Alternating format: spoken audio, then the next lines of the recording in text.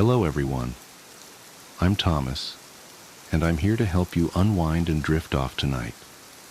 I know many of you use this video to fall asleep, so before you get too cozy, don't forget to like the video and subscribe to my channel, Stories for Sleep. Also, let me know in the comments, where are you from and what time is it as you're watching this.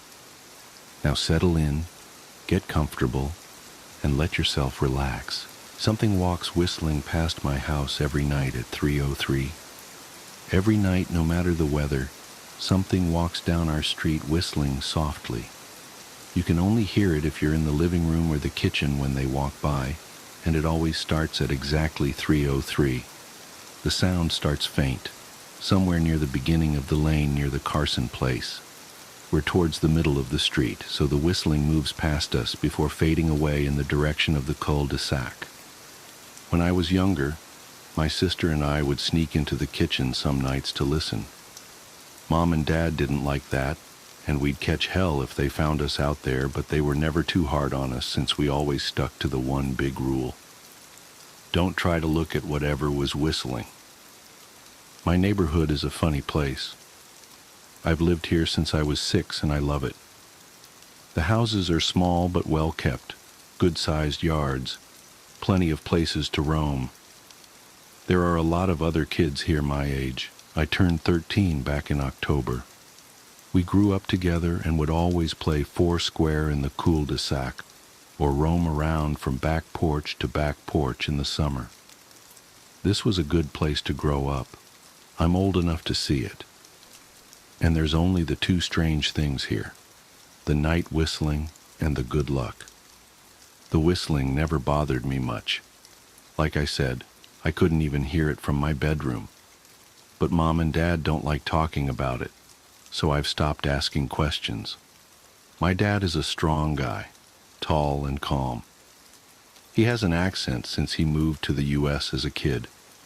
His family, my grandparents, they're from the islands. That's what they call it. My dad, the only time he isn't so calm is if the whistler comes up. He talks a little quicker then, eyes move faster, and he tells us not to think about it so much, and to always remember the one rule, the big rule. Don't try to look outside when the whistler goes past. Not that we could look even if we wanted. See, there are shutters on the inside of every window, thick pieces of heavy canvas that pull down from the top and latch to the bottom of the window frame. Each latch even has a small lock, about the size of what you'd find on a diary. My dad locks those shutters every night before we all go to bed and keeps the key in his room. My mom, I don't know what she thinks about the whistling. I've seen her out in the living room before at 3:03 when the sound starts. I could see her if I cracked my door open just an inch to peek.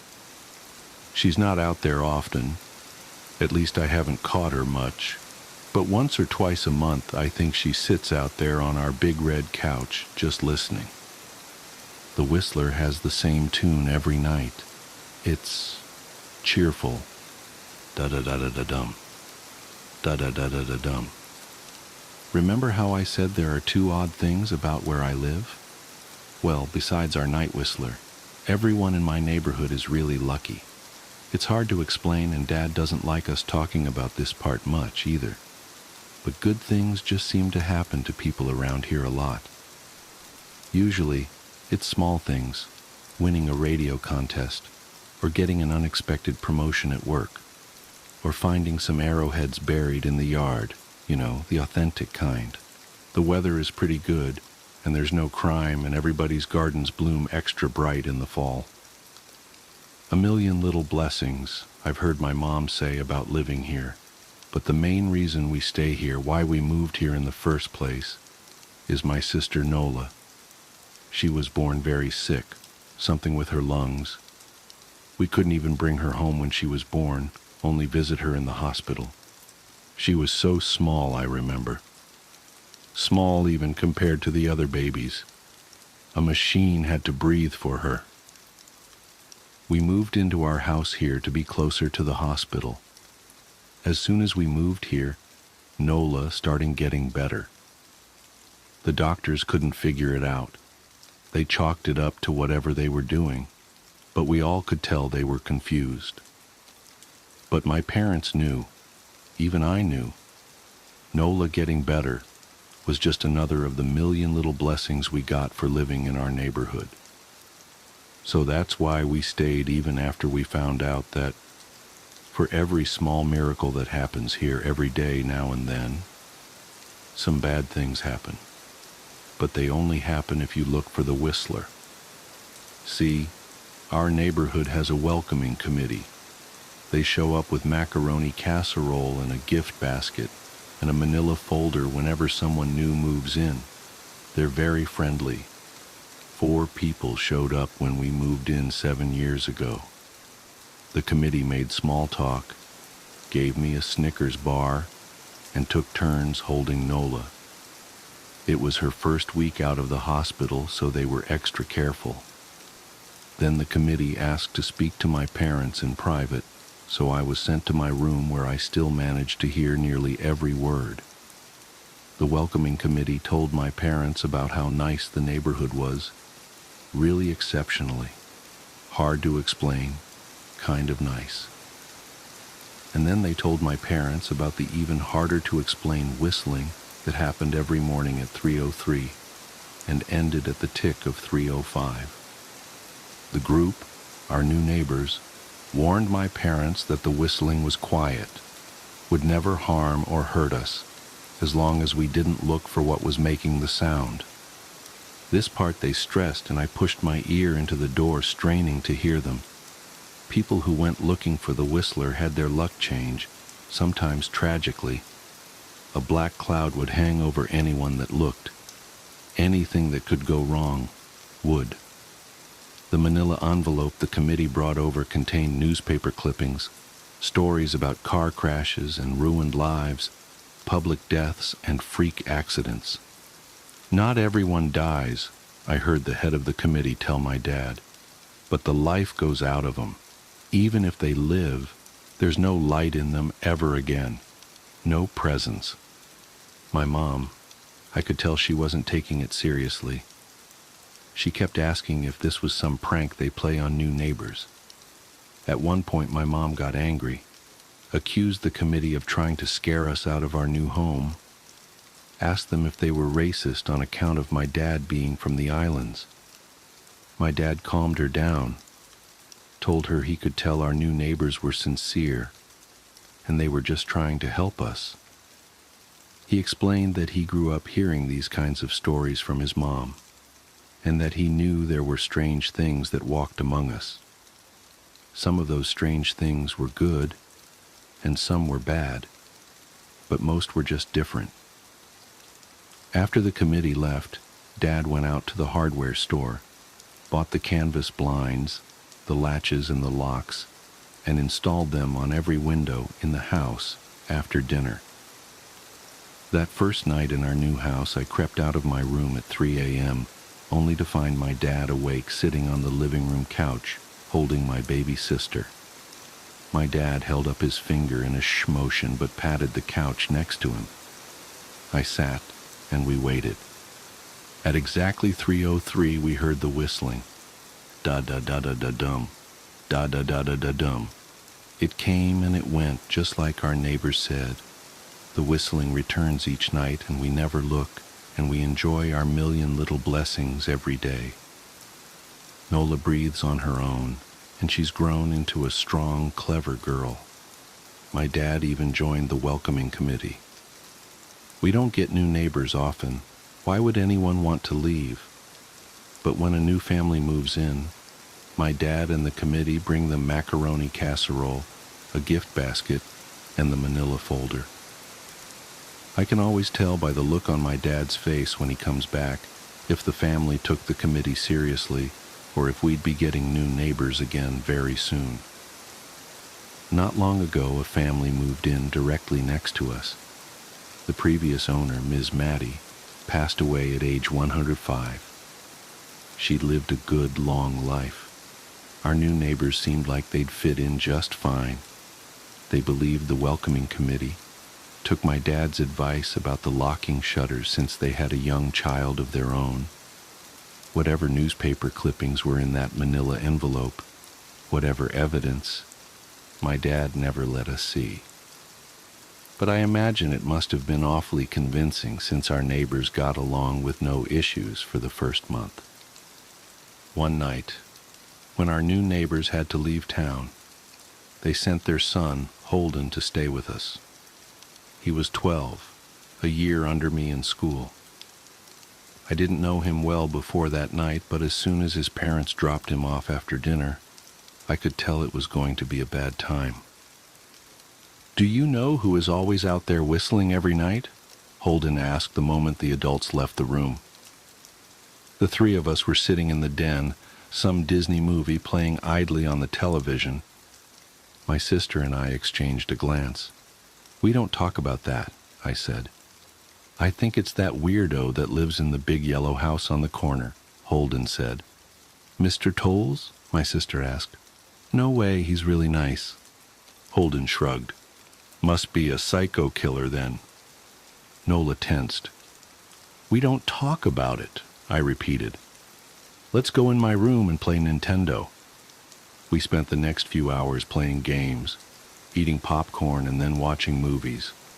A typical sleepover, but I could see Holden was getting antsy.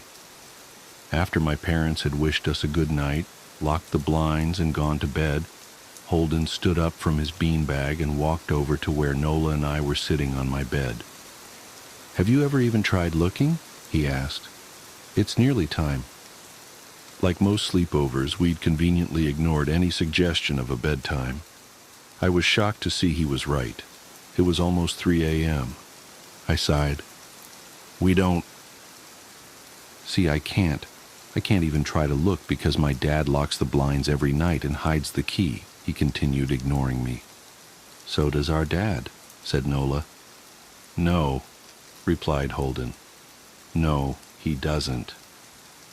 "You saw him do it," I said, a little sharper than I meant to sound. Holden grinned. "Your dad locks the blinds. Yeah, but he doesn't hide the key. He keeps it right on his normal keychain." "So?" I asked, worried I already knew what he would say next, because I had noticed that my dad didn't bother hiding the key anymore after all of these years, because he knew we took it seriously.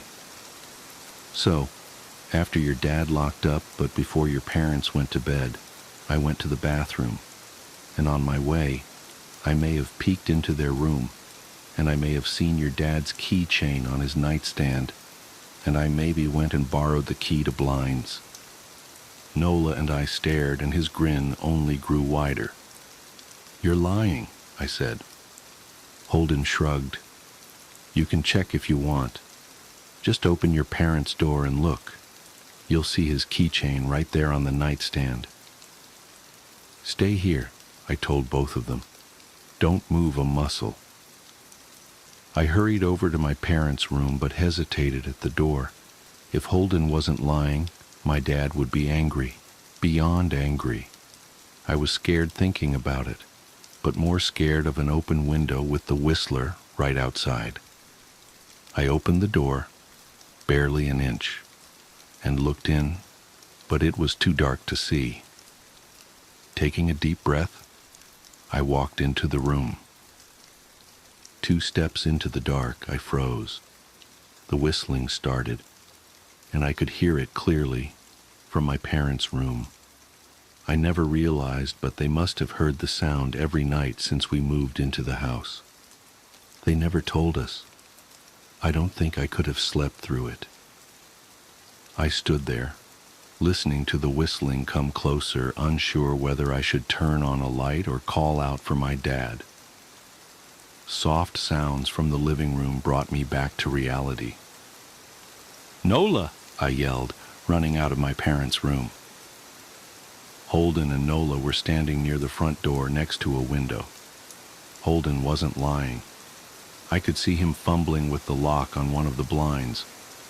I heard a click. He did have the key. Holden let out a quick laugh. Nola stood next to him, hunched up, afraid but maybe curious. The whistling was right outside our house now. I think I made a sound, called out. I can't remember. Time felt frozen, clock hands nailed to the face. But I found myself moving. I'm not fast. I've never been athletic. Somehow, though, I covered the space between myself and Nola in a moment. My eyes were locked on her, but I heard Holden pull the blind all the way down so it could release. I heard the snap of it start to raise, and I heard the whistling just on the other side of the window. But I had my arms around Nola, and I turned us so she was facing away from the window. At the same time, I jammed my eyes shut. The blind whipped open. The whistling stopped. I felt Nola shaking in my arms. "Don't look, okay?" I told her. "Don't turn around." We were positioned so that she was facing back towards the hallway and I was facing the window. My eyes were still closed. I felt her nod into my shoulder. I reached out with the arm not holding Nola and tried to touch Holden. My hand brushed against his arm. He was shaking worse than Nola. "Holden?" I asked. Silence. I reached past him and gingerly felt for the window, eyes still sealed shut. The glass was cold against my fingertips, colder than it should have been for the time of year. I moved my hand up the window, searching for the string to the blind. The glass began to get warmer the further I reached, and there was a gentle hum feeding back into my fingertips. I tried not to think about what might be on the other side of the window. Finally, I touched the string and yanked the blinds shut. I opened my eyes. In the dim light leaking out from the kitchen, I could make out Holden, pale and small, staring at the now closed window. "Holden?" I asked again. He turned towards me and he screamed. Everything became a flurry of motion. Lights sparked to life in the hall, then the living room. My parents' footsteps thudded across the hardwood floor. I didn't turn to look back at them. My eyes were glued to Holden. He was pale, had bit his lips so hard there was a thin red line of blood running down his chin, and he'd wet himself. "What happened?" my dad asked from behind me. I managed to swivel away from Holden and look back. He looked. I'd never seen my dad scared before, but I saw it that night, in that moment. An old, ugly terror stitched on his face. A parent's fear. "Just Holden?" he mouthed to me. I nodded yes. My dad let out a breath. He looked so relieved I nearly expected him to cheer. But then he turned to Holden and my dad's face changed. I wondered if he felt bad for feeling good that Holden was the only one that looked. There was a knock at the door. We all froze. Holden whimpered. "Don't answer it," my mom said. She stood at the threshold of the hall. I'd always thought she was a skeptic and just humored my dad about the windows and the whistler. But that night we were all believers. I noticed that both of my parents held baseball bats they must have taken from their bedroom. The knock came again, a little louder this time. "Please don't open the door," Holden whispered. My dad walked over to him, hugged him close. "We won't," my dad promised, still holding his bat. "Nothing is coming in here tonight." Thud, thud, thud. This time the knocking was loud enough to rattle the door. Holden screamed again and Nola clutched her arms around my neck. My mom came over and knelt down next to us, wrapping my sister and me close. Thud, thud, thud. "Call the police," my mom whispered to my dad. The knocking instantly stopped. My dad looked over his shoulder at us. "Do you think—" He was cut off by frantic knocking that trailed off to a polite tap, tap, tap. "Police," something said from the other side of the door. The voice from outside sounded exactly like my mom. like a parrot repeating the words back to her. Police, call the police. Tap, tap, tap, police. My mom pulled us closer. Police, police, police, police. Please stop, I heard her whisper. I don't think calling them will help, my dad said.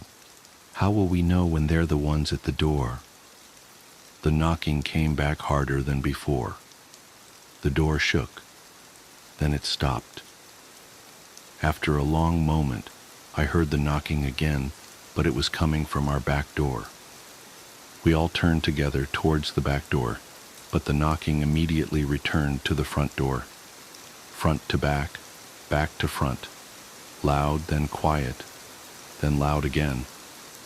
Suddenly, the sound was coming from both doors at once. Big, heavy blows like a sledgehammer. Then something started rapping against all of the windows in the house. Then the walls. It was like we were living inside a drum with a dozen people trying to play at once. Or we were a turtle and something was attempting to claw us out of our shell. Stop! Holden yelled. The knocking died. I won't tell, Holden said, staring at the door. I promise I won't tell anyone what I saw. Just please go away. We waited for nearly a minute. Then we heard it, a soft tap, tap, tap coming from the window Holden had looked through earlier. Holden started to cry, sobbing like a prisoner watching gallows being built outside their cell. My dad held him, brushed his hair, but never lied to him, never told him things would be okay. The tapping at the window went on for the rest of the night. We huddled together in the living room for I don't know how long. Eventually, my mom tried to take us kids into my room while my dad stayed to watch the door. But the second we moved into my bedroom, the knocking came back, so loud it was possible to ignore. I was afraid the door couldn't take it. We went back to the living room, and the knocking stopped. Only the tap, tap, tap on the window remained. None of us slept that night. The tapping stopped around 7 a.m.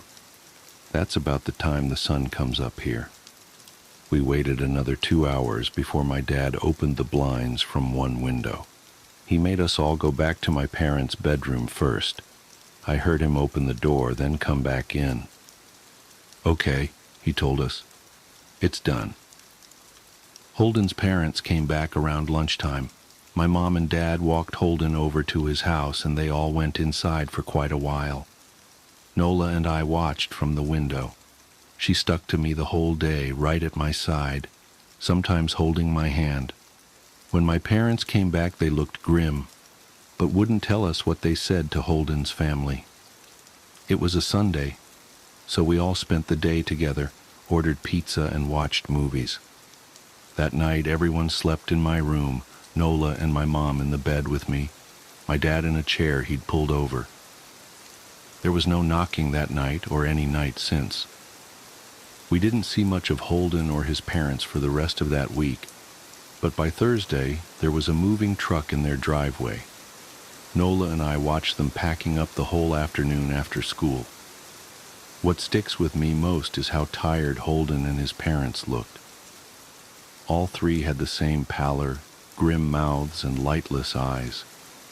Even from across the street, I could tell something was very wrong. Holden and his family were gone before sunset. I remember what the original welcoming committee said to my parents when we moved in. Not everyone who looks at the Whistler dies, but even those that live have the light go out of them, and the rest of their lives are full of misfortune, a million little tragedies. I think Holden's parents must have looked, either to comfort him if they didn't believe or share the burden if they did. I watched Nola some days, happy and young and alive, and I wonder if I'd been slower. If she'd looked out the window that night, would I have looked too? To comfort her? To share that burden? I'm glad I don't have to find out. We still live in that house, in that neighborhood. We still hear our whistler walking past every night. The blessings, the luck, the good things here are too good to leave, but we're careful. We don't have friends over to spend the night anymore, and my dad hides the key to the blinds very, very well. Not that I've gone looking. Some things you just don't need to look for.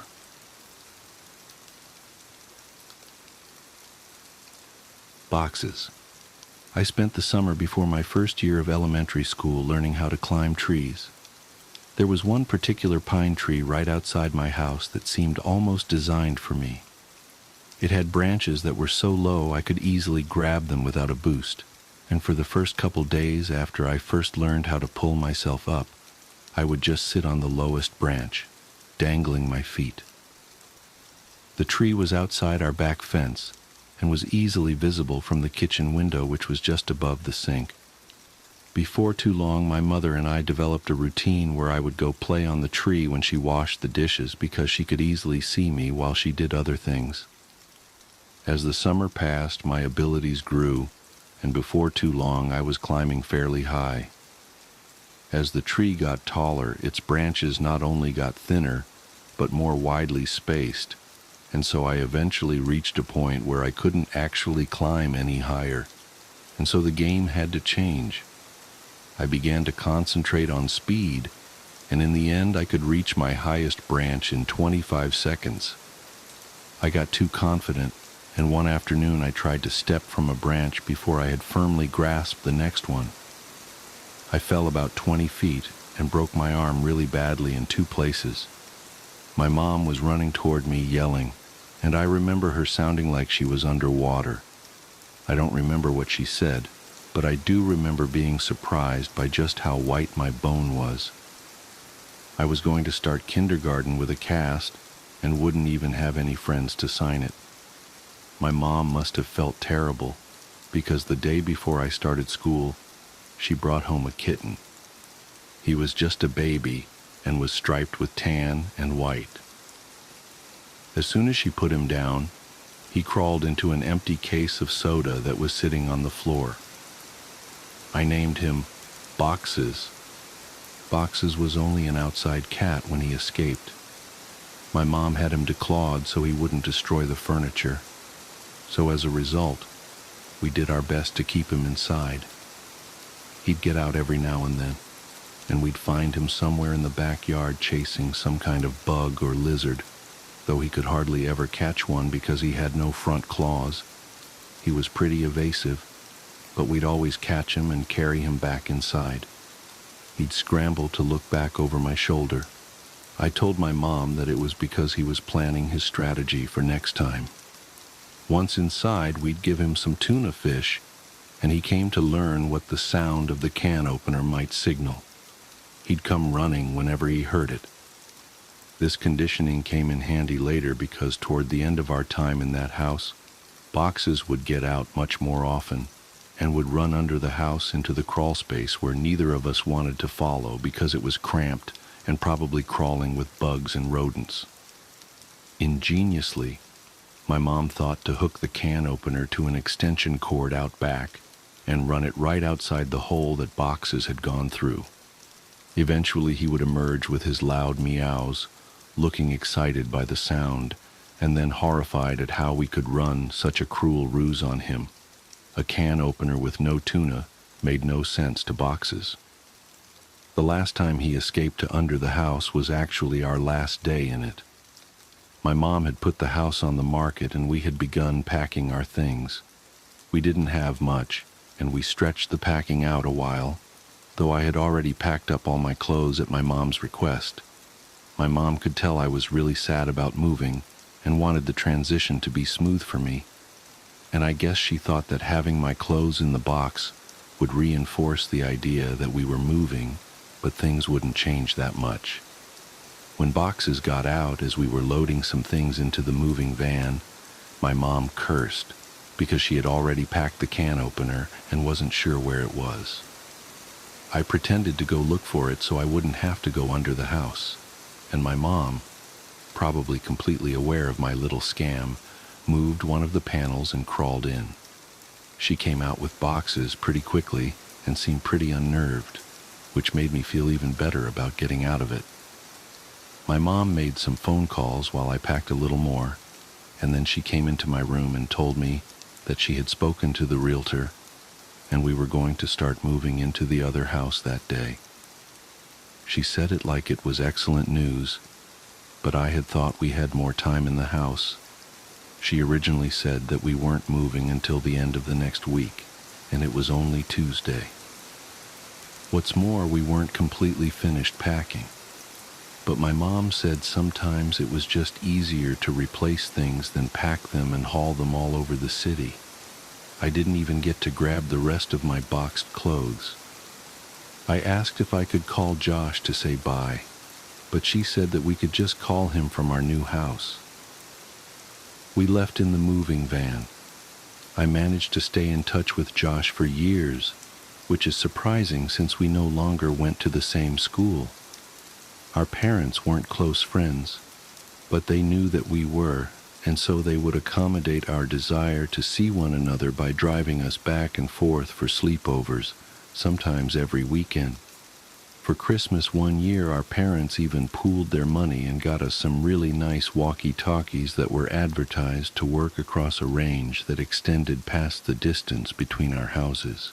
They also had batteries that could last for days if the walkie-talkie was on, but not used. They would only occasionally work well enough that we could talk across the city, but when we stayed over, we'd use them around the house, talking in mock radio speak that we had taken from movies, and they worked great for that. Thanks to our parents, we were still friends when we were 10. One weekend, I was staying over at Josh's, and my mom called me to say goodnight.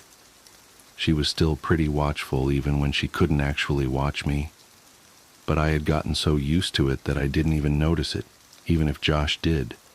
She sounded upset. Boxes was missing. This must have been a Saturday night because I had spent the night at Josh's the previous night and was going to go home the next day because we had school on Monday. Boxes had been missing since Friday afternoon. I gathered that she had not seen him since returning home after dropping me off.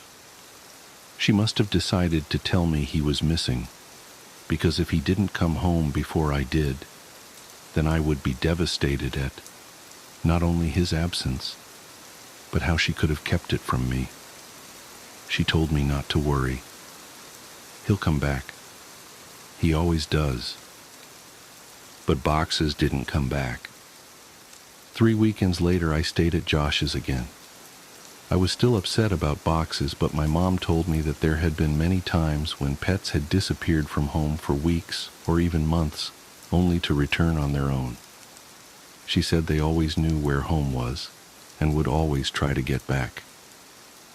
I was explaining this to Josh when a thought hit me so hard that I interrupted my own sentence to say it aloud. What if Boxes thought of the wrong home? Josh was confused. What? He lives with you. He knows where his home is. But he grew up somewhere else, Josh. He was raised in my old house a couple neighborhoods away. Maybe he still thinks of that place as home, like I do. Oh, I get it. Well, that'd be great. We'll tell my dad tomorrow and he'll take us over there so we can look.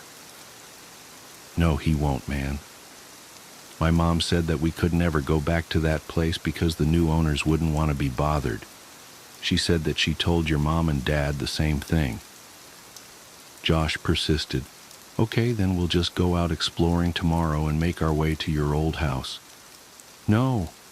If we get spotted, your dad will find out, and then so will my mom. We have to go there ourselves. We have to go there tonight.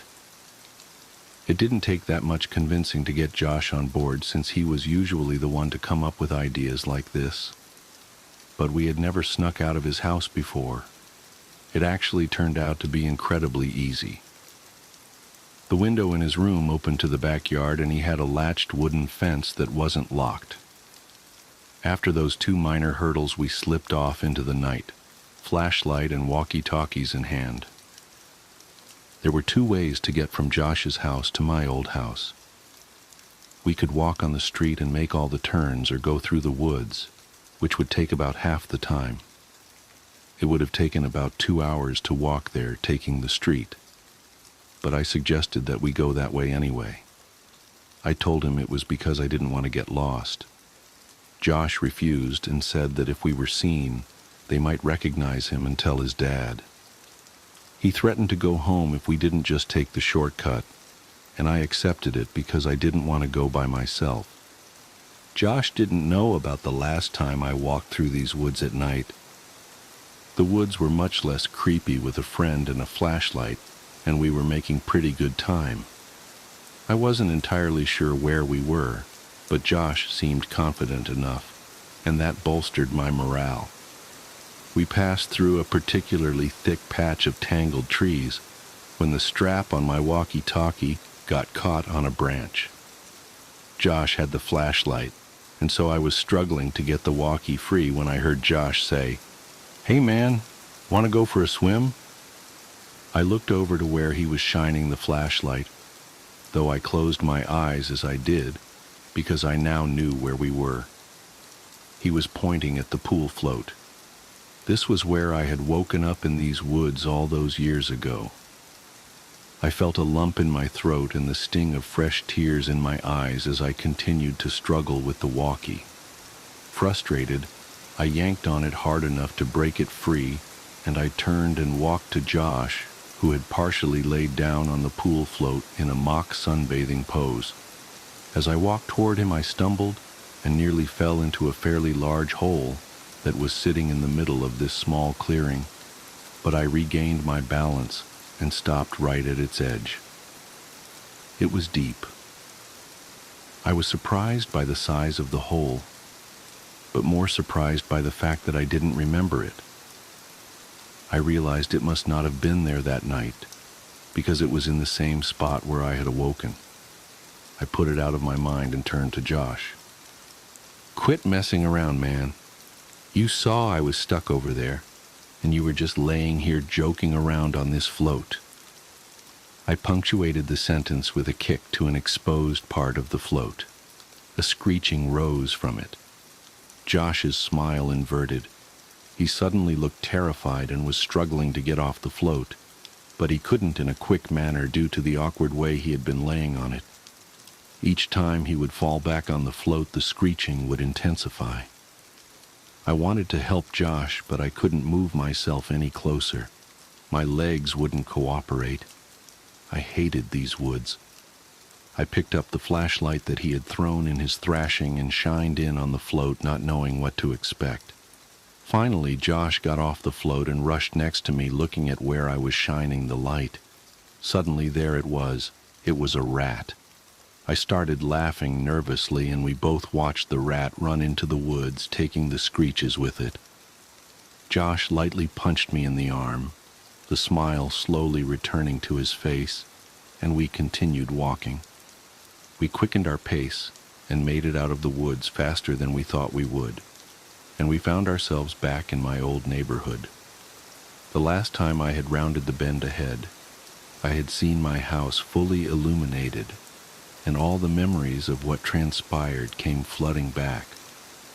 I felt a skipping in my heart as we were finally turning the corner and about to face the full view of my house, remembering last time how incandescent it was. But this time all the lights were off.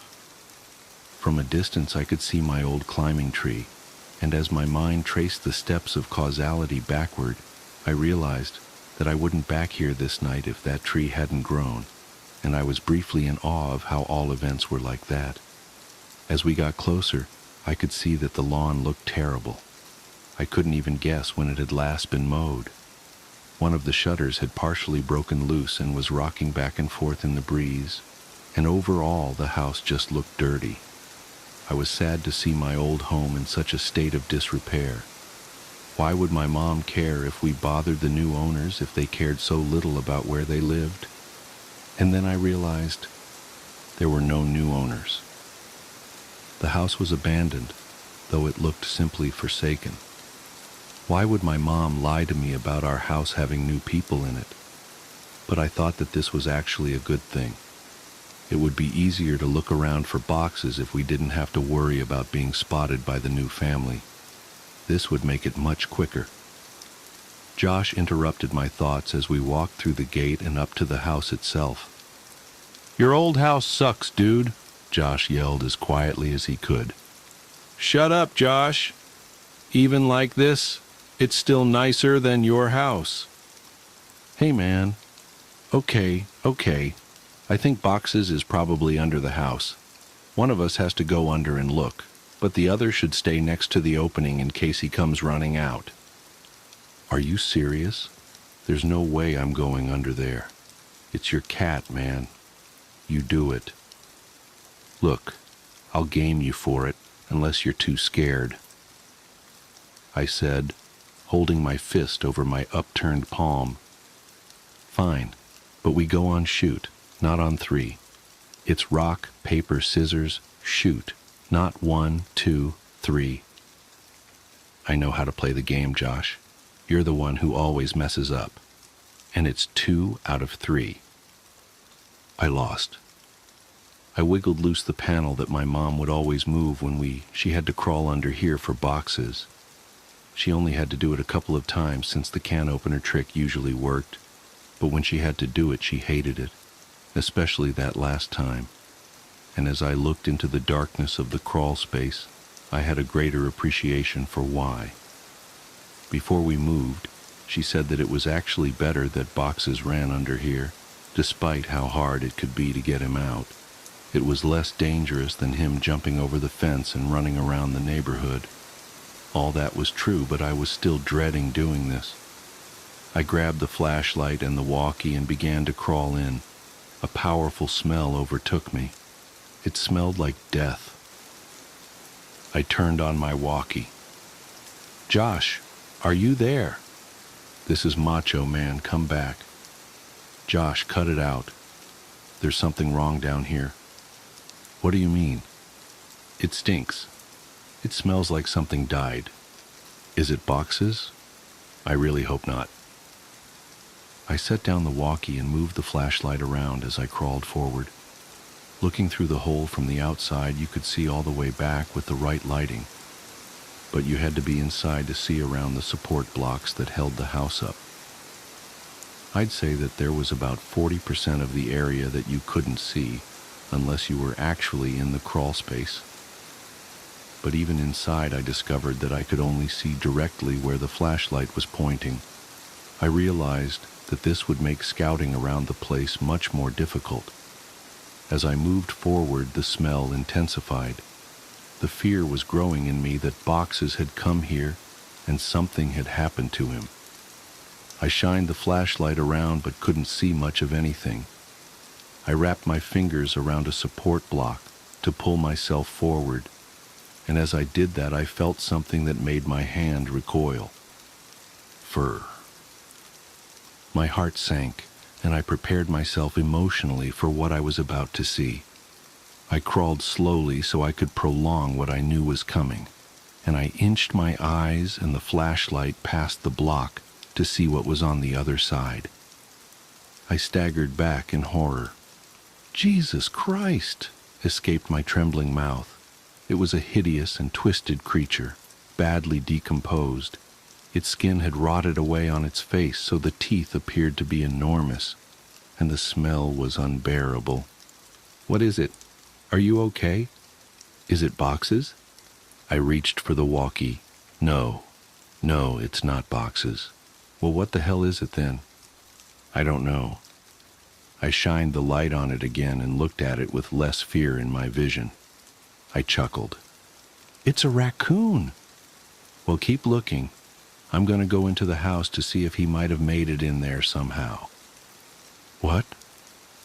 "Number Josh, don't go in there. What if Boxes is down here and runs out?" "He can't." I put the board back. I looked and saw that he was telling the truth. "Why'd you do that?" "Don't worry, man. You can move it easy. This makes more sense. If Boxes ran out and I missed him, then he'd be gone. If he's down there, then grab him tight and I'll come move the board. And if he's not, then you can move it yourself while I look in the house. Some of his points were good, and I doubted he'd be able to get in anyway. Okay, but be careful and don't touch anything. There's a bunch of my old clothes still in boxes in my room. You can look in there to see if he crawled in one. And make sure to bring your walkie. Roger that, good buddy.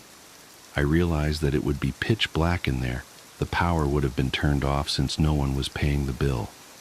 With any luck, he'd be able to see from the street lights that might cast some light inside. Otherwise, I'm not sure what he'd do. Before too long, I heard footsteps right over my head and felt old dirt raining down on me. Josh, is that you? Tsk, breaker. This is Macho Man coming back for the big tango foxtrot. The eagle has landed. What's your 20, Princess Jasmine? Over. Asshole. Macho Man, my 20 is in your bathroom looking at your stash of magazines. Looks like you've got a thing for dudes' butts. What's the report on that? Over. I could hear him laughing without the walkie, and I started laughing too. I had the footsteps fade away a little. He was on his way to my room. Man, it's dark in here. Hey, are you sure you had boxes of clothes in here? I don't see any. Yeah, there should be a couple boxes in front of the closet. There aren't any boxes in here. Let me check to see if you maybe put the boxes in the closet before you left. I started thinking that maybe my mom had come back and gotten the clothes and just given them away because I had outgrown a lot of them. But I remembered leaving the boxes there. I didn't even have time to close the last one up before we left. While I was waiting for Josh to tell me what he found, I kicked out my leg, which had started falling asleep because of the position I was in, and it hit something. I looked back and saw something really strange. It was a blanket, and all around it there were bowls. I crawled a little closer to it. The blanket smelled moldy, and most of the bowls were empty, but one had something that I recognized still in it. Cat food. It was a different kind than we gave to boxes, but I suddenly understood. My mom had set up a little place for boxes to encourage him to come here instead of running around the neighborhood. That made a lot of sense, and it seemed even more likely that boxes would have come back to this place. That's so cool, Mom, I thought. I found your clothes. Oh, cool. Where were the boxes? Like I said, there are no boxes. Your clothes are in your closet. They're hanging up. I felt a chill. This was impossible. I had packed all my clothes. Even though we weren't supposed to move for another 2 weeks when we left, I remember packing them and thinking that it was stupid for me to have to get clothes out of the box and put them back in. I had packed them, but someone had hung them back up. Why, though? Josh needed to get out of there. That can't be right, Josh. They're supposed to be in boxes. Stop messing around and just come back outside. No joke, man. I'm looking at them. Maybe you just thought that you left them. Ha. Wow. You sure like to look at yourself, don't you? What? What do you mean? Your walls, man. Ha. Your walls are covered in Polaroids of yourself. There are hundreds of them. What did you hire someone to? Silence. I checked my walkie to see if I had switched it off somehow. It was fine. I could hear footsteps but couldn't tell exactly where Josh was going. I waited for Josh to finish his sentence, thinking that his finger had just slipped off the button, but he didn't continue. He seemed to be stomping around the house now. I was just about to radio him when he came back. There's someone in the house. His voice was hushed and broken. I could hear he was on the verge of tears. I wanted to respond, but how loud was his walkie turned up? What if the other person heard it? I said nothing and just waited and listened. What I heard were footsteps, heavy, dragging footsteps, and then a loud thud. Oh, God! Josh! He had been found, I was sure of it. This person had found him and was hurting him. I broke out in tears. He was my only friend next to boxes. And then I realized, what if Josh told him I was under here? What could I possibly do? As I struggled to compose myself, I thankfully heard Josh's voice through the walkie. He's got something, man. It's a big bag. He just threw it on the floor. And, oh God, man. The bag, I think it just moved.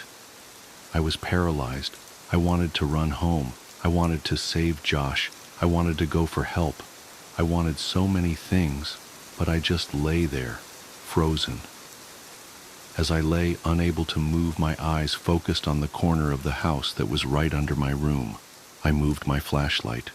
My breath hitched at what I saw. Animals, dozens of them, all of them dead. They lay in piles all around the perimeter of the crawl space. Could boxes be among these corpses? Was this what the cat food was for? Seeing this broke my shock, as I knew I had to get out of there, and I scrambled to the board. I pushed on it, but it wouldn't budge. I couldn't move it because it was wedged in there, and I couldn't get my fingers around it since the edges were outside. I was trapped. God damn you, Josh, I whispered to myself. I could feel thunderous footsteps above me. The house was shaking. I heard Josh scream, and it was matched by another scream that wasn't full of fear. As I continued pushing, I felt the board move, but I knew it wasn't me who was moving it. I could hear footsteps above me and in front of me, and shouting and screaming, filling the brief silences between the footsteps. I moved back and held my walkie ready to try to defend myself, and the board was thrown to the side and an arm shot in and grabbed for me. Let's go, man. Now. It was Josh. Thank God. I scrambled out of the opening holding the flashlight and the walkie. When we got to the fence, we both jumped it, but Josh's walkie fell. He reached for it, and I told him to forget it. We had to move. Behind us, I could hear yelling, though they weren't words, only sounds. And we, perhaps foolishly, ran for the woods to get back to Josh's quicker and be somewhat harder to follow. The whole way through the woods, Josh kept yelling, "My picture! He took my picture!" But I knew the man already had Josh's picture from all those years ago at the ditch. I suppose Josh still thought those mechanical sounds were from a robot. We made it back to Josh's house and back into his room before his parents woke up. I asked him about the big bag and if it really moved, and he said he couldn't be sure. He kept apologizing about dropping the walkie at the house, but obviously that wasn't a big deal. We didn't go to sleep and sat peering out the window waiting for him. I went home later that day, as it was about 3 a.m. already. I told my mom the basics of this story a couple days ago. She broke down and was furious about the danger I put myself in. I asked her why she made all those things up about bothering the new owners to stop me from going. Why did she think the house was so dangerous? She became irate and hysterical, but she answered my question. She grabbed my hand and squeezed it harder than I thought her capable of, and locked her eyes to mine, whispering as if she was afraid of being overheard. Because I never put any fucking blankets or bowls under the house for boxes, you weren't the only one to find them. I felt dizzy. I understood so much now. I understood why she had looked so uneasy after she brought boxes out from under the house on our last day there. She found more than spiders or a rat's nest that day. I understood why we left almost 2 weeks early. I understood why she tried to stop me from going back. She knew. She knew he made his home under ours, and she kept it from me. I left without saying another word and didn't finish the story for her, but I want to finish it here. For you. I got home from Josh's that day. I threw my stuff on the floor and it scattered everywhere. I didn't care, I just wanted to sleep. I woke up around 9 p.m. to the sound of boxes meowing. My heart leapt. He had finally come home. I was a little sick about the fact that if I had just waited a day, none of the previous night's events would have happened, and I'd have boxes anyway, but that didn't matter. He was back. I got off my bed and called for him, looking around to catch a glint of light off his eyes. The crying continued and I followed it. It was coming from under the bed. I laughed a little, thinking I had just crawled under a house looking for him, and how this was so much better. His meows were being muffled by a shirt, so I flung it aside and smiled, yelling, "Welcome home, boxes." His cries were coming from my walkie-talkie. Boxes never came home.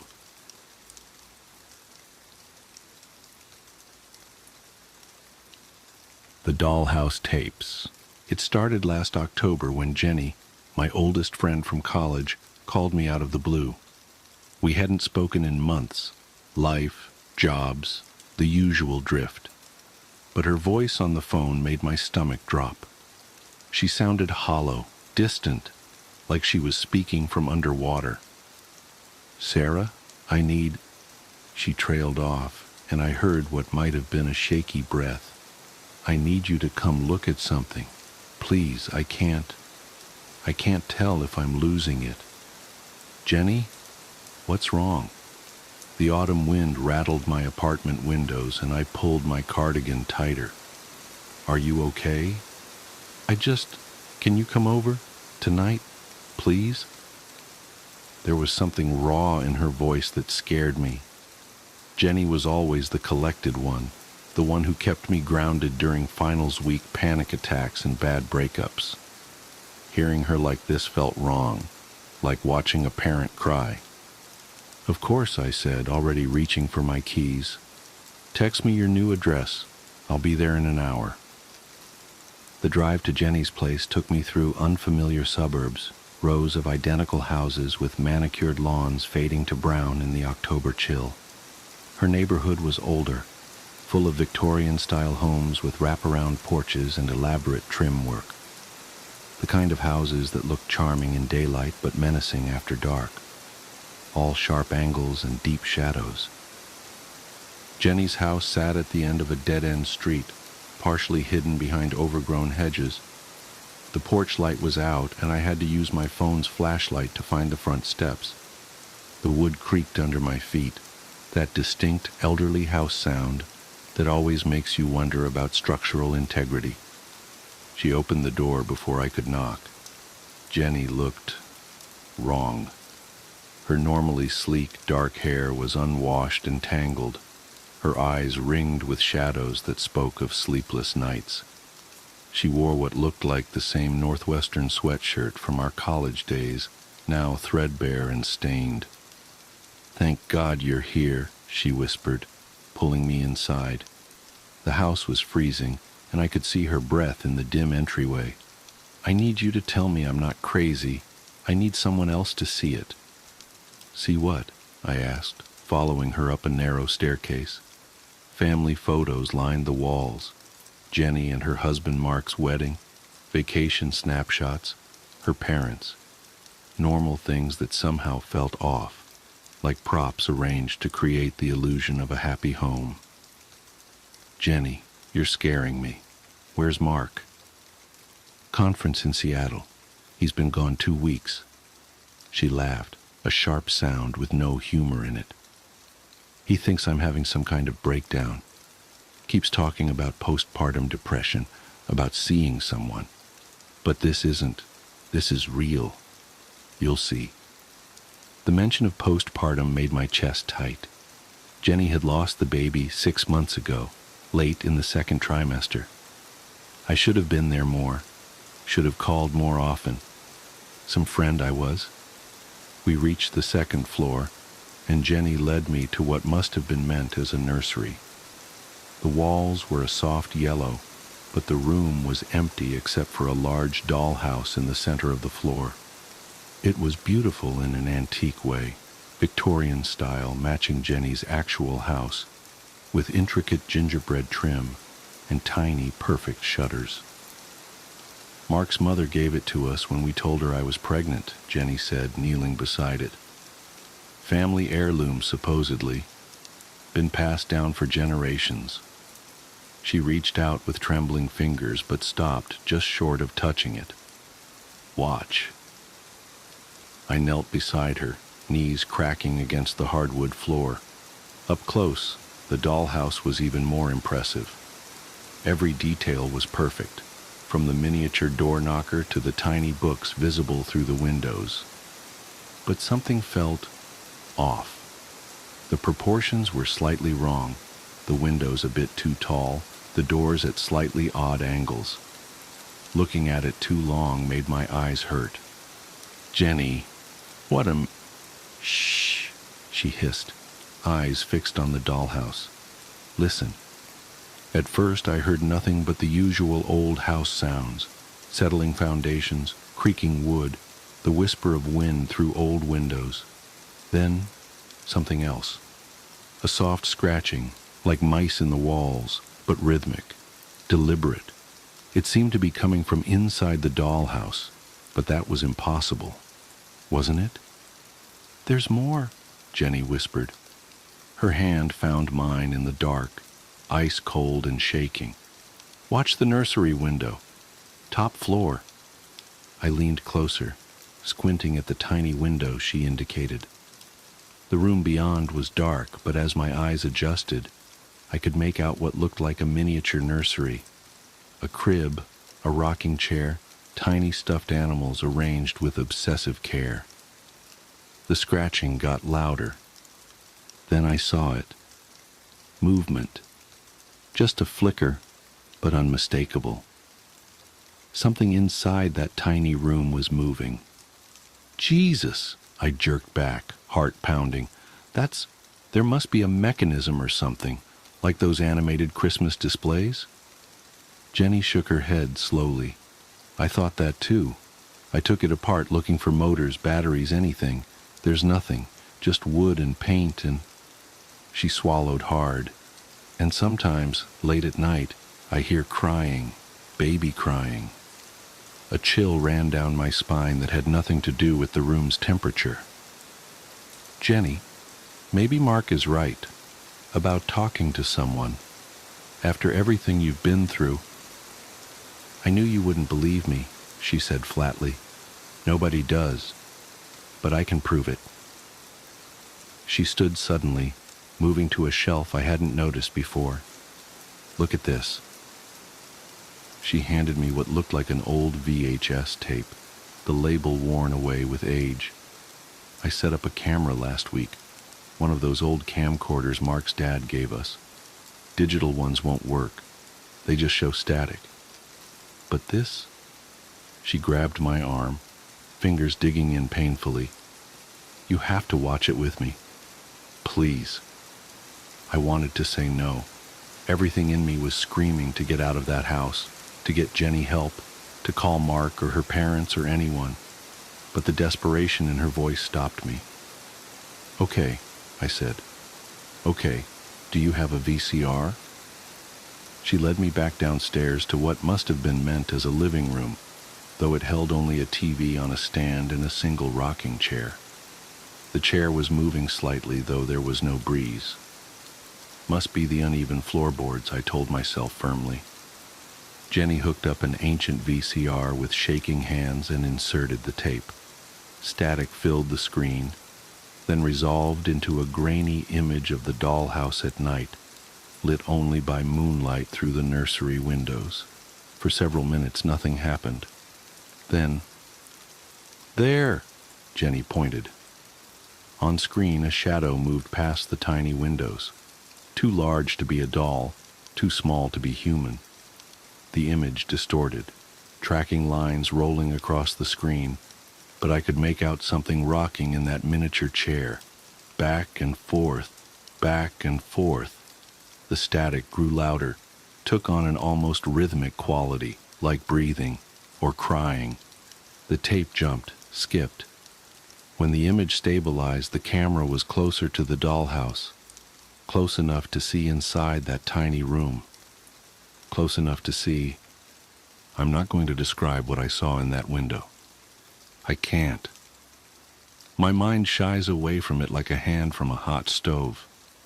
But I remember the sound I made, a thin, animal whimper of pure terror.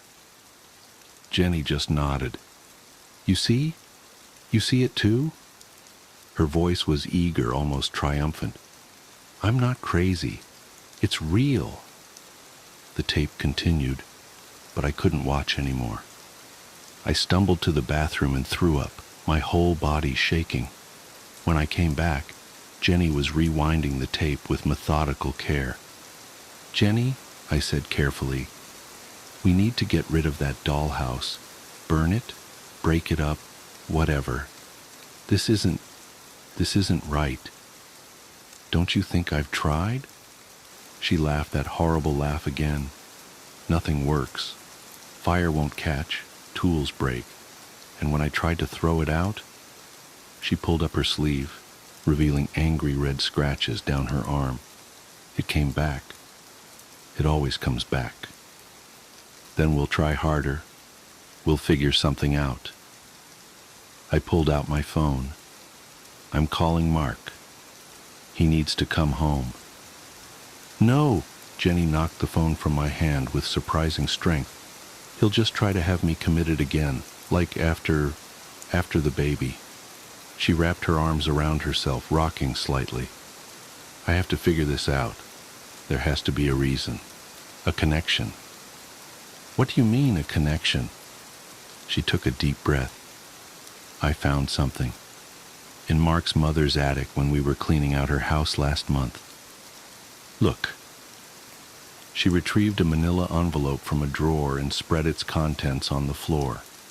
Newspaper clippings mostly, yellowed with age. They told fragments of a story, missing children, spanning decades. All from this area. All from families who had owned the dollhouse. It's not just a coincidence, Jenny whispered. It can't be. And look at this one. She pointed to the oldest clipping from 1947. The photo showed a young woman being led away by police, her face twisted in anguish.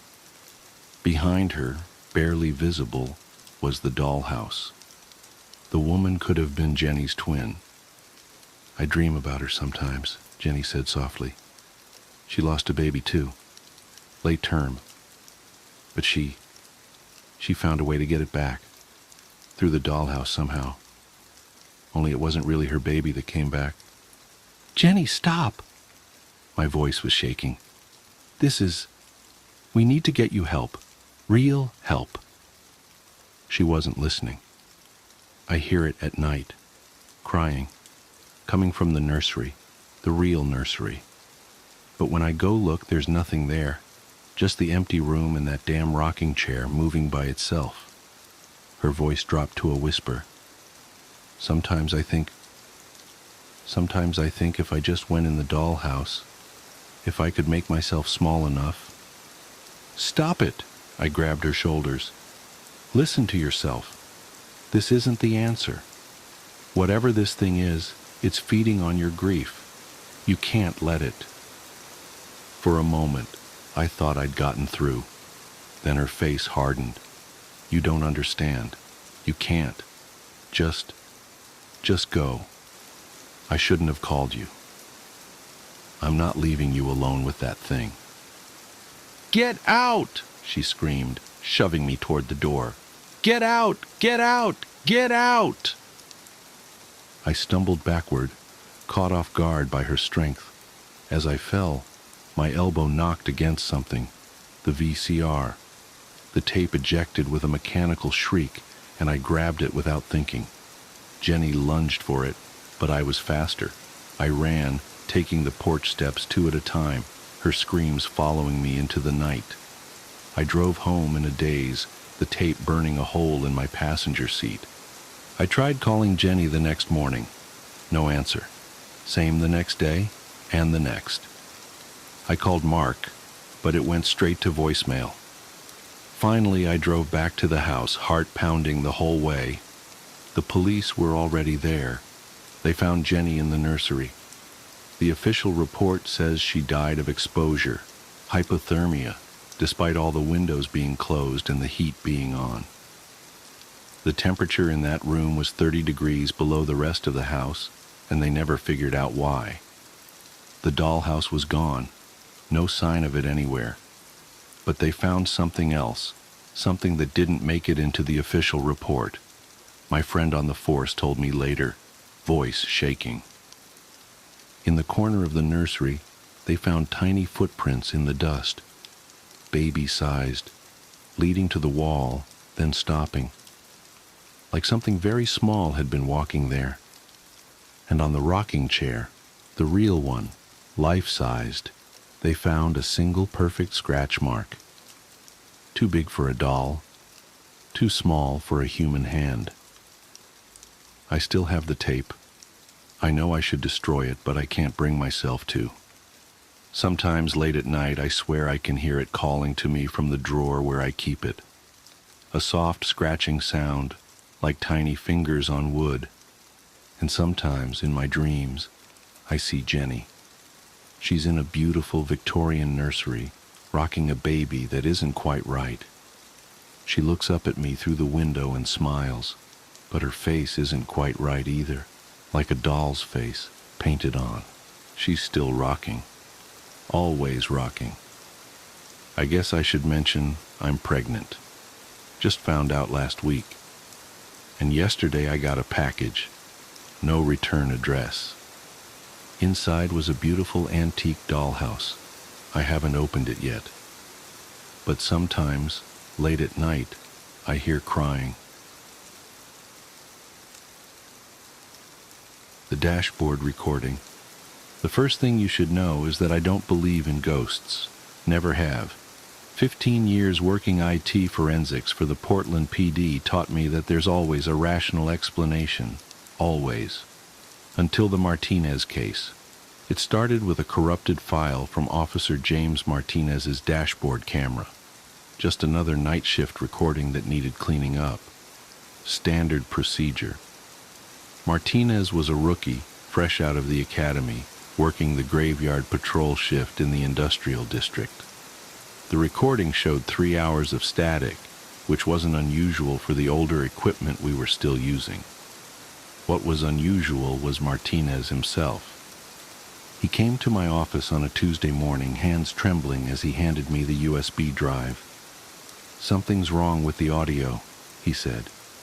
His face was pale, dark circles under his eyes suggesting he hadn't slept in days. "I need you to listen to it. Please." I've known plenty of cops in my time. The good ones, the bad ones, the ones who've seen too much. Martinez was different. There was raw fear in his eyes, the kind I'd only seen in victims of violent crimes, not the kind of look you'd expect from equipment malfunction. "Take a seat," I told him, gesturing to the spare chair in my cramped office. The walls were lined with servers, their fans providing a constant white noise that usually helped me focus. That day, it felt oppressive. Martinez sat rigid, his uniform crisp, but his posture betraying exhaustion. "I was alone that night," he said quietly, "the whole shift. But when I reviewed the footage..." He trailed off, running a hand through his short black hair. I plugged in the drive and pulled up our audio cleaning software. "Walk me through what happened." It was a quiet night, nothing but empty streets and warehouse lots. I didn't talk to anyone, didn't even call in except for standard check-ins. He leaned forward, elbows on his knees.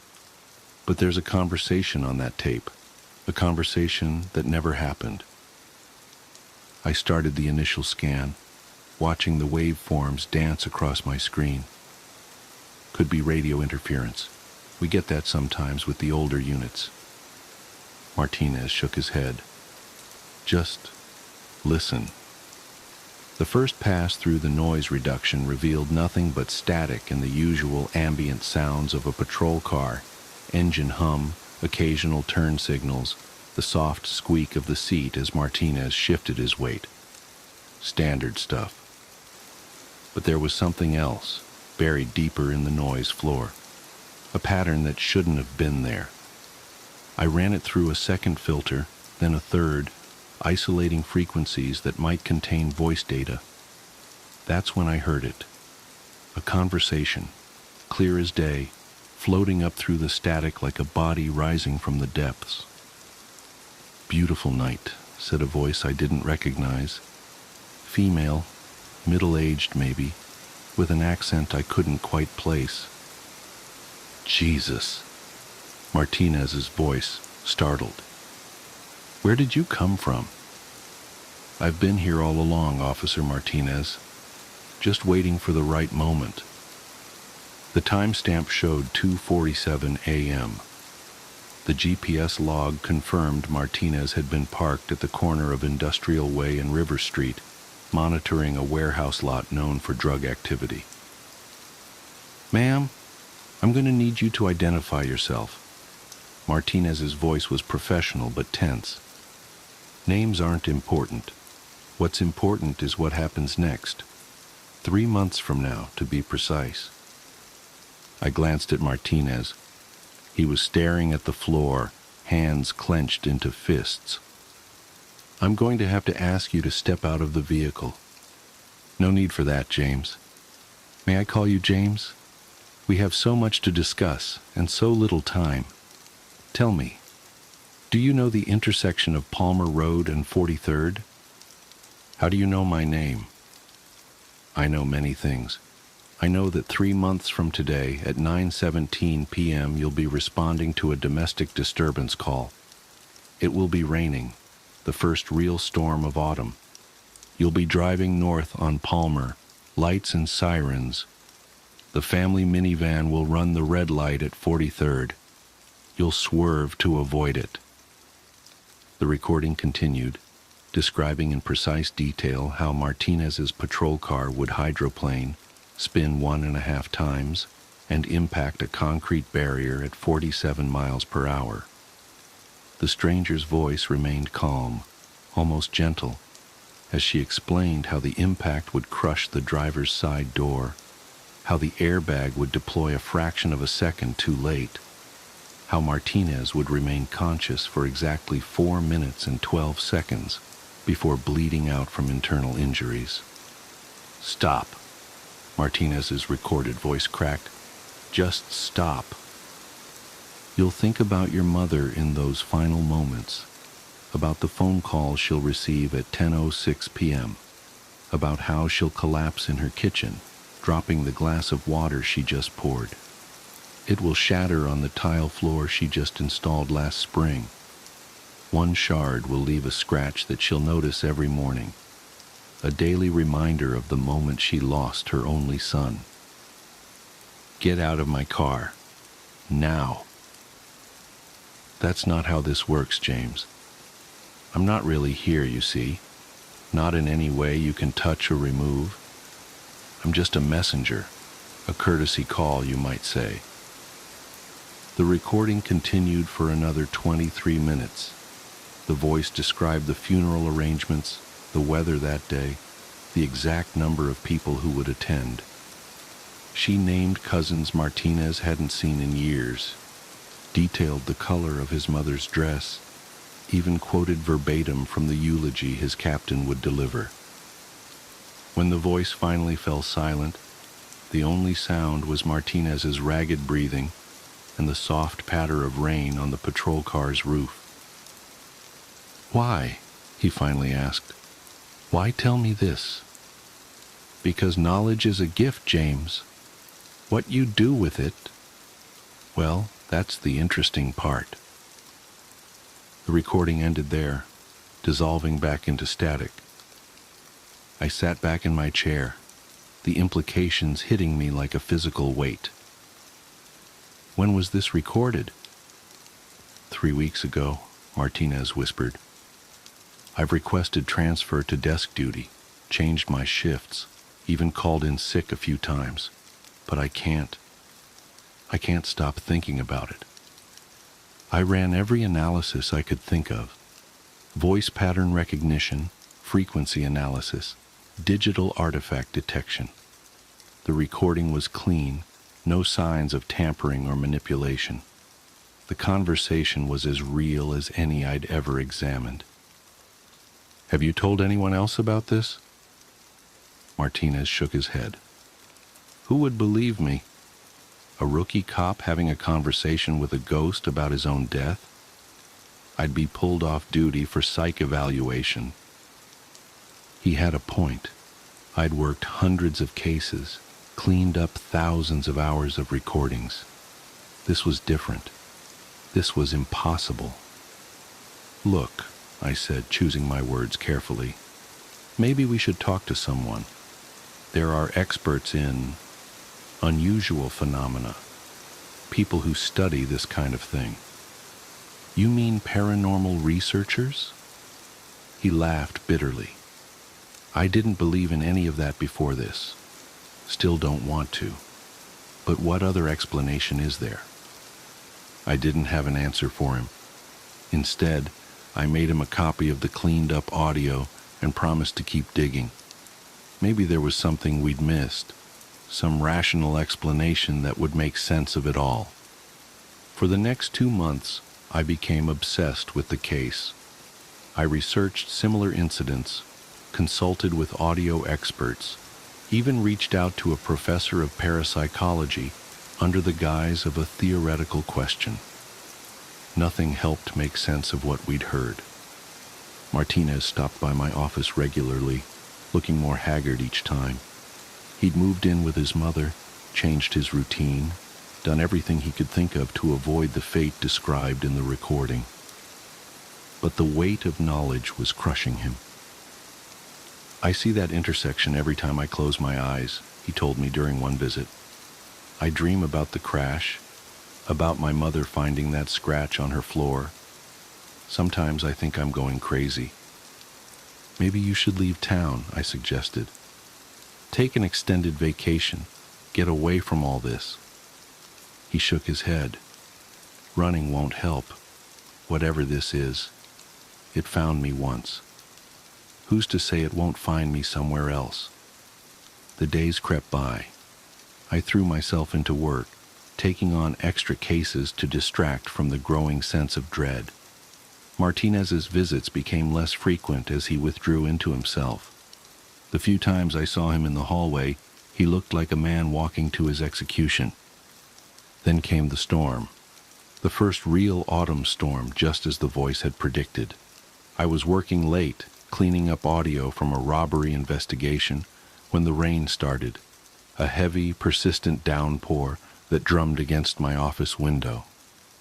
My phone rang at 9:22 p.m. It was dispatch. Officer James Martinez had been involved in a single-vehicle accident at the intersection of Palmer Road and 43rd Street while responding to a domestic disturbance call. Emergency services were on scene. No other vehicles were involved. I sat in my dark office listening to the rain for a long time after that call. Eventually, I pulled up the original recording and played it again, though I knew every word by heart. "Because knowledge is a gift, James. What you do with it, well, that's the interesting part." The official investigation ruled it an accident caused by poor visibility and wet road conditions. The family minivan mentioned in the recording was found to be a coincidence. It had run the red light moments before Martinez's arrival, leaving only tire tracks in the rain-slicked intersection as evidence of its presence. Everything happened exactly as described.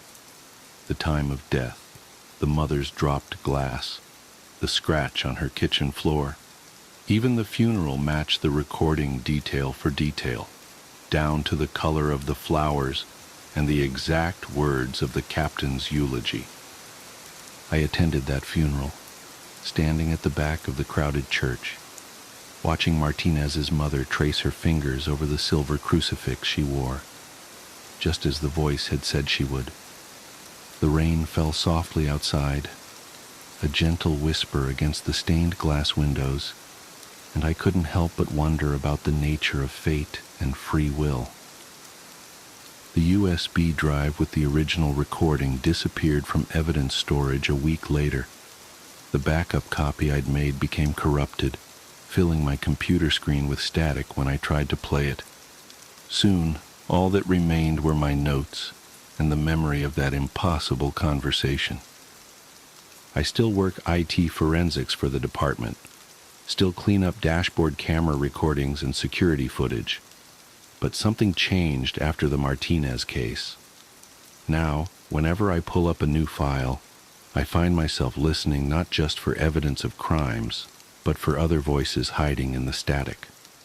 Voices that speak of things that haven't happened yet, but will. Because here's the thing about knowledge.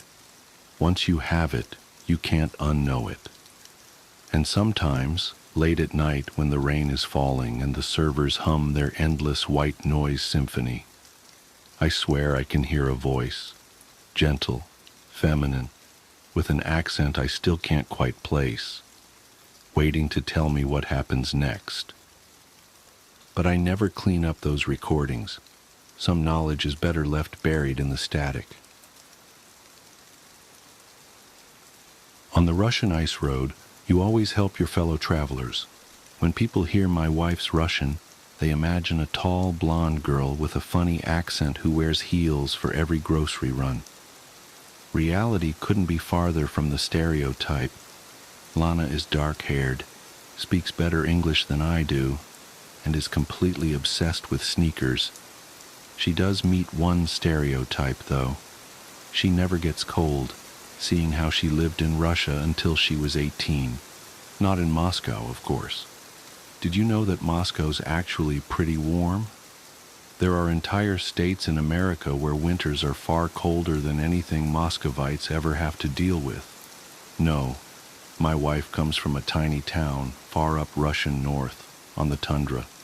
A dark, gloomy, and a very cold place inside the Arctic Circle, with extremely harsh winters and even harsher people.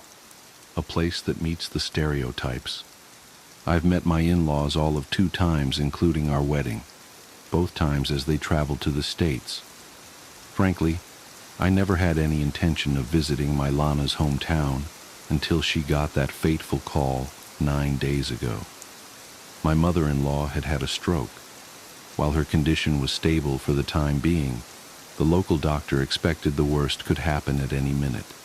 Transporting her to a better hospital was out of question, as she was in no state for the kind of a journey that you'll see described below. My wife made travel arrangements immediately.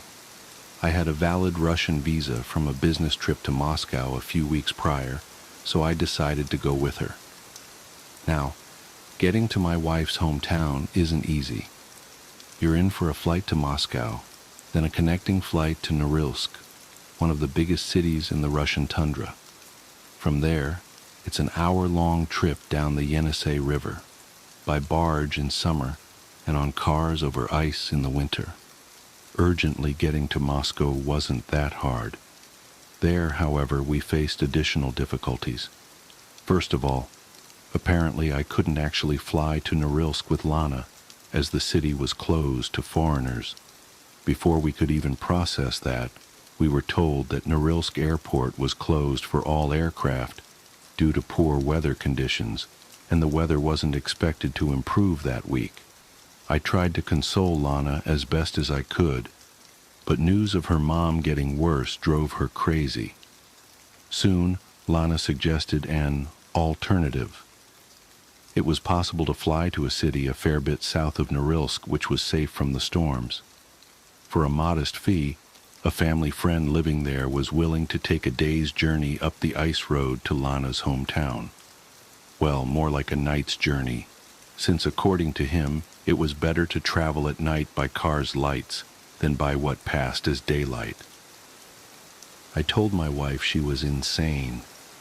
She, however, was adamant on her plan, saying she's done Zimnik, how Russians call their ice roads, many times with her dad, and it was perfectly safe. She wouldn't budge no matter how I pleaded and told me I was welcome to stay in Moscow. Obviously, that was not an option, and in the end I gave up. We flew to our next destination, and the cold hit me as soon as I stepped out of the plane.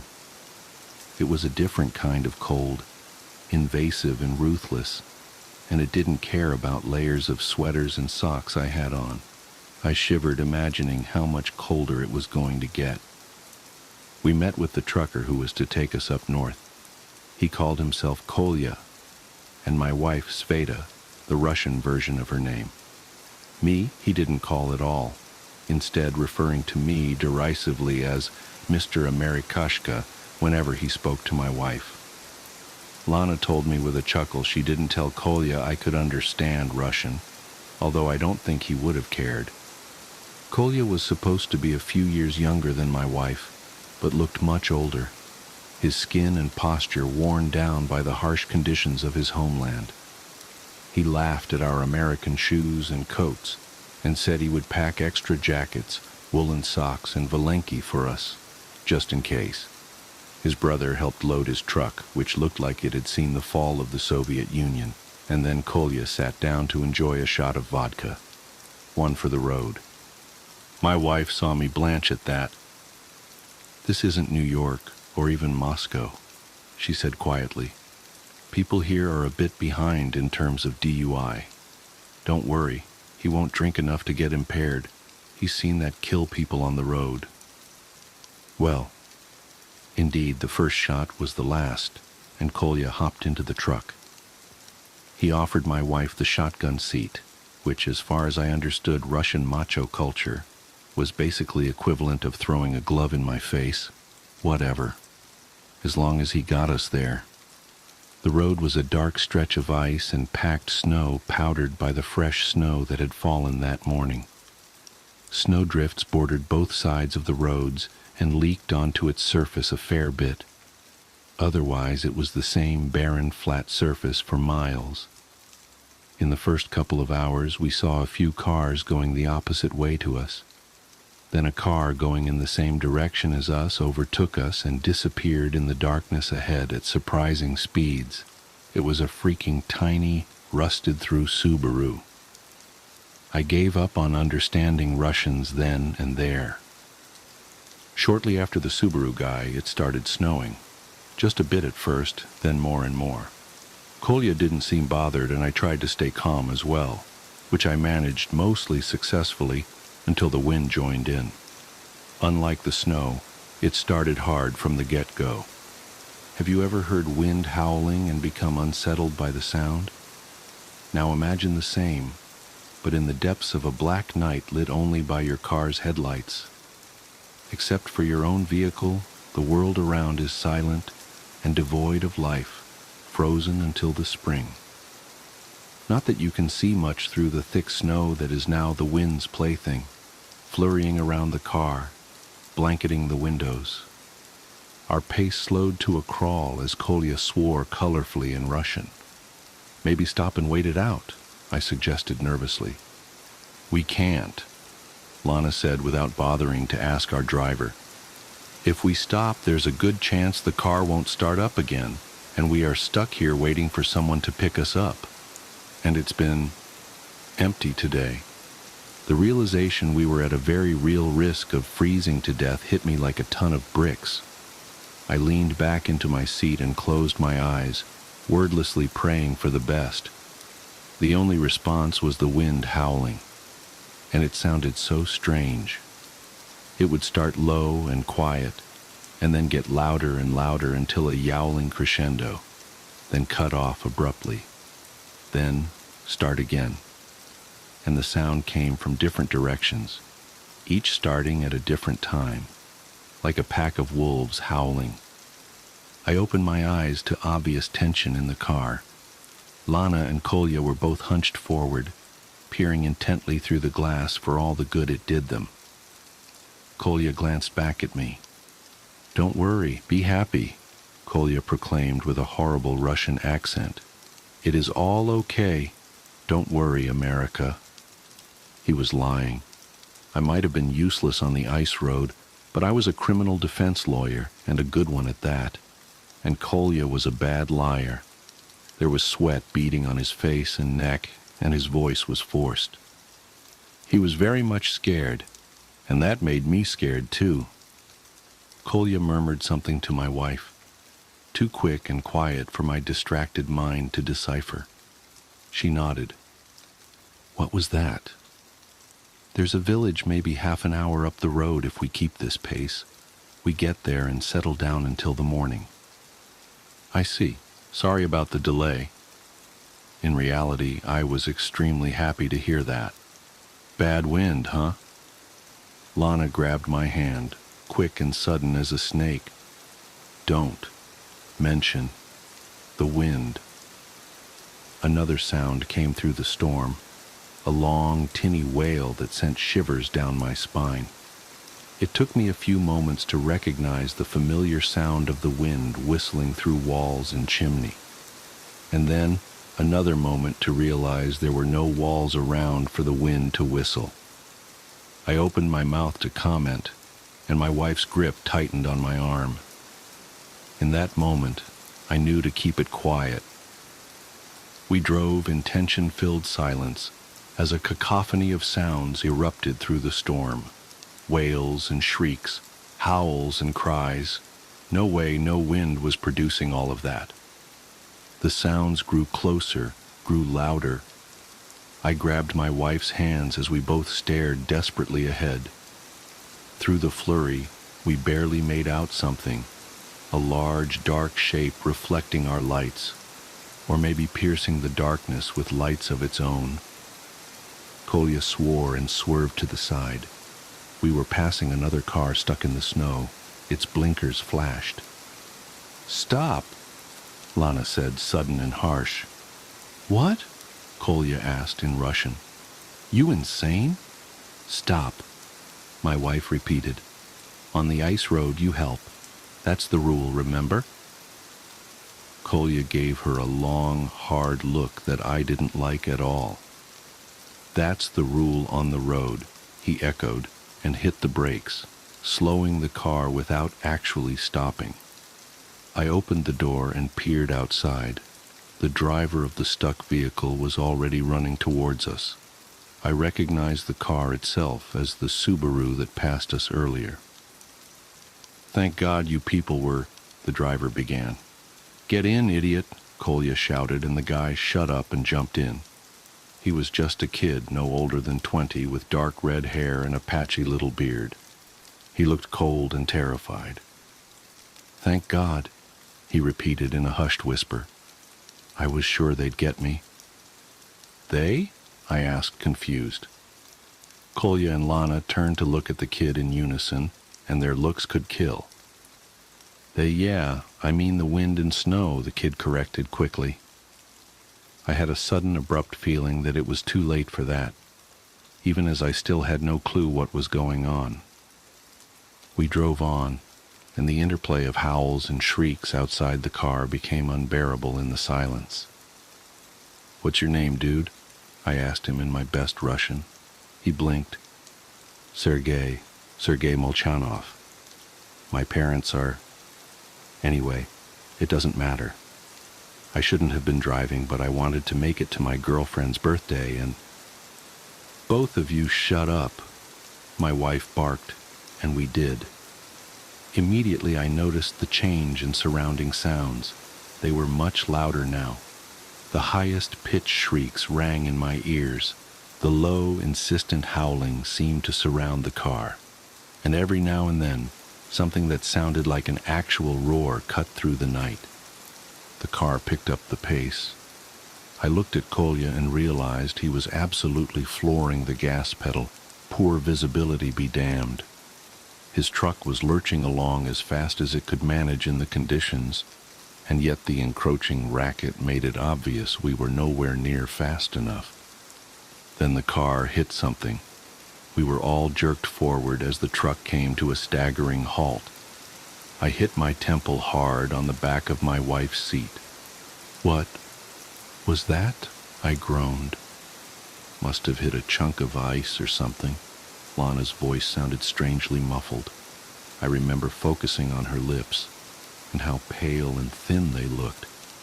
The dull, resounding pain in my head exploded into something hot and overwhelming, and I collapsed into the back seat. "He's passed out!" Sergei called out. I wanted to correct him, but my voice wouldn't obey me. My lids seemed to weigh a ton each. I could barely open my eyes enough to see the trio of Russians huddled together, the car's flickering light illuminating their pale faces. "What now?" Sergei asked nervously. "Well, let's see. I don't think I would have been able to understand complex Russian in that state if it wasn't my Lana speaking, her voice so familiar down to every inflection. Why don't you go out and check what we hit, and if we can clear it out somehow?" "What? We helped you, didn't we?" In the car's light, Lana's green eyes seemed very blue. "So why don't you help us back? After all, on the ice road you help each other. That's the rule." Kolya grumbled in agreement. Then he reached over and pulled out a rifle and aimed it at the boy. Sergei whimpered, "You know they're out there." "Well," Lana's voice was impeccably calm, cold. "I guess you'd better not speak about them out loud then. Better not even think about them, really." My eyes closed against my will. I heard a door swing open and a rush of cold air. Finally, I passed out for real, and in my unconsciousness I dreamed of horrified screaming and a single terrible roar that filled the night. I came to during the day on a couch of some local family that agreed to house us for a bit of cash. My wife fussed over me. Once she was sure I was conscious and lucid, she rushed me into the car saying we could do the rest of the drive by day, and an actual doctor could look at me in her hometown. I settled in the back seat of the car. Vague memories haunted me. "Where's the kid? Sergei?" "What kid, darling?" Lana asked in sincere surprise. "There was no kid. We traveled alone," Kolya added in Russian. And I wondered how he knew what I was asking about, or that I'd understand his answer. But aloud I could only say, "This young red-headed guy." "Sweetie, I'm getting really worried. You must have hit your head harder than I thought. We got to get you checked out as soon as we get back to the States. Maybe even a good checkup in Moscow." I didn't really know what to say after that. We made it the rest of the way uneventfully.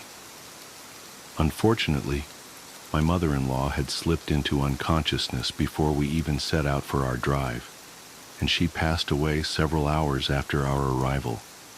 Lana didn't even get to say a proper goodbye. She is absolutely devastated right now, so I'm trying my best to focus on comforting her. We're staying here until the funeral, and I can't stay. I'm looking forward to the ride back. My father-in-law graciously gifted me a proper Russian winter coat, so I went ahead and packed my American camel coat that proved terribly insufficient for the weather. As I was folding it, I noticed a few curly red hairs stuck to the light beige fabric, and I felt so cold. I'm a search and rescue officer for the U.S. Forest Service Part 1. I wasn't sure where else to post these stories, so I figured I'd share them here. I've been in SAR officer for a few years now, and along the way I've seen some things that I think you guys will be interested in. I have a pretty good track record for finding missing people. Most of the time they just wander off the path or slip down a small cliff, and they can't find their way back. The majority of them have heard the old stay where you are thing, and they don't wander far. But I've had 2 cases where that didn't happen. Both bother me a lot, and I use them as motivation to search even harder on the missing persons cases I get called on. The first was a little boy who was out berry picking with his parents. He and his sister were together, and both of them went missing around the same time. Their parents lost sight of them for a few seconds, and in that time both the kids apparently wandered off. When their parents couldn't find them, they called us. and we came out to search the area. We found the daughter pretty quickly, and when we asked where her brother was, she told us that he'd been taken away by the bear man. She said he gave her berries and told her to stay quiet, that he wanted to play with her brother for a while. The last she saw of her brother, he was riding on the shoulders of the bear man and seemed calm. Of course, our first thought was abduction, but we never found a trace of another human being in that area. The little girl was also insistent that he wasn't a normal man, but that he was tall and covered in hair, like a bear, and that he had a weird face. We searched that area for weeks. It was one of the longest calls I've ever been on, but we never found a single trace of that kid. The other was a young woman who was out hiking with her mom and grandpa. According to the mother, her daughter had climbed up a tree to get a better view of the forest, and she'd never come back down. They waited at the base of the tree for hours, calling her name, before they called for help. Again, we searched everywhere, and we never found a trace of her. I have no idea where she could possibly have gone, because neither her mother or grandpa saw her come down. A few times, I've been out on my own searching with a canine, and they've tried to lead me straight up cliffs. Not hills, not even rock faces. Straight, sheer cliffs with no possible handholds.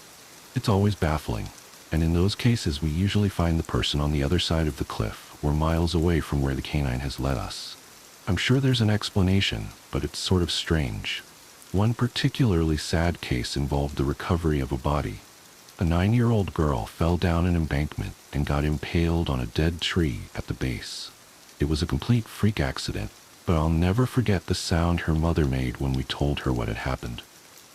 She saw the body bag being loaded into the ambulance, and she let out the most haunting, heartbroken wail I've ever heard. It was like her whole life was crashing down around her, and a part of her had died with her daughter. I heard from another SAR officer that she killed herself a few weeks after it happened.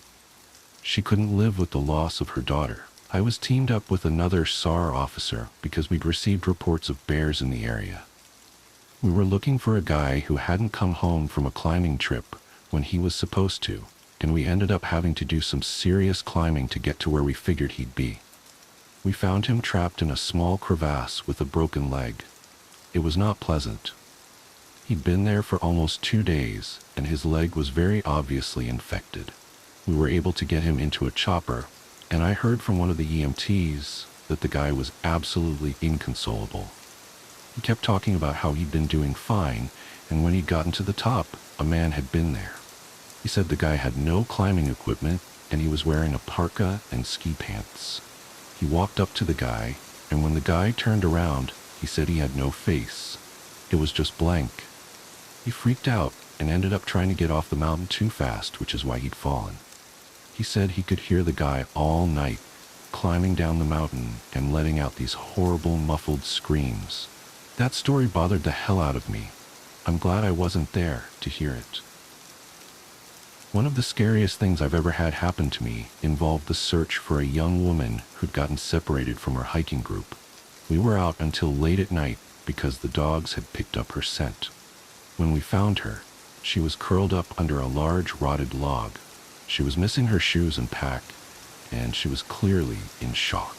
She didn't have any injuries, and we were able to get her to walk with us back to base ops. Along the way, she kept looking behind us and asking us why that big man with black eyes was following us. We couldn't see anyone, so we just wrote it off as some weird symptom of shock. But the closer we got to base, the more agitated this woman got. She kept asking me to tell him to stop making faces at her. At one point, she stopped and turned around and started yelling into the forest, saying that she wanted him to leave her alone. She wasn't going to go with him, she said, and she wouldn't give us to him. We finally got her to keep moving, but we started hearing these weird noises coming from all around us. It was almost like coughing, but more rhythmic and deeper. It was almost insect-like. I don't really know how else to describe it. When we were within sight of base ops, the woman turns to me, and her eyes are about as wide as I can imagine a human could open them. She touches my shoulder and says, "He says to tell you to speed up. He doesn't like looking at the scar on your neck." I have a very small scar on the base of my neck, but it's mostly hidden under my collar, and I have no idea how this woman saw it. Right after she says it, I hear that weird coughing right in my ear, and I just about jumped out of my skin. I hustled her to ops, trying not to show how freaked out I was, but I have to say I was really happy when we left the area that night. This is the last one I'll tell, and it's probably the weirdest story I have. Now, I don't know if this is true in every SAR unit, but in mine it's sort of an unspoken, regular thing we run into. You can try asking about it with other SAR officers, but even if they know what you're talking about, they probably won't say anything about it. We've been told not to talk about it by our superiors, and at this point we've all gotten so used to it that it doesn't even seem weird anymore. On just about every case where we're really far into the wilderness, I'm talking 30 or 40 miles, at some point we'll find a staircase in the middle of the woods. It's almost like if you took the stairs in your house, cut them out and put them in the forest. I asked about it the first time I saw some, and the other officer just told me not to worry about it, that it was normal. Everyone I asked said the same thing. I wanted to go check them out, but I was told, very emphatically, that I should never go near any of them. I just sort of ignore them now when I run into them because it happens so frequently. As far as missing persons go, I'd say about half the calls I get are related to that. The others are rescue calls, people who fall down cliffs and hurt themselves, get injured by fire. You wouldn't believe how often this happens. Mostly drunk kids get bitten or stung by animals or insects. We're a tight team, and we have veterans who are excellent at finding signs of lost people. That's what makes these cases where we never find any trace of them so frustrating. One in particular was upsetting for all of us, because we did find a trace of them, but it just led to more questions than answers. An older man had been hiking alone on a well-established trail, but his wife called to say that he hadn't come home when he should have. Apparently he had a history of seizures, and she was worried that he hadn't taken his medication and had suffered one out on the trail. Before you ask, I have no idea why he thought it was okay to go out alone, or why she didn't go with him. I don't ask about that kind of thing because past a certain point, it really doesn't matter. Someone is missing, and it's my job to find them. We went out in a standard search formation, and it wasn't long before one of our vets found signs that the guy had gone off the trail. We grouped up and followed him, spreading out in a fan to make sure we were covering as much ground as possible. Suddenly, a call comes over the radio telling us to all head back to the vet's location, and we come right away, because this usually means the missing person is injured, and we need a full team to help get them out safely. We meet back up, and the vet is just standing at the base of a tree with his hands on the sides of his head. I ask my buddy what's going on, and he points up into the branches of this tree. I almost couldn't believe what I was seeing, but there's a walking stick dangling from a branch at least 30 feet off the ground. The little strap thing on the handle has been looped around the branch and it's just hanging there. There's no way the guy could have tossed it up that far, and we don't see any other signs that he's still in the area. We call up into the tree, but it's obvious no one's in it. We're all just sort of left scratching our heads. We keep searching for the guy, but we never find him. We even bring our canines out, but they lose his scent long before this tree. Eventually, the search is called off because there are other calls we have to attend to, and past a certain point, there's not much we can do. The guy's wife called us every day for months, asking if we'd found her husband, and it was heartbreaking to hear her get more and more hopeless each time. I'm not sure why this call in particular was so upsetting, but I think it was just the sheer improbability of it, that and the questions that were raised. How the hell had this guy's cane ended up there? Did someone kill him and toss that up there as some weird trophy? We did our best to find him, but it was almost like a taunt. We still talk about that one from time to time. Missing kids are the most heartbreaking. Doesn't matter what circumstances they go missing under, it's never easy, and we always dread the ones we find deceased. It's not common, but it does happen. David Paulides talks a lot about kids SAR teams find in places they shouldn't be or couldn't be. I can honestly say I've heard about this kind of thing happening more than I've seen it, but I'll share one of the ones that I think about a lot that I witnessed personally. A mother and her 3 kids were out for a picnic in an area of the park that has a small lake. One is 6, one is 5, and the other is about 3. She's watching them all really closely, and according to her, she never lets them out of her sight at any time. She never saw anyone else in the area either, which is important. She packs their stuff up, and they start to head back to the parking area. Now, this lake is only about 2 miles into the woods, and it's on a very clearly established trail. It's almost impossible to get lost getting from the parking area to it, unless you're deliberately going off the path like an imbecile. Her kids are walking in front of her when she hears what sounds like someone coming up the path behind her. She turns around, and in the 4 or so seconds she's not looking, her 5-year-old son vanishes. She figures he stepped off the trail to pee or something, and she asks her other 2 where he went. They both tell her that a big man with a scary face came out of the woods next to them, took the kid's hand, and led him into the trees. The 2 remaining kids don't seem upset.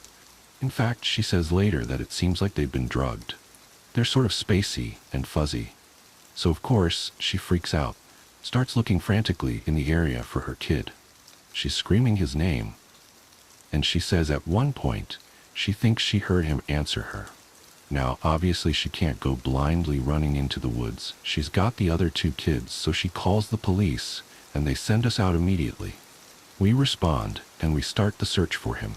Over the course of this search, which spans miles, we never find a single trace of the kid. Canines can't pick up any scent. We don't find any clothing or broken bushes, or literally anything that would signify a child being there. Of course, there's suspicion about the mother for a while, but it's pretty clear that she's completely destroyed by the whole thing.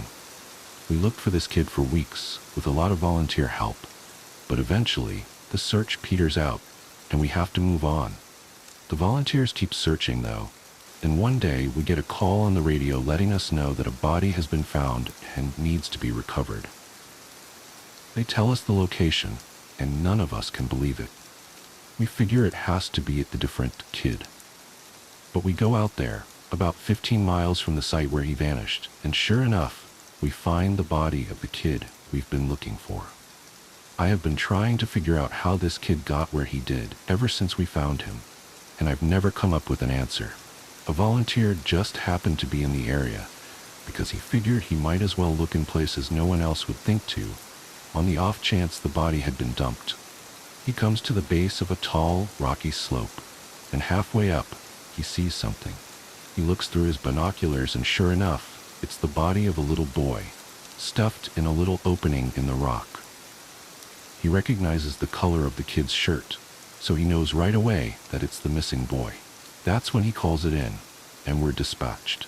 It took us almost an hour to get his body down, and none of us could believe what we were seeing. Not only was this kid 15 miles from where he'd started, there was no possible way he could have gotten up there on his own. This slope is treacherous, and it's hard even for us with our climbing gear. A 5-year-old boy had no way of getting up there. Of that I'm certain. Not only that, but the kid doesn't have a scratch on him. His shoes are gone, but his feet aren't damaged or dirty. So it wasn't as if an animal dragged him up there, and from what we can tell, he hasn't been dead that long. He'd been out there over a month by that point, and it looked like he'd only been dead for at most a day or 2. The whole thing was unbelievably strange, and was one of the most disconcerting calls I've ever been on. We found out later that the coroner determined the kid had died from exposure. He'd frozen to death, probably late at night 2 days before we found him. There were no suspects and no answers. To date, it's one of the weirdest things I've ever seen. Autopilot. Have you ever forgotten your phone? When did you realize you'd forgotten it? I'm guessing you didn't just smack your forehead and exclaim, "Damn," apropos of nothing. The realization probably didn't dawn on you spontaneously. More likely, you reached for your phone, pawing open your pocket or handbag, and were momentarily confused by it not being there. Then you did a mental restep of the morning's events. Shit. In my case, my phone's alarm woke me up as normal, but I realized the battery was lower than I expected. It was a new phone, and it had this annoying habit of leaving applications running that drain the battery overnight. So, I put it on to charge while I showered instead of into my bag like normal. It was a momentary slip from the routine, but that was all it took. Once in the shower, my brain got back into the routine. It follows every morning, and that was it. Forgotten. This wasn't just me being clumsy. As I later researched, this is a recognized brain function. Your brain doesn't just work on one level, it works on many. Like when you're walking somewhere, you think about your destination and avoiding hazards, but you don't need to think about keeping your legs moving properly. If you did, the entire world would turn into one massive, hilarious QWOP cosplay. I wasn't thinking about regulating my breathing. I was thinking whether I should grab a coffee on the drive to work. I did. I wasn't thinking about moving my breakfast through my intestines. I was wondering whether I'd finish on time to pick up my daughter Emily from nursery after work, or get stuck with another late fee. This is the thing. There's a level of your brain that just deals with routine, so that the rest of the brain can think about other things. Think about it. Think about your last commute. What do you actually remember? Little, if anything, probably. Most common journeys blur into one, and recalling anyone in particular is scientifically proven to be difficult. Do something often enough, and it becomes routine. Keep doing it, and it stops being processed by the thinking bit of the brain and gets relegated to a part of the brain dedicated to dealing with routine. Your brain keeps doing it without you thinking about it. Soon you think about your route to work as much as you do keeping your legs moving when you walk. As in, not at all. Most people call it autopilot, but there's danger there. If you have a break in your routine, your ability to remember and account for the break is only as good as your ability to stop your brain going into routine mode. My ability to remember my phone being on the counter is only as reliable as my ability to stop my brain entering morning routine mode, which would dictate that my phone is actually in my bag. But I didn't stop my brain entering routine mode. I got in the shower as normal. Routine started, exception forgotten, autopilot engaged. My brain was back in the routine. I showered, I shaved. The radio forecast amazing weather. I gave Emily her breakfast and loaded her into the car. She was so adorable that morning. She complained about the bad sun in the morning blinding her, saying it stopped her having a little sleep on the way to nursery, and left. That was the routine.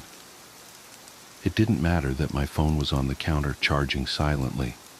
My brain was in the routine, and in the routine my phone was in my bag. This is why I forgot my phone. Not clumsiness, not negligence. Nothing more, my brain entering routine mode and overriding the exception. Autopilot engaged. I left for work. It's a swelteringly hot day already. The bad sun had been burning since before my traitorously absent phone woke me. The steering wheel was burning hot to the touch when I sat down. I think I heard Emily shift over behind my driver's seat to get out of the glare. But I got to work, submitted the report, attended the morning meeting. It's not until I took a quick coffee break and reached for my phone that the illusion shattered. I did a mental re-step. I remembered the dying battery. I remembered putting it on to charge. I remembered leaving it there. My phone was on the counter. Autopilot disengaged. Again, therein lies the danger. Until you have that moment, the moment you reach for your phone and shatter the illusion, that part of the brain is still in routine mode. It has no reason to question the facts of the routine. That's why it's a routine. attrition of repetition.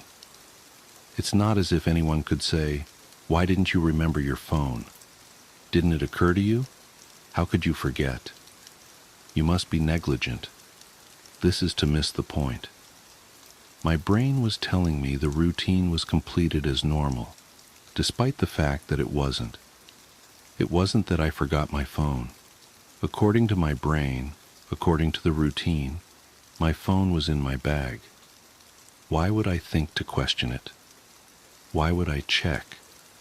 Why would I suddenly remember out of nowhere that my phone was on the counter?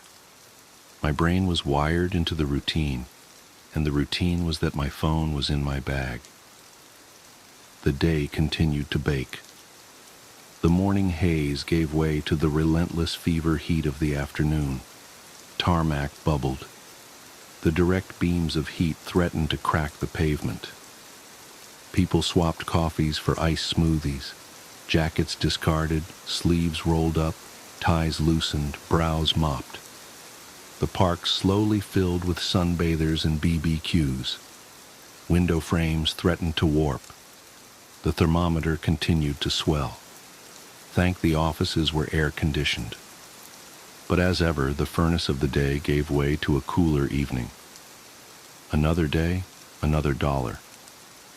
Still cursing myself for forgetting my phone, I drove home. The day's heat had baked the inside of the car, releasing a horrible smell from somewhere.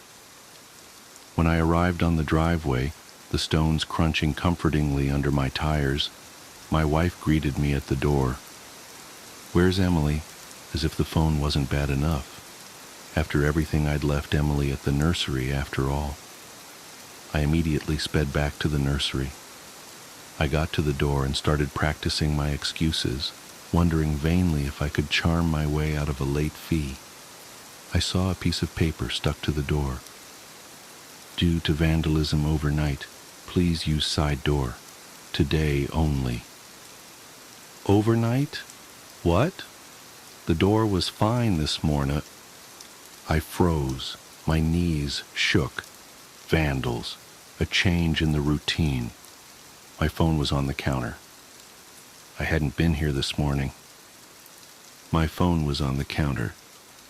I'd driven past because I was drinking my coffee. I'd not dropped off Emily. My phone was on the counter.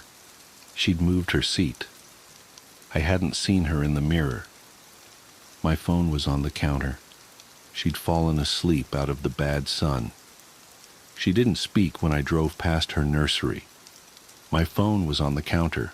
She'd changed the routine. My phone was on the counter. She'd changed the routine and I'd forgotten to drop her off. My phone was on the counter. 9 hours. That car, that baking sun, no air, no water, no power, no help. That heat, a steering wheel too hot to touch. That smell. I walked to the car door, number shock. I opened the door. My phone was on the counter and my daughter was dead. Autopilot disengaged. I work at a conservatory for a species of black widows that shouldn't exist. I work as a caretaker at a private conservatory. Actually, secret might be a better word to describe it, since you'll never find any public information on it. It doesn't even have an official name, though my boss likes to call it the Silken Solarium, or the Widowmaker when he wants to make a pun. Visits are by invitation only, and I haven't the slightest idea if these guests are actually being charged some exorbitant fee to help maintain the place, or if my employer simply enjoys showing off his collection of exotic specimens now and then. The conservatory itself is a Gothic masterpiece of tinted glass, wrought iron, and dark purple bricks, with an equally ornate ivy-covered brick wall around the perimeter. We're a good way off the closest highway and surrounded by woods, so not many people come here by accident. Some do, of course, but I'm getting ahead of myself. As unsettling as the place is to look at from the outside, it's even more disturbing inside. There are some tropical plants placed around the place for landscaping, rare and expensive but ordinary enough. But the centerpiece of the conservatory are the spiders. thousands and thousands and thousands of small black spiders with jewel-encrusted abdomens. Literally, they have actual crystals that grow in fractal patterns on their back segments, of every possible color and hue that you can imagine. When my boss makes a speech to his guests about the spiders, he calls them Latrodectus Callisti, or fairest widows. He brags that our conservatory is their last refuge and that they aren't to be found anywhere else in the world. Exactly where they're from originally and how he acquired them varies from telling to telling, but he is at the very least telling the truth about their rarity. As far as I've been able to determine, they're not even an officially recognized species. The widows aren't just notable for their beauty, however. They're an extremely social species, nearly as eusocial as an anthill or beehive. Stretching across the conservatory, suspended about 12 feet in the air, is a massive silk colony.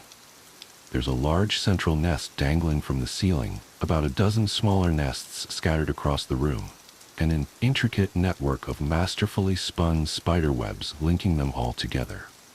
There are always spiders running along it, performing maintenance or transporting food.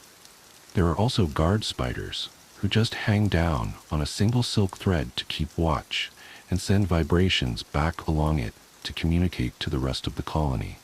Those are my boss's favorite, since they're the easiest to get a good look at. Or rather, perhaps I should say they're his favorite living spiders. The dead ones, however, he prizes above any conventional jewels.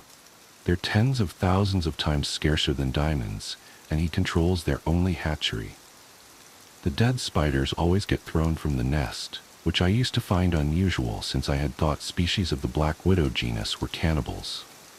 In fact, the more I thought of it, the more it bugged me, since the spiders obviously don't have the cognitive capacity to have any sort of taboo against cannibalism, which means they have to be acting on instinct. What evolutionary reason could they have for not eating their own dead? Regardless of why they do it, whenever I see a body, I'm to gently sweep it up and turn it in to our entomologist. Depending on their quality, he'll either incinerate them, use them for research, put them on display, sell them for no less than $25,000 a carat, or, in the case of the most perfect specimens, give to our boss. Most crucially, though, I am never, ever, to step on one. That was made abundantly clear to me from my first day. Less clear, though, were the consequences for doing so, since I've never actually done it.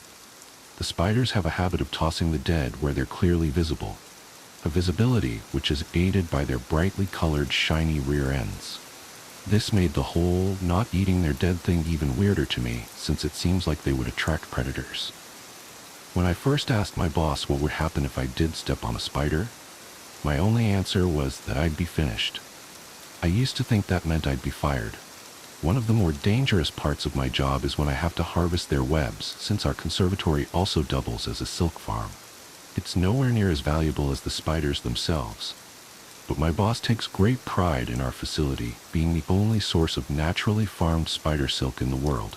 On one occasion, when I think he was partially drunk, he went on an odd tirade about how those goats that have been genetically modified to produce spider silk proteins in their milk were abominations. Collecting the silk is pretty much like collecting honey. I even wear a modified beekeeper suit and use a smoke spray to incapacitate them. The only difference is I'm standing on a 10-foot ladder, and I have to be very selective about how much web I take and from where.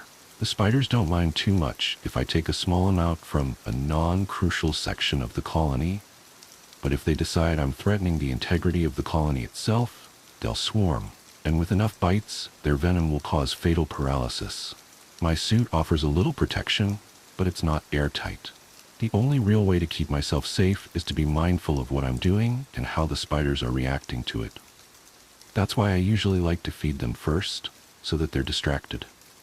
A couple of times a week, I release a gallon of live ladybugs into the enclosure. They're fairly accessible, since organic farmers use them for pest control, and my boss likes them since he doesn't consider them icky enough to throw off the conservatory's aesthetic. My job isn't without its risks, but those can be mitigated easily enough with some planning and vigilance, and I'm well compensated for my trouble. The only part of my job that I truly hate that makes me think about resigning every time it happens is what happens when we get an uninvited guest. It was winter, January I think, the first time. It was already dark out, but no later than 6 p.m. The weather outside was nasty, and I was contemplating whether or not to risk driving home or stay overnight when I heard an urgent, desperate banging at the front door. I immediately raced to the front foyer, and there on the other side of the glass was a blonde woman in a red coat and dark gray scarf, already half buried in the snow. Tapping my security card to the reader, I pushed open the door just enough to let her in before letting it close and automatically lock. "Come in, come in, come in," I ushered quickly. "What in God's name are you doing out on foot on a night like this?" "Oh, thank you. Thank you," she gasped as she shook the snow off herself. "My car skidded off the fucking road and crashed into a ditch. I can't get it out." "That's still no excuse to be wandering around in this weather. You should have stayed with your vehicle," I chastised. "At least then you would have been warm." "Well, I couldn't call anyone because I must have forgotten my phone since it's not in my purse, and my tank was nearly empty, so I didn't think my vehicle would be able to keep me warm all night," she explained.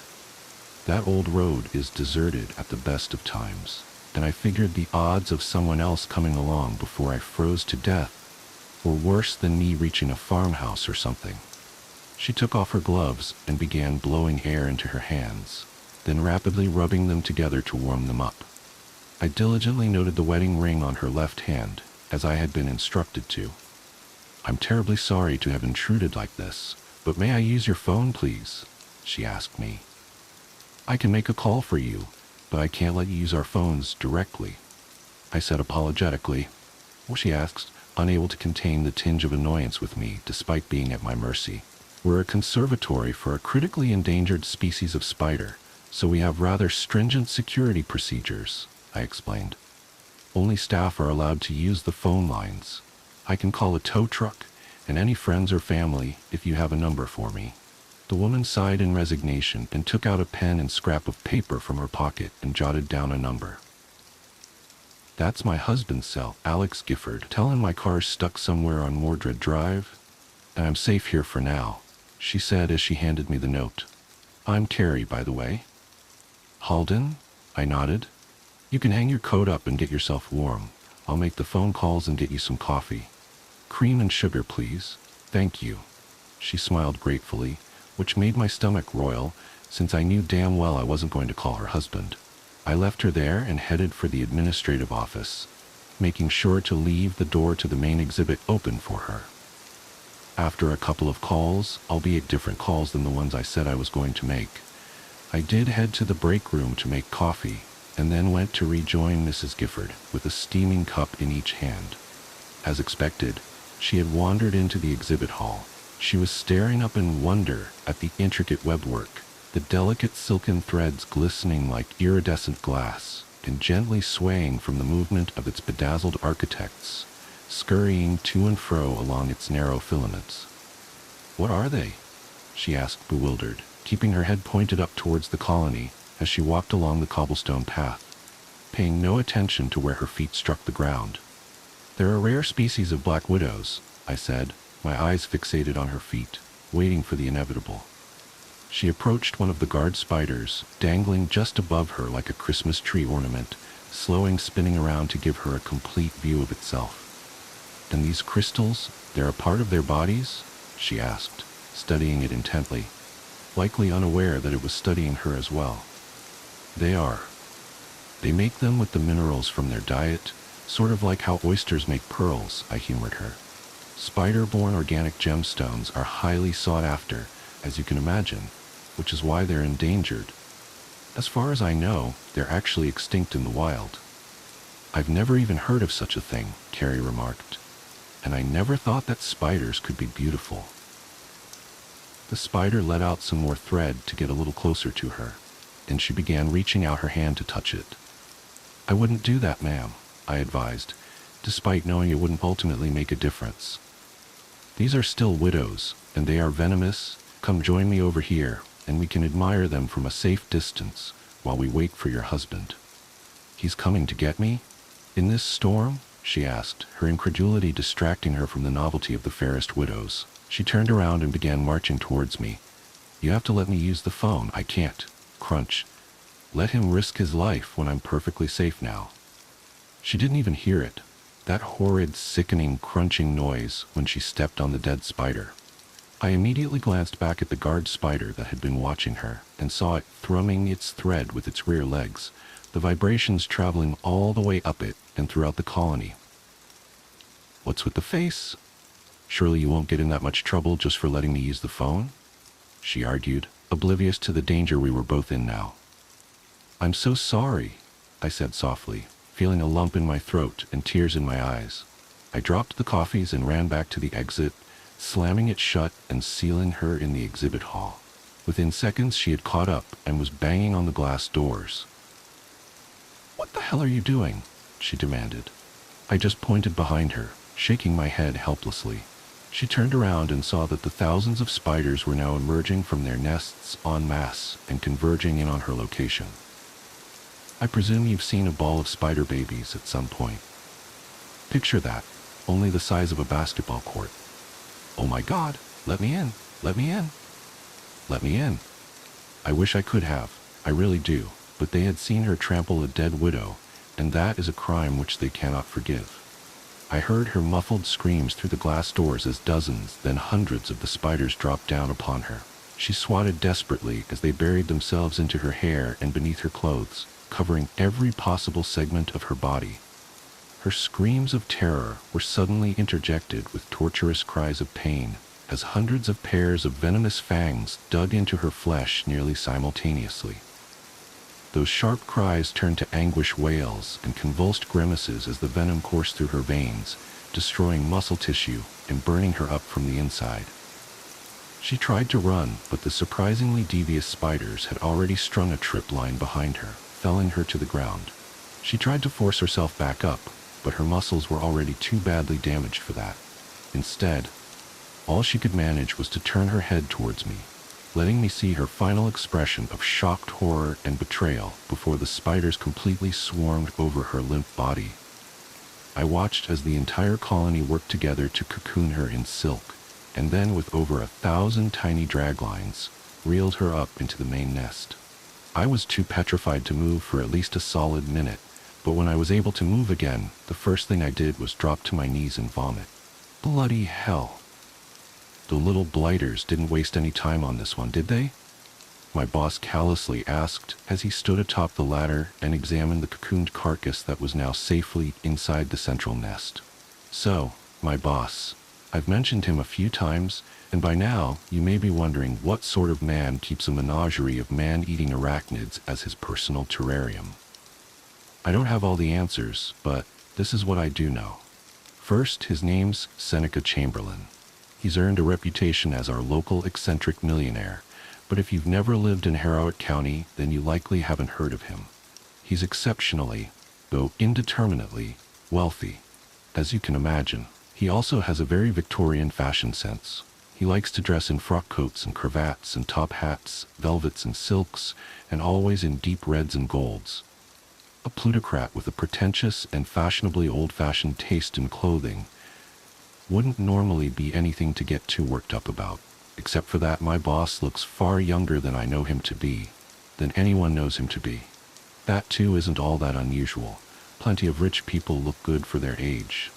But no amount of Botox or stem cells or plastic surgery can explain this. I'm sure of it.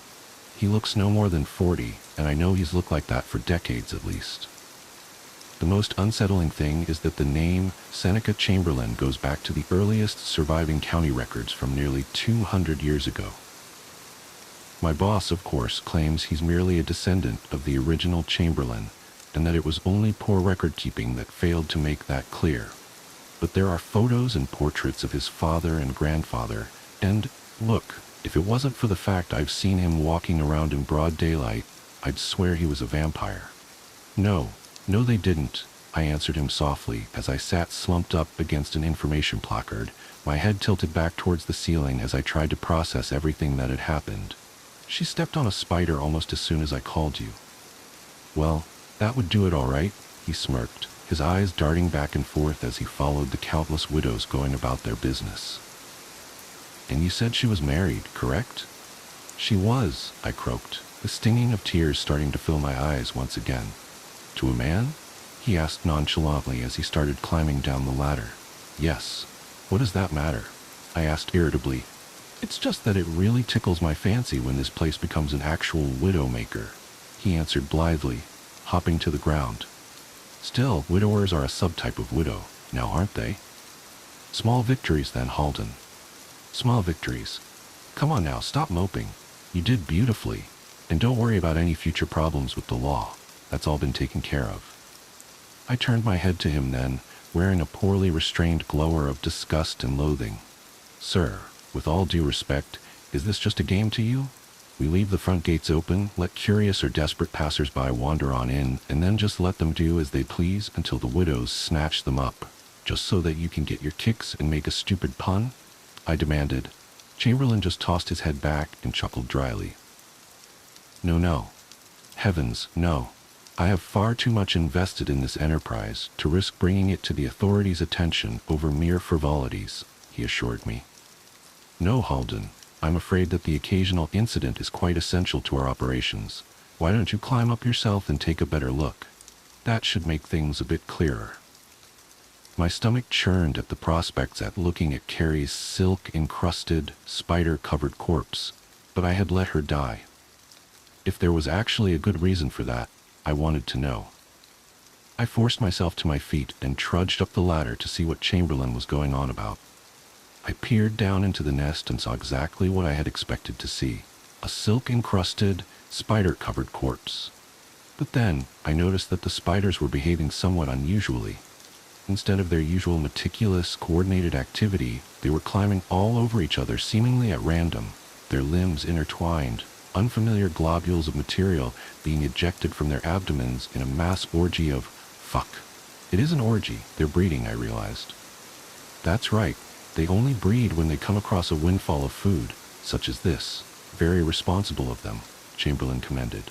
Sacrifices such as these are necessary to ensure the survival of the colony. But why human sacrifices? Why not a pig or a cow or stray dogs? Why do we have to feed them, people? I demanded. He scrunched his face as he considered his response. "Well, Halden, the widows are a result of coevolution with and selective breeding by people," he explained. "They evolved the gemstones to attract us, just as flowers evolved their blossoms to attract bees, and they offer us their dead in exchange for food and security. If someone or something steps on a dead spider, that's a threat to that arrangement. They kill them to ensure they don't destroy any more of their offerings and use their body to fuel the next generation of fairest widows to offset the damage." "That still doesn't..." "I'm getting to that," he assured me. "In addition to the gems and the silk, they produce a byproduct that's even more valuable. It's a sort of honeydew substance they use to nurse their young. It also happens to have unique biomedical properties that vary depending on the source of their meal. Feeding them cows and pigs and dogs would be all well and good if I was veterinarian. But as it stands, my clientele are of an exclusively human variety, and thus I need dew made from exclusively human stock." I climbed down from the ladder, my outrage subsiding somewhat as what he said to me began to sink in. "Unique biomedical properties?" I asked curiously, examining his ageless face as closely as I dared. "Precisely," he smirked knowingly, turning to take his leave. "Once they finish the poor woman off, they'll package the dew in silk satchels and hang some of them out as an offering. I can trust you with their collection, yes?" I hesitated briefly, trying to work up the courage to storm out on moral grounds and report him to the police. But I was already a willing accessory, and it wasn't like I didn't know this was going to happen when I took the job. And if I did try anything, there was no conceivable way that wouldn't end with me dead, and Chamberlain getting off scot-free. Accepting the futility of resistance, I sighed heavily and nodded. "Good man. Speak with the entomologist first. He'll walk you through the procedure," Chamberlain said as he headed for the exit. "And I realize this goes without saying, but drop or steal even a single satchel of dew and being devoured by the widows will be the least of your worries." The glass door snapped shut, as he left me alone with my thoughts, the corpse of the woman I had helped murder and the thousands of spiders turning it into eggs and immortal honeydew. I suppose my earlier suppositions about my boss hadn't been completely off. He was a vampire, just in a roundabout sort of way. The traffic stop. Officer David James had worked the graveyard shift along Route 43 for nearly 7 years. The stretch of highway cutting through dense pine forest was notorious for drunk drivers, especially after midnight. But in all his years of service, he'd never encountered anything quite like what happened on that moonless October night. The first peculiarity was the silence. Usually the night hummed with crickets and the occasional hoot of a barred owl. But as James's cruiser idled at the turnout near mile marker 217, an unnatural stillness pressed against his eardrums. Even the wind seemed to have abandoned the pines. His radar gun registered a black sedan doing 62 in a 55. As the car passed, James noticed the passenger side taillight was out. A routine stop, the kind he'd done thousands of times before. He flicked on his lights and pulled out behind the vehicle. The sedan took longer than usual to respond, continuing for almost half a mile before finally pulling onto the shoulder. James approached with his flashlight beam cutting through the darkness, noting how the black paint seemed to absorb the light rather than reflect it. The windows were tinted, but within legal limits. "License and registration," James said, keeping his voice steady despite an inexplicable urge to turn and run. The driver's window descended with painful slowness, releasing a blast of cold air that made James's eyes water. The interior smelled of wet earth and something else, something chemical and medicinal, that reminded him of his father's last days in the hospital. The driver was a middle-aged man in a charcoal suit. His skin had an odd, waxy quality under the flashlight beam, but his license photo was a perfect match. James Sullivan, 47, organ donor. Everything appeared to be in order, yet James's patrol-honed instincts screamed that something was terribly wrong. "Do you know why I pulled you over tonight, Mr. Sullivan?" The man's head turned with mechanical precision. His smile revealed too many teeth. "No, officer. Is there a problem?" James's flashlight beam wavered. "Your passenger side taillight is out. I'll need to write you a fix-it ticket." "That's impossible," Sullivan replied, his smile unchanging. "I just had them checked last week." The conversation continued with the same surreal quality, everything technically correct but fundamentally wrong, like a photo negative of reality. James wrote the ticket with trembling hands, his pen leaving dark grooves in the paper. As he handed over the citation, Sullivan's fingers brushed against his. They were ice cold and slightly tacky, like leather left out in the rain. "Have a good night, Officer James," Sullivan said, though James hadn't given his name. James hurried back to his cruiser, fighting the urge to wipe his hand on his uniform. As he watched the sedan pull away, its functioning taillights blazed an impossible crimson in the darkness. Wait. Both taillights were working perfectly. James's radio crackled to life, making him jump. Dispatch wanted him to run the plates. Standard procedure. He called them in, his mouth dry. The response came back garbled at first, forcing the dispatcher to repeat herself. "Unit 417, be advised. That vehicle was reported totaled in 2014, impounded and scrapped following a fatal accident. The registered owner, James Sullivan, was declared dead at the scene." James's blood turned to ice water in his veins. He immediately hit his lights and sirens, accelerating after the sedan. But the highway ahead was empty in both directions. The black car had vanished. Back at the station, James's supervisor called him into his office. "We need to talk about what happened tonight." "I know how it sounds," James began, but the sergeant held up a hand. We pulled your dash cam footage. The older man's face was grave. David, there was no car. James watched in horror as the video played on the sergeant's computer. It showed his cruiser pulling over on the empty highway. The camera captured him walking out into the darkness, standing still for 12 minutes while apparently speaking to thin air. His flashlight beam illuminated nothing but swirling mist and empty asphalt. That was 3 weeks ago. James hasn't returned to work since that night. He requested indefinite leave, citing personal reasons.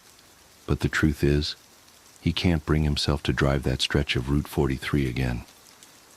Not after what he discovered during his obsessive research into the accident that claimed James Sullivan's life. The papers called it a tragic drunk driving incident. Sullivan had been heading home from a late meeting when his sedan veered off the road near mile marker 217. The car flipped several times before coming to rest against a stand of pines. Sullivan was partially ejected through the windshield. He remained conscious long enough to give a statement to the first officer on scene. The responding officer that night?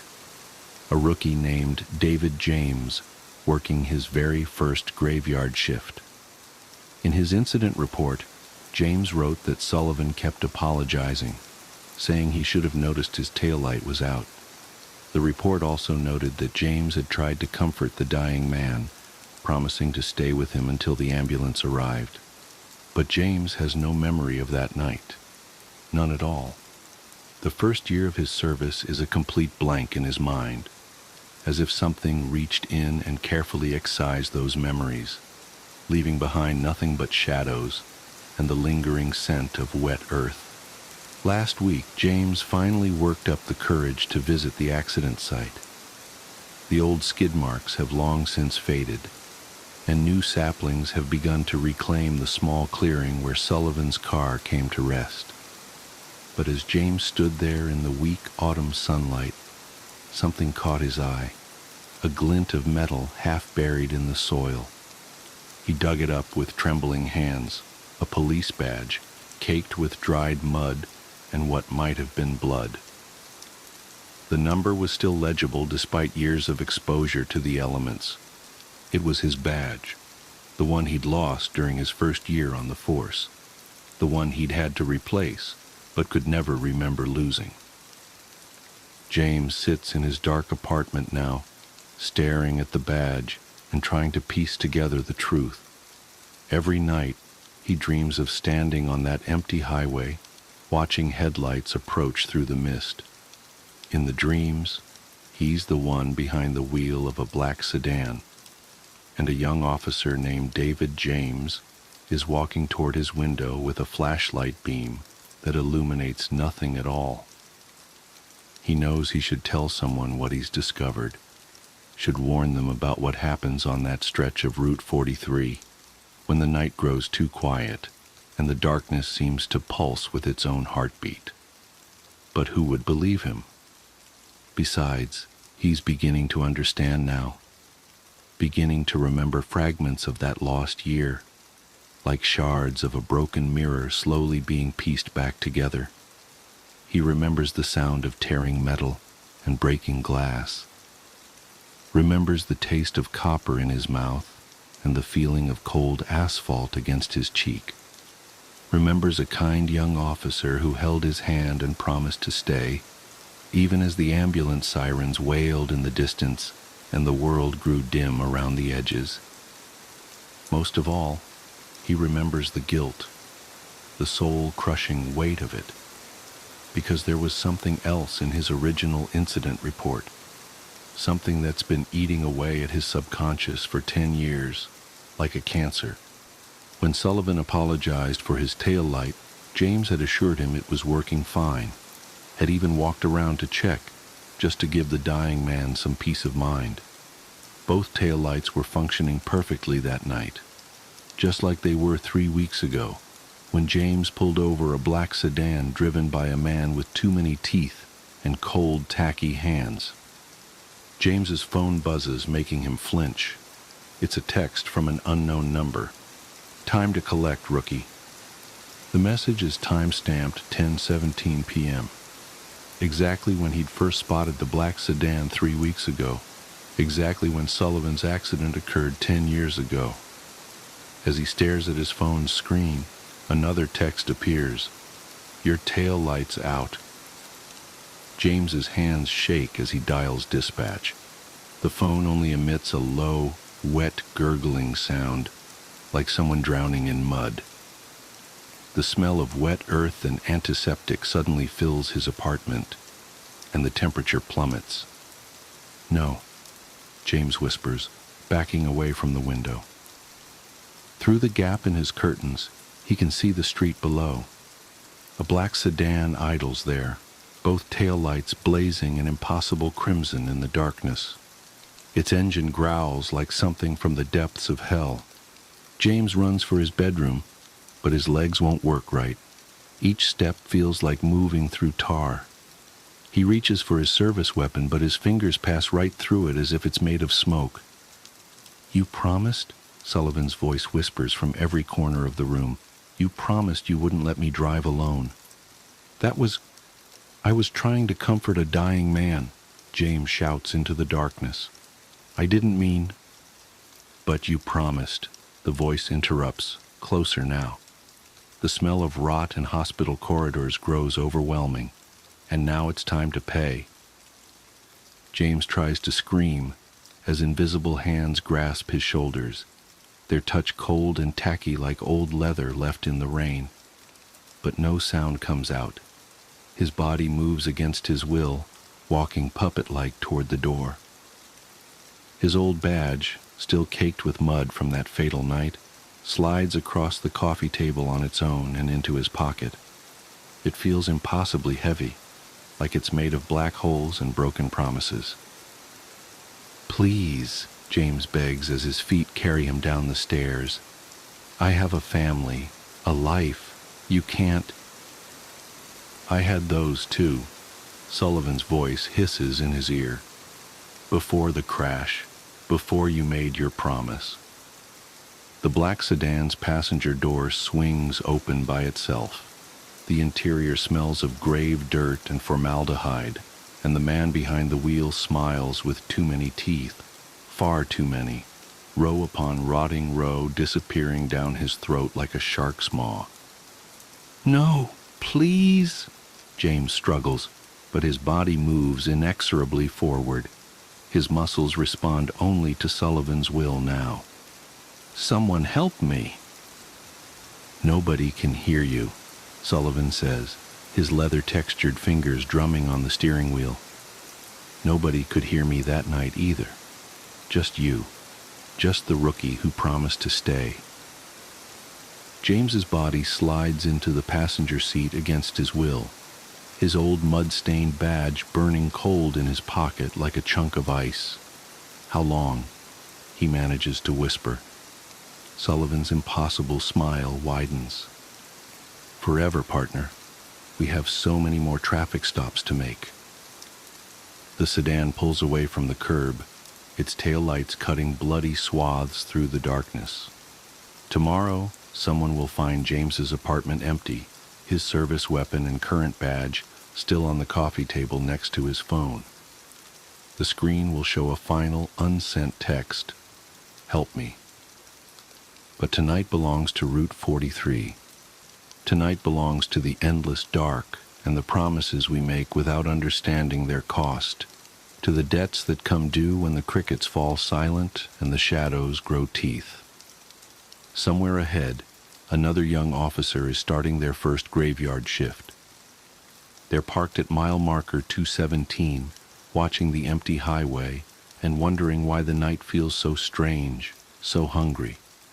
Their radar gun will soon register a black sedan doing 62 in a 55, and they'll see two men in the front seat, one with too many teeth, and one whose eyes silently scream for help that will never come.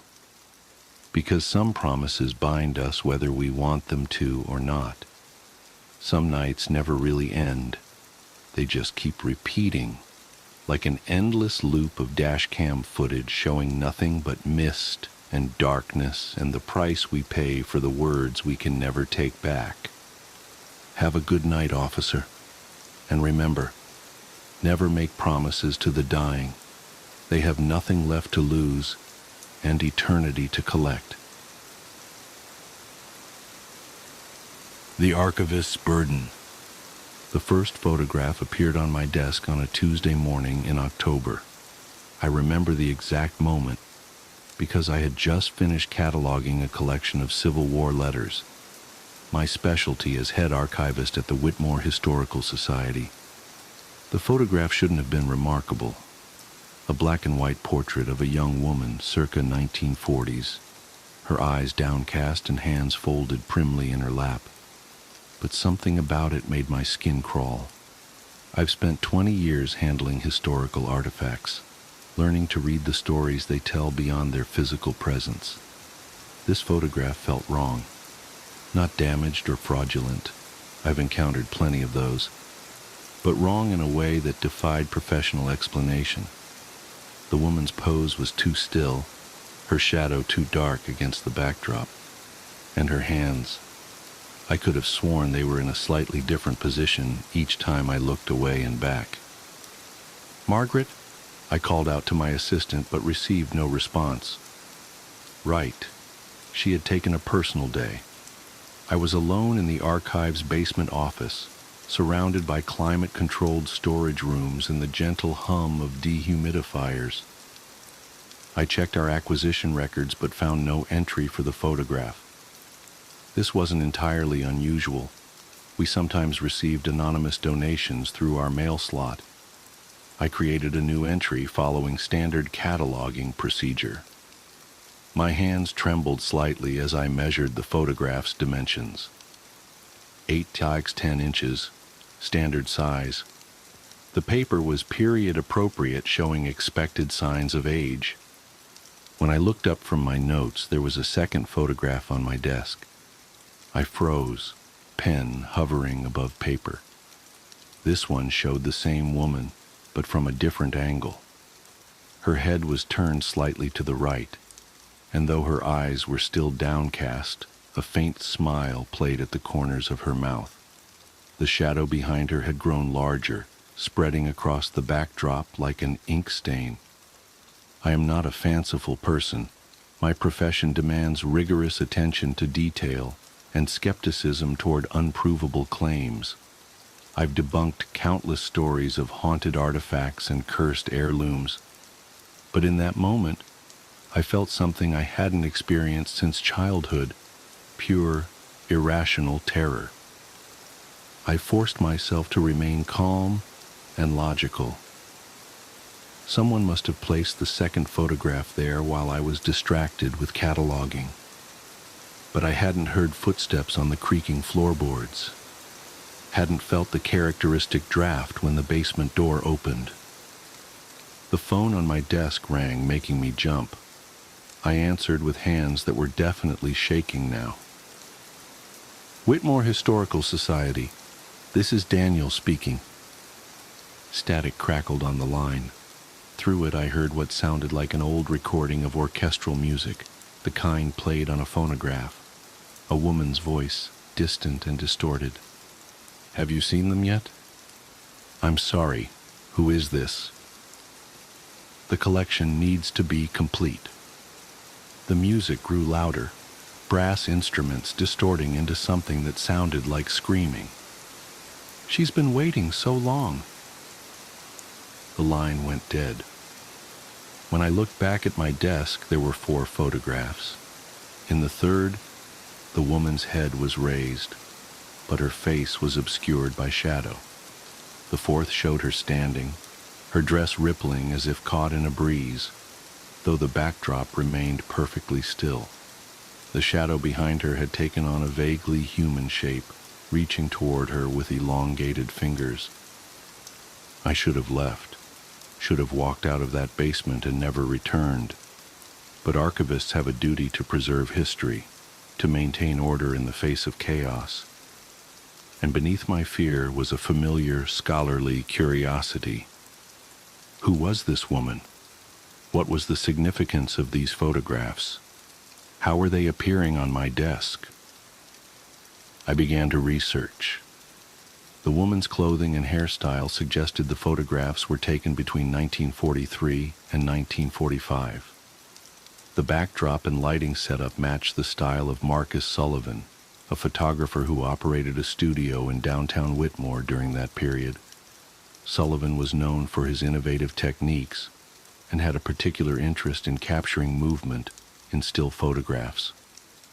He also disappeared under mysterious circumstances in 1945, leaving behind a fully equipped studio but no traces of his work. The police investigation found all of his photographs and negatives had been destroyed, the ashes still warm in his fireplace when they arrived. As I read the newspaper archive's account of Sullivan's disappearance, I noticed something that made my blood run cold. The article mentioned his last known client, Miss Eleanor Reed, age 23, who sat for a portrait session on the morning of Sullivan's disappearance. When questioned, Miss Reed claimed to have no memory of the session, though multiple witnesses saw her enter the studio. She was cleared of any involvement, but suffered a nervous breakdown and was institutionalized 2 weeks later. I looked up from the microfilm reader. 8 photographs now covered my desk. In each successive image, the woman, Eleanor, was closer to the camera. Her smile had widened into something that stretched too far across her face. The shadow behind her had resolved into a dark figure that exactly matched her pose, like a 3-dimensional silhouette trying to peel itself away. The air in the basement felt thick, heavy with the scent of photographic chemicals. The humming of the dehumidifiers had taken on a rhythmic quality that reminded me of the orchestral music from the phone call. I reached for the newest photograph with trembling fingers. The moment I touched it, every light in the basement flickered and died, leaving only the red glow of the emergency exit signs. In that crimson illumination, I saw that the photographs had changed. Eleanor was looking directly at the camera now, her eyes wide and pleading. The shadow figure had wrapped its arms around her waist, its head inclined toward her neck. And then, in the darkness between one emergency light and the next, I heard it, the whir and click of a camera shutter, again and again. Each sound brought a burst of phantom flashbulb light that burned after images into my vision. When my eyes adjusted, the photographs had multiplied. They covered my desk, spilled onto the floor, plastered themselves across the walls. Hundreds of Eleanors stared at me, their expressions progressing from fear to resignation to something else entirely. In each image, the shadow figure grew more substantial, more real, while Eleanor became increasingly transparent, like a double exposure slowly fading away. The temperature plummeted.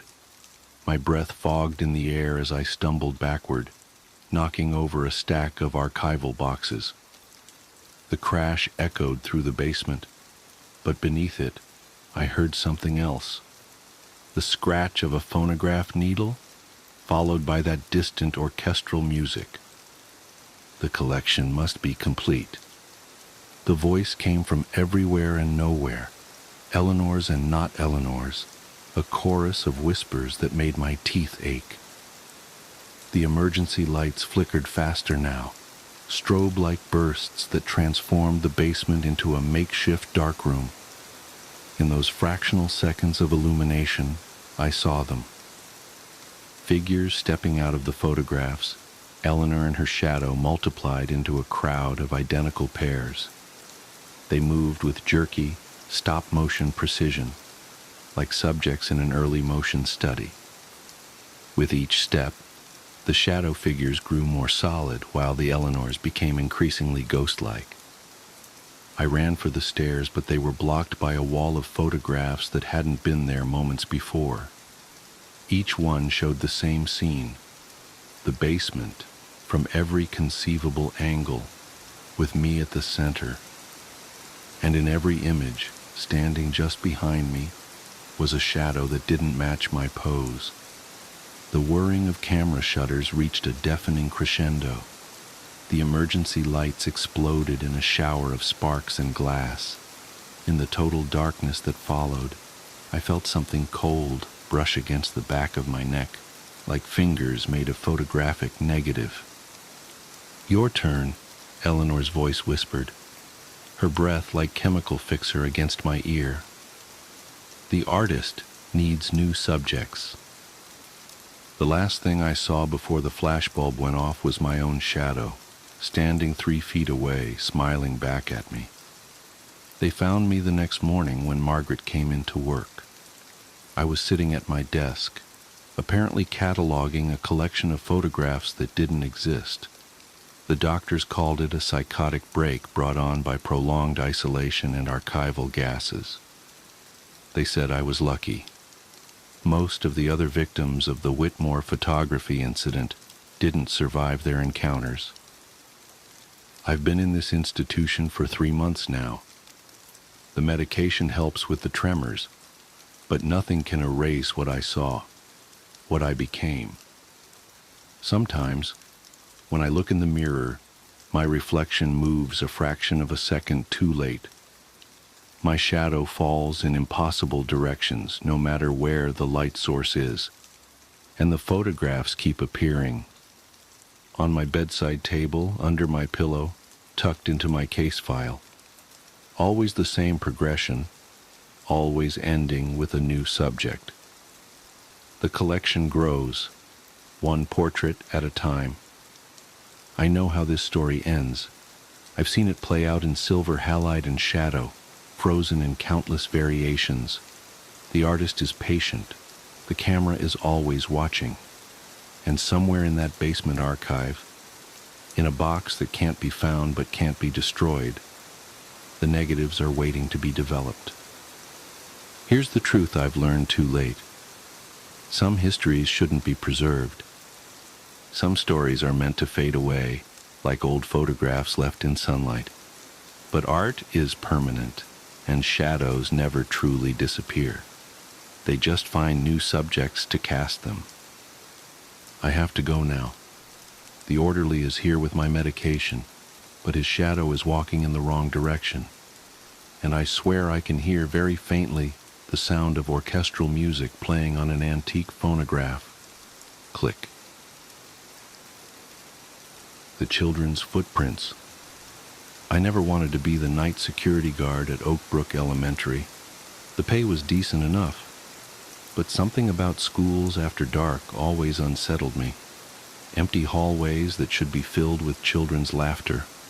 Abandoned classrooms with chairs stacked on desks like tiny tombstones. It all felt wrong somehow. But I needed the work, and Oak Brook was desperate for someone to take the position after the last 3 guards quit within weeks of starting. I should have asked why. The school itself was brand new, all gleaming windows and fresh paint, built on the foundations of the old Oak Brook that had burned down in 1964. The townsfolk didn't talk much about the fire. When I asked around during my first week, people would get this strange, distant look in their eyes and change the subject. I eventually pieced together that it had happened during school hours, but beyond that, the details seemed deliberately buried. My first month on the job was uneventful. I'd make my rounds every couple of hours, checking doors and windows, occasionally shooing away teenagers trying to break in on a dare. The nights were long and quiet, filled only with the subtle creaks and groans of the building settling. Then the first snow fell. I remember that night clearly, December 12th, just past midnight. The weather forecast had predicted a heavy snowfall, and they weren't wrong. I watched from the security office as thick flakes drifted down, coating the playground equipment in pristine white. The fluorescent lights from the building cast long shadows across the untouched snow, creating an almost ethereal scene. At 2 a.m., I did my usual round. Nothing seemed out of place until I reached the east wing. Through the wall-length windows, something caught my eye in the snow.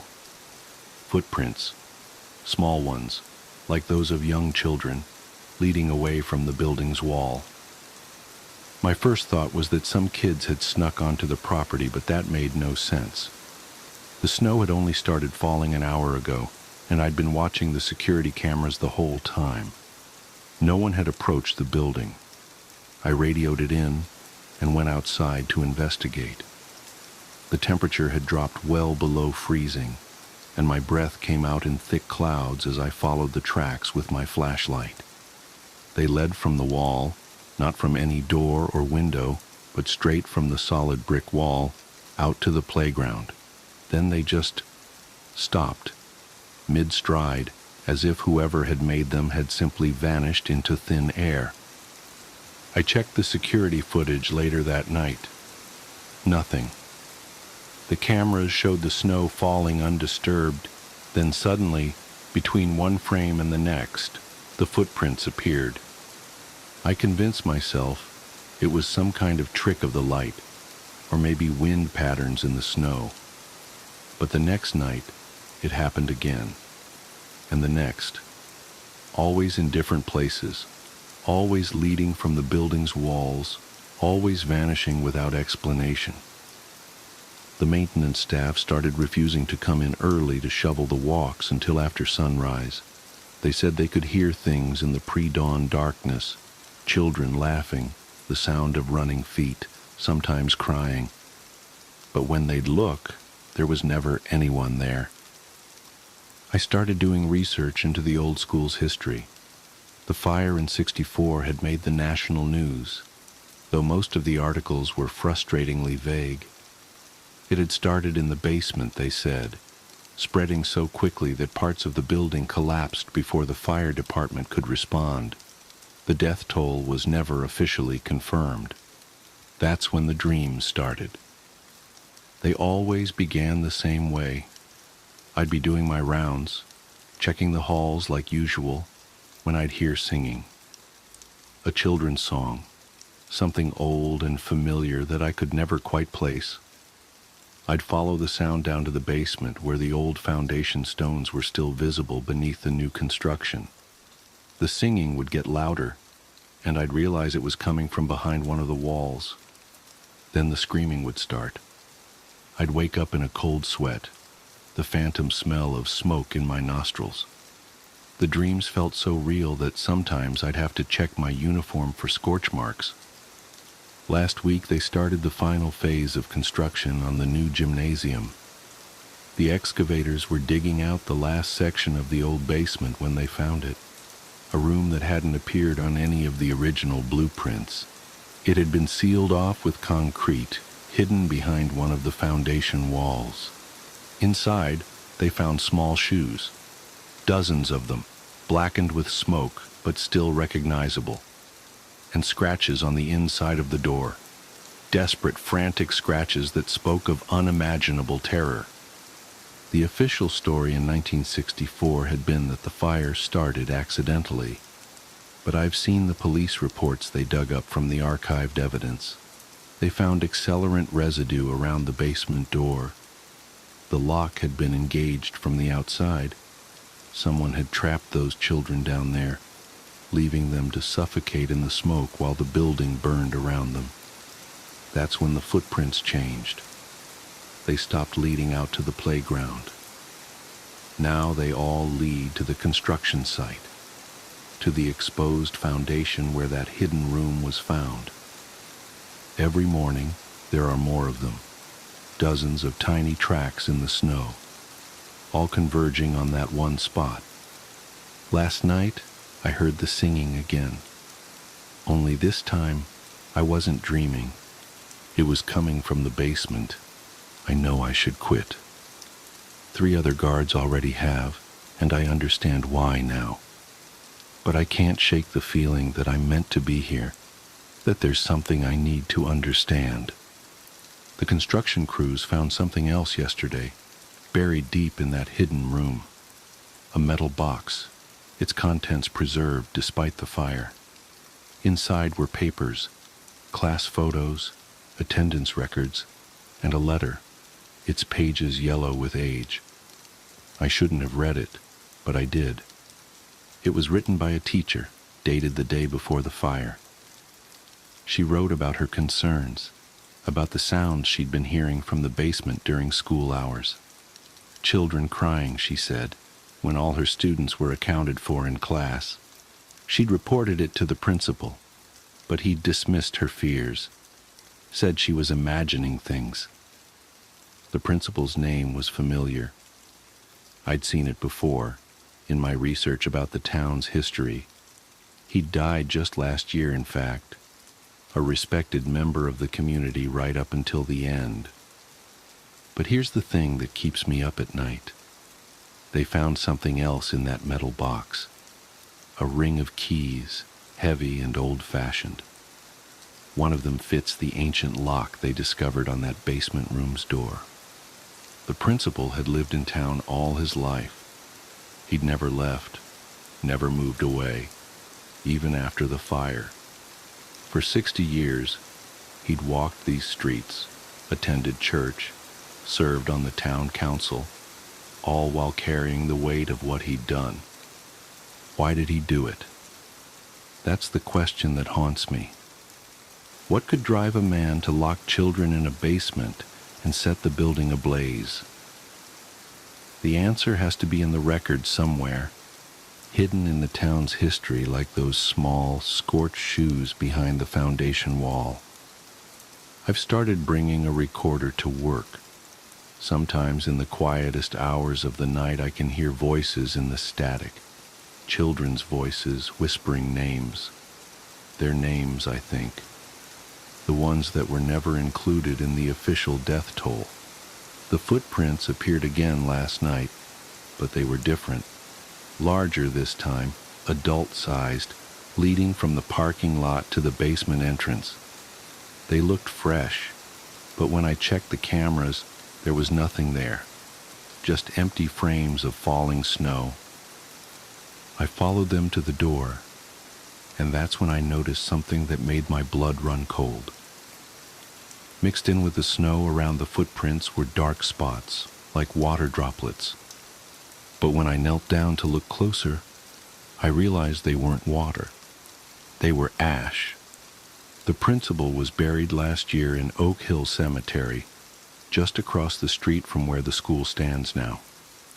The groundskeeper there, an old man who's worked the grounds for decades, told me something interesting yesterday.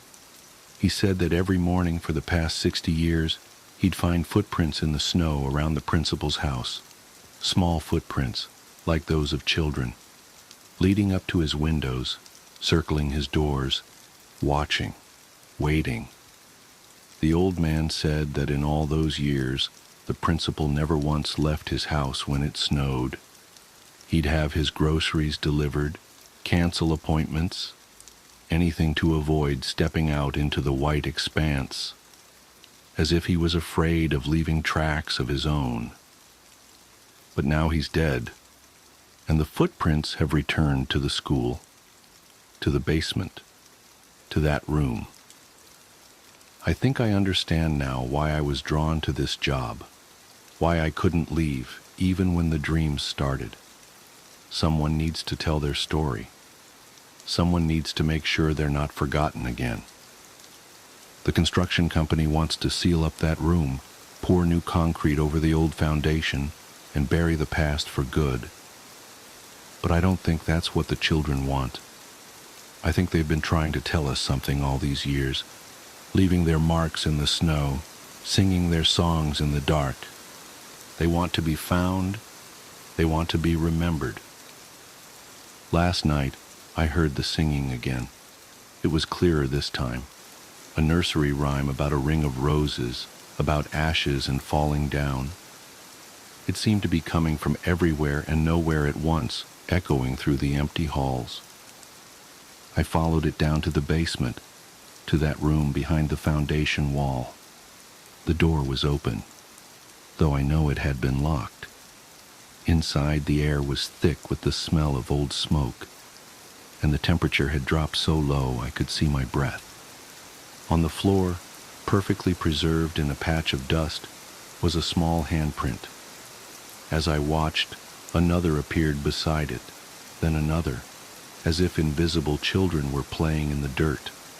They formed a trail, leading deeper into the darkness. I should have been terrified. I should have run.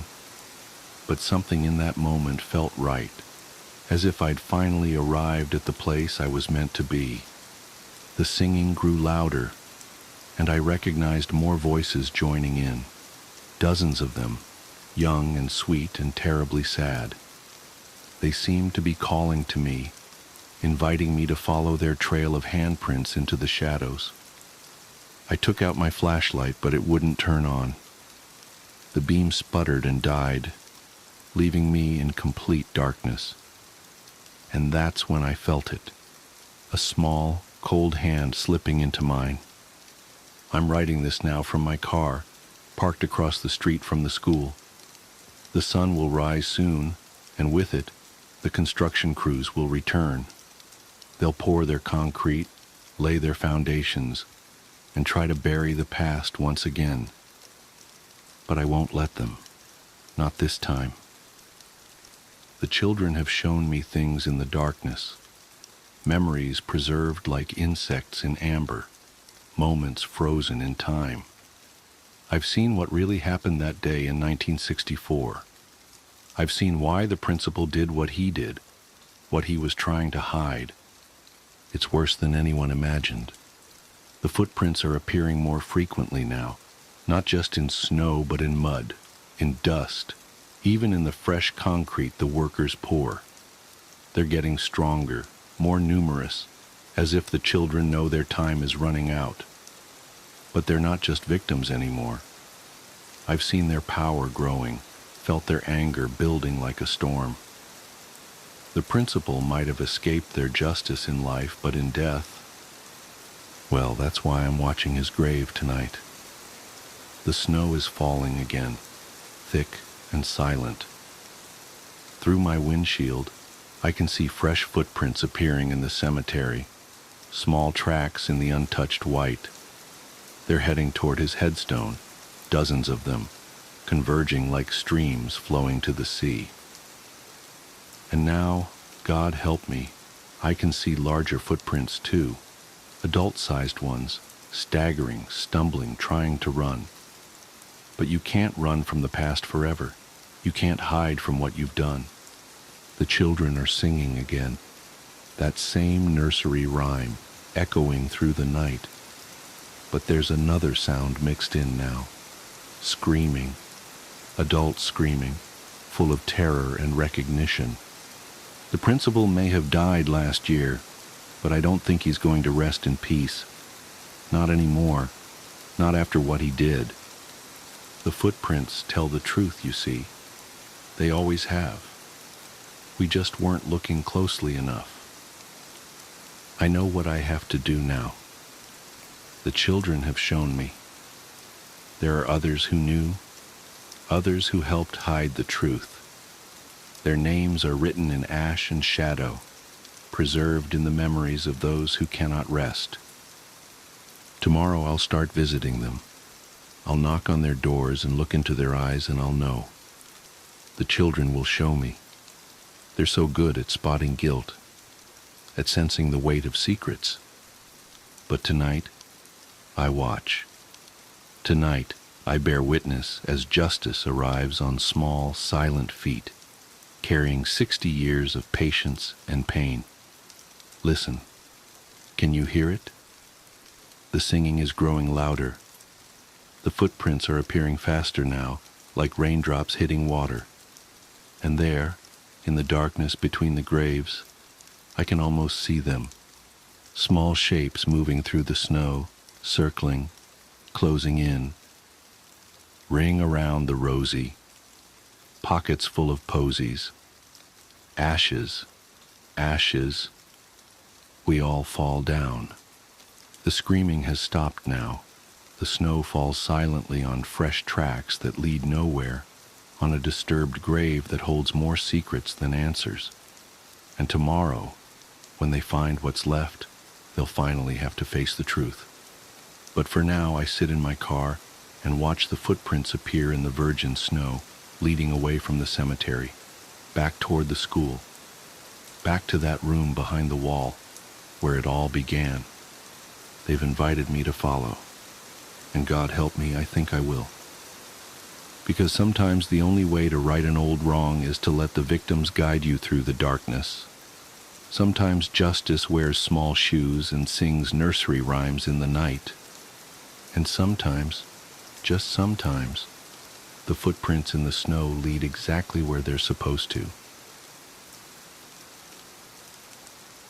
The mirror game.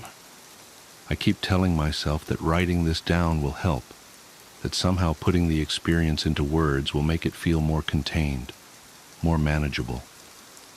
My therapist suggested journaling, though I don't think this is what she had in mind. But I need to document what happened before the details start to fade, or worse, before I start doubting my own memory. It started 3 weeks ago, on a Tuesday. I remember it was Tuesday because I'd just picked up my daughter Emma's art supplies from Michael's. She had a school project due Thursday, and of course, she'd waited until the last minute to tell me she needed specific materials. I remember standing in the checkout line, juggling an armful of colored construction paper, glue sticks, and a fresh pack of Crayola crayons, while trying to respond to work emails on my phone. The woman behind me in line had been oddly insistent about letting me go ahead of her, even though she only had one item, a small round mirror in an ornate brass frame. "You look like you're in a hurry," she'd said, but something about her smile hadn't quite reached her eyes. I thanked her, and didn't think much of it at the time. I wish I had. That night, after Emma had finally gone to bed, leaving a rainbow of crayon shavings scattered across the dining room table, I was doing my usual lock-up routine. Front door, checked and chained. Back door, locked and deadbolted. Windows, all secured. I developed this habit after my divorce 2 years ago. Something about being the only adult in the house made me hyper-aware of home security. I was heading upstairs when I heard it. Footsteps, not the usual house-settling creaks or the neighbor's cat prowling across our deck, but distinct footsteps, like someone wearing hard-soled shoes walking across hardwood floors. The thing is, we have carpet upstairs. I froze mid-step, one hand gripping the banister. The sound had come from Emma's room. "Emma?" I called out, trying to keep my voice steady. "Are you up, sweetie?" No response, but the footsteps stopped. I took a deep breath, reminding myself that kids often get up for water or bathroom trips, but something felt wrong. The air had grown noticeably colder, and there was a strange metallic taste in my mouth, like holding a penny under my tongue. I climbed the remaining stairs as quietly as possible, my sock-covered feet silent against the carpet. Emma's door was closed, though I distinctly remembered leaving it cracked open when I tucked her in. My hand trembled slightly as I reached for the doorknob. "Emma?" I whispered again, easing the door open. The hinges gave a small, betraying squeak. Her nightlight cast a soft blue glow across the room. Emma was in bed, seemingly sound asleep, her dark hair spread across the pillow.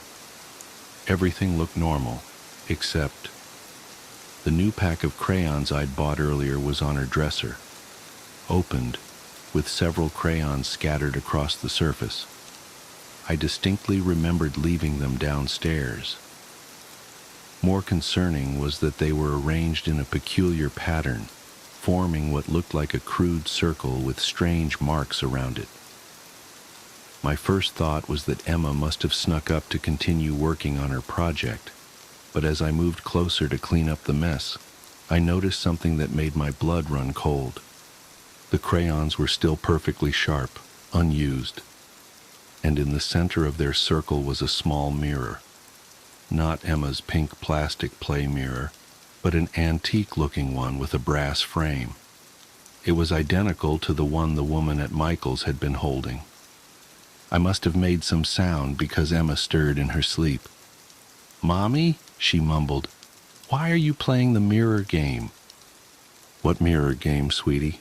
I managed to ask, my throat suddenly dry. "The one the lady taught me," she said drowsily. "You have to arrange the colors just right and look in the mirror at midnight, but only if you want to see what's following you." My heart started hammering against my ribs. "What lady, Emma?" But she had already drifted back to sleep. I wanted to wake her up, to demand more answers, but I also didn't want to frighten her. Instead, I quickly gathered up the crayons and grabbed the mirror, trying not to look at its reflective surface. As I turned to leave the room, movement caught my eye, a shadow passing across the wall, cast by nothing I could see. I hurried out, pulling Emma's door firmly shut behind me. In the hallway, I examined the mirror more closely. It was definitely the same one from the store, down to the intricate leaf pattern carved into its frame. But I hadn't bought it. I hadn't even touched it. My hands were shaking so badly I nearly dropped it. The rational part of my brain tried to form explanations. Emma must have somehow gotten it from somewhere. Maybe it was an old one we'd had lying around that just looked similar. Maybe... The sound of footsteps interrupted my thoughts. This time, they were behind me. I spun around, but the hallway was empty. The temperature had dropped even further. I could see my breath forming small clouds in the air. The footsteps continued, slower now, deliberate. They seemed to be circling me. Without thinking, I glanced down at the mirror in my hands. What I saw in its reflection will haunt me for the rest of my life. I wasn't alone in the hallway. In the mirror, I could see a figure standing directly behind me. It was tall, impossibly tall, its head nearly touching the ceiling. Its proportions were all wrong, limbs too long, joints bent at unnatural angles. But what truly terrified me was its face, or rather, the lack of one. Where features should have been, there was only a smooth, blank surface, like untouched clay. I couldn't move, couldn't breathe. In the mirror, I watched as the figure slowly raised one elongated hand and placed a finger against where its lips should have been, in a shushing gesture. The mirror slipped from my numb fingers. I lunged to catch it, some instinct telling me that breaking it would be catastrophically bad. But before it could hit the floor, the mirror disappeared, simply vanished, as if it had never existed. The temperature returned to normal so quickly my ears popped. I stood there for several long minutes, heart racing, trying to process what had just happened. Finally, I forced myself to move, to check on Emma. She was still sleeping peacefully, her room completely normal, no sign of crayons or mirrors or anything out of place. I didn't sleep that night, or much since then, if I'm being honest. I've gone over security camera footage from our Ring doorbell and indoor cameras. There's no sign of anyone entering our house, no strange woman, no impossible figure. The Michael's receipt shows only the art supplies I remember buying. Emma has no memory of any mirror game or mysterious lady, and the crayons are still in their box downstairs, untouched. But things have changed. Small things at first, items slightly out of place, cold spots in the house, the occasional sound of distant footsteps. Then bigger things. Every mirror in our house has had to be covered or removed because sometimes, just sometimes, the reflections don't quite match reality. They show things moving in empty rooms, shadows where there shouldn't be shadows, and occasionally in the corner of the frame, something tall and wrongly proportioned. Emma's been having nightmares, though she can't remember them when she wakes. She started drawing disturbing pictures at school, always featuring a tall, thin figure standing in the background. Her teacher called me in for a conference yesterday, concerned about the dark themes in Emma's artwork. I didn't know how to explain that my 7-year-old's artwork was the least of my worries. I've tried researching similar incidents online. Most of what I've found is obviously fake, creepypasta stories and urban legends. But buried in a local Facebook group, I found a post from 3 months ago. A man describing a strange encounter at Michael's with a woman selling antique mirrors. His 6-year-old son had disappeared a week later. The post was deleted within hours of me finding it, and when I tried to message the author, the account no longer existed. I called the Michael's store yesterday asking about the woman I'd seen. The manager sounded uncomfortable and said they had no employees matching my description. When I pressed further mentioning the mirror, she got very quiet and said, "We don't sell that kind of merchandise here." She hung up before I could ask what she meant. Last night I heard Emma talking in her sleep again. "It's okay," she was saying to someone, or something. "Mommy will learn to play the game properly soon. The lady said everyone does, eventually." I'm writing this all down now because I need there to be a record. Because this morning, when I was making Emma's lunch, I found a crayon drawing on the kitchen counter that I know wasn't there last night. It shows 2 figures, one small, one impossibly tall, standing in front of what looks like our house. They're both holding small, round mirrors, and in the bottom corner in Emma's careful handwriting, it says, 12, tonight, don't be late, Mommy. It's 11:47 p.m. now. Emma's asleep upstairs. I can hear footsteps moving around her room again, but I'm done pretending they're just house noises. On my dresser, there's a small, brass-framed mirror that I know I didn't put there. My phone's almost dead, and none of my chargers seem to be working. The temperature's starting to drop. 11:52 p.m. If something happens to me, please make sure Emma is taken care of. And whatever you do, if you're ever at Michael's and a woman offers to let you go ahead of her in line, don't accept. Don't look at what she's holding. Don't let her talk to your children. 11:57 p.m.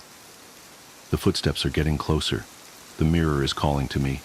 I don't want to look, but I'm not sure I have a choice anymore. Emma needs me to play the game properly.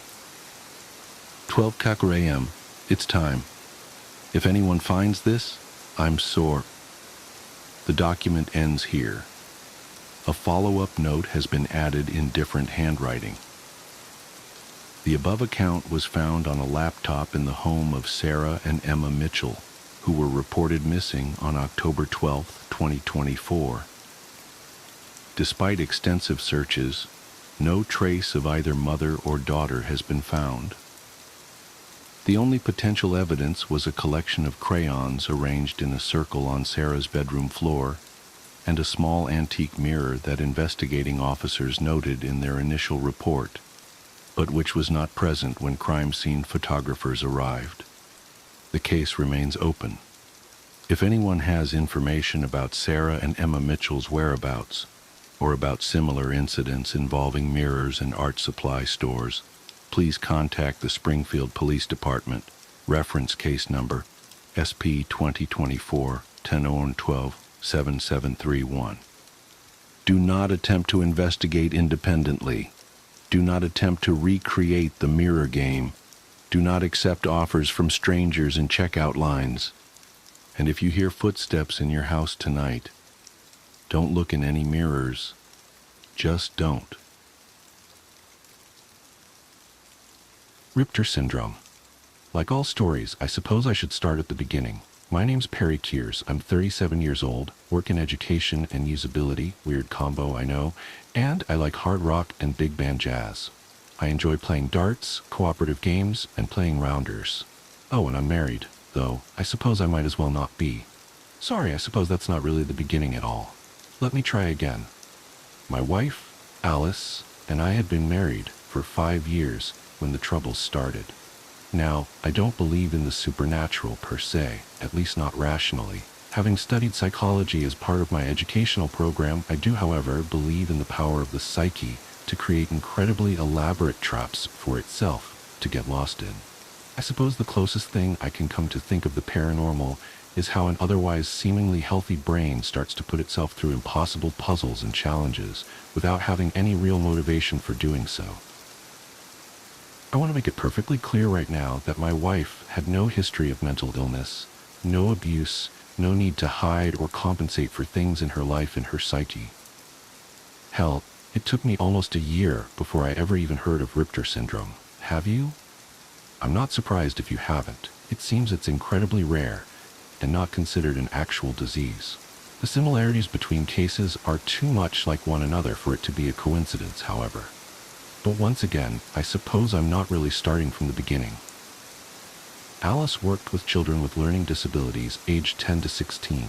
She was very patient and, quite honestly, put me to shame in her ability to explain things in easy-to-understand ways. She was, in my belief, also gorgeous, funny, intelligent, curious, and all in all, a very good person. I think I remember the first instance of the Richter syndrome rearing its ugly head. We'd been cuddling a bit on the couch on a Friday evening after dinner, watching some easy-to-digest movie or another. She got up, telling me she was going to send a couple of work emails before bed, kissed me, and walked upstairs. To my surprise, it took less than 5 minutes for her to come down again and sidle up against me. She seemed a bit perturbed by something, but I shrugged it off. Done already, hon? No, I think the computer's broken. There's something weird going on with the screen. A big line or tear or something straight across. I groaned in my mind. A broken monitor, while not a huge expense, is still annoying as hell. Especially considering it wasn't that old. I didn't think any more of it until the next morning. I got up first, as I usually do, letting her sleep in. Figuring to get a head start, I went and turned on the stationery in our joint workroom to see if I could see what's wrong and how big an issue it was. Considering Alice got no work done, I figured it was big. But fiddle as I might, I couldn't find anything wrong with it. Chalking it up to a graphics glitch or similar, I made a mental note of cleaning the inside of the chassis and went to make breakfast. Apparently, the effects of Richter syndrome are compounded over time, so it starts out slow, then accelerates exponentially. The next incident, if you can even call it that, didn't happen until, 4 months later. We were once again on the couch, cuddling and watching a movie. She's got her arm up behind my back, absently playing with the hair on the back of my head. She often does this, and I love it, but this time, after fiddling around a bit, she would repeat the same motion. A downward stroke with 2 fingers, then a swipe right-left, then left-right, as if covering up the downward stroke. Rinse and repeat. At first I didn't react to it, but after she'd been doing it for a good 10 or 15 minutes, I got curious. Hon, why are you combing the same spot over and over? What do you mean? She looked at me in askance, apparently not understanding the question. Well, you've been sort of combing over the same spot on the back of my head for about a quarter of an hour now. Do I have something in my hair? Oh no. I think you have like a straight patch where you're losing a bit of hair. A straight patch? Yeah, like a line. Untangling myself from her, I felt around on the back of my head, but couldn't find any area where the hair was thinner. You sure? Yeah, she said, touching me on the back of the head again. A pause, a bit of fiddling, then, I can't feel it anymore. I must have imagined it. Yeah, I suppose. It struck me as weird, but hell, we're entitled to that, aren't we? Next time was a couple of months later, after which things started accelerating. I came home early one day to see her at the dinner table, dejectedly looking down into what looked like a barely touched lunch. At first she didn't react when I called out to her, so I went up to her, gave her a hug and a kiss, and asked what was wrong. "Oh, hey, Perry. Nothing. I went down to the bookstore to return that book I bought last week because it was damaged during printing or something, and the clerk told me I was just imagining things and that there was nothing wrong." I pointed it out to her, and she started telling me I was nuts and that this was my problem. I asked to talk to her manager about it, and she started calling me crazy and foul things and to get out of the store. It was just so sudden, it completely killed my mood. The kids are out for a sports day today, so I went home early. I spoke gently to her as I hugged her again, nuzzling her wonderful, curly chestnut hair. "It's okay, hon. Try not to let it get to you. People like that are horrible, and they're just trying to drag you down with them. Tell you what, why don't we go to the movies tonight, eat out, and just forget about this, and I'll take it down to the store first thing Monday." She smiled then, that lovely, warm smile, and kissed me. I think that was the last time I saw that smile as it should be. Come Monday, I went down to the store, intending to, well, to be honest, I went there intending to start trouble. You don't yell at my wife and get away with it. Not my gentle, loving Alice. Turns out, the clerk at the store and her manager had a different story to tell. They told me Alice had come in complaining that there was a crease or tear in the book that must have happened during printing and demanded a new book. The clerk, per procedure, checked the book before intending to dispose of it, but was confused when she couldn't find anything wrong with it. Asking my wife about it, Alice had told the clerk that it's right there, page 32 to 84. So naturally I opened the book myself and, well, okay, I hadn't actually checked it before, but flipping through the pages, I couldn't find a single thing wrong with it. The clerk's manager continued the story, saying that when the clerk prompted Alice, my wife had gotten angry and raised her voice, causing the manager to come over. Alice had told them that they were swindlers and that the book was obviously defective and that they just wouldn't take responsibility. The argument had devolved from there, Alice insisting that the pages were somehow torn or marked, and them denying it. Eventually, the manager had lost it and told Alice she was crazy and to leave the store. She seemed remorseful about it, and I wasn't too happy with it, but seeing as how there wasn't anything wrong with the book, I asked them if they would replace it for me, just to settle my wife's mind and mine, and the manager agreed. I think she just wanted to put it behind her. So did I. As it turns out, that was a futile hope. After this, I forget in which order things happened. All I can say is, things started getting worse. She threw away a store-bought salad when we were out walking, because someone had obviously dug around in it, looking for something in the middle. I came home one day to half the lawn being mowed so deep there was almost no grass left. Alice said there was a furrow in the grass that looked horrible, so she cut until the grass was of equal length, so it wouldn't look weird. I got an ominous feeling after that, compounded by several other small but significant events, always with the tears, furrows, lines, and rips. About 2 years after the first event, things started getting really bad. I came home to the house smelling of smoke, and went upstairs to find Alice having ironed a shirt so hard she'd burned her way through it and into the ironing board beneath. She didn't seem to realize the damage she was doing, and insisted she was just trying to iron out a stubborn crease. Later that same week, the police brought her home.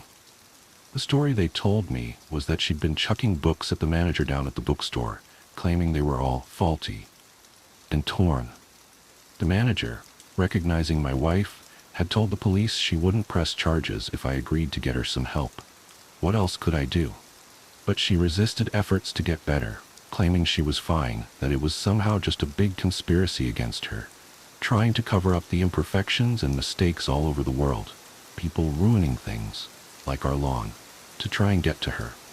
About a week after the book incident, I came to her having wrecked her laptop, our stationary computer, and the smart pad, claiming they had pixelated grooves in them. Another week with lots of small events, all with the same fixation, and I come home to the police ringing on the door again, this time without my wife. Turns out she'd tried ironing out a crease in the suit jacket belonging to a father of one of her students, while he was wearing it, with a baseball bat. Apparently he hadn't gotten badly hurt, just some bruises, but she'd been taken into an emergency psych ward, raving about people's blindness to the tears and grooves everywhere. When I got there, they wouldn't let me see her, saying she was violent. I stayed outside all night, but come morning, I forced myself to go home and get some rest. I don't think I slept for more than 2 or 3 hours, but when I woke up and called, they transferred her to a high-security psych ward for psychotic and violent behavior. I drove there, and they let me see her for a short while. At first, she was calm, expressing concern for the state of my clothes and hair and saying I should get some sleep. She quickly got herself worked up, talking about everyday things. However, and soon she was screaming at me, accusing me of abandoning her and refusing to see what she sees, that I was just a cog in the great conspiracy against her and those like her.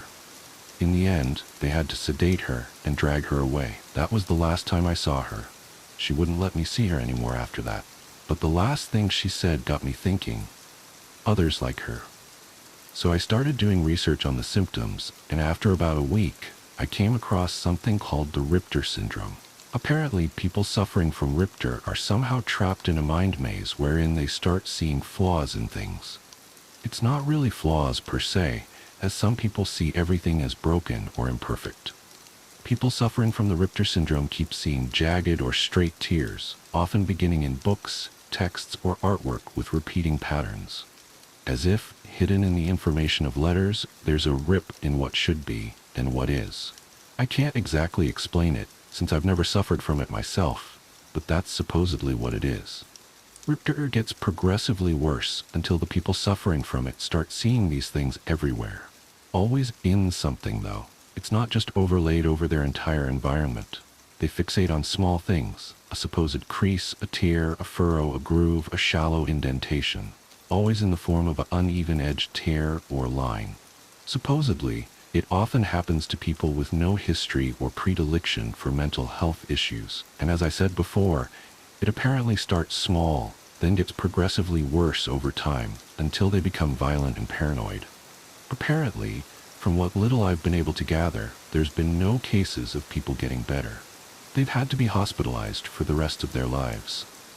I haven't seen my wife since then, more than 2 years ago now. I never divorced her, and I haven't dated since. My life moves on, but I just can't forget that fixated mania, the preoccupation with rips in information. It just seems too bizarre. The weirdest thing about Richter syndrome is that there's no mention of it existing prior to the digital age, which is why saying that the people suffering from it are hospitalized for the rest of their lives may be a bit premature. It also seems that almost all of the cases have never heard of others suffering from the disease or read about it, but they still tend to refer to themselves as one of many.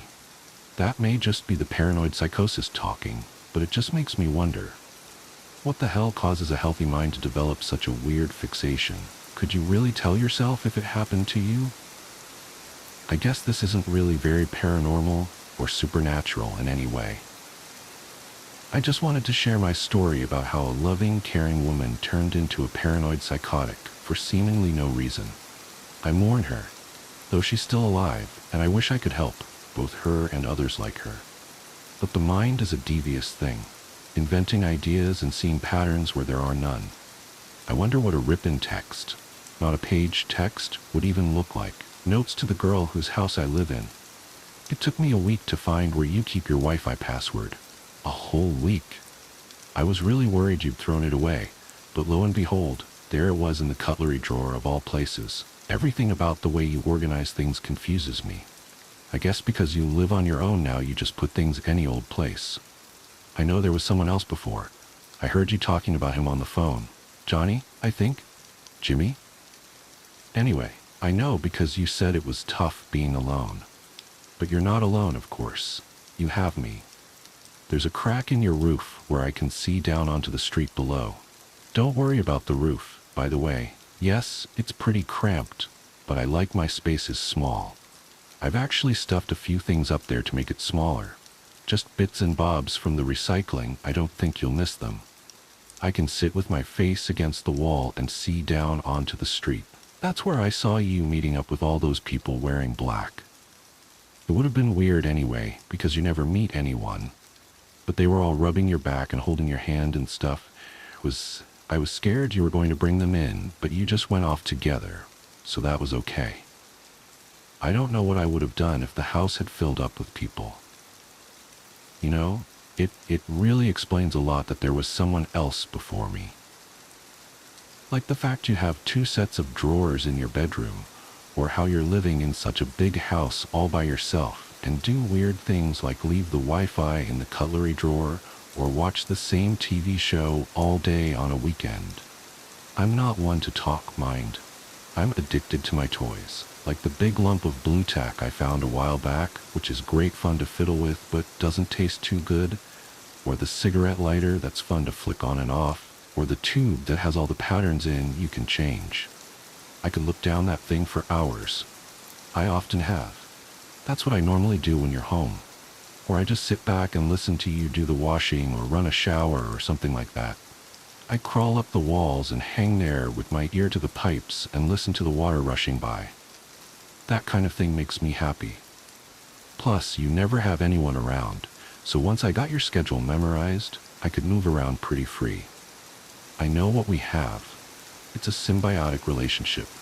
That means you help me by giving me a warm place to stay and Wi-Fi, and I help you by eating all the spiders.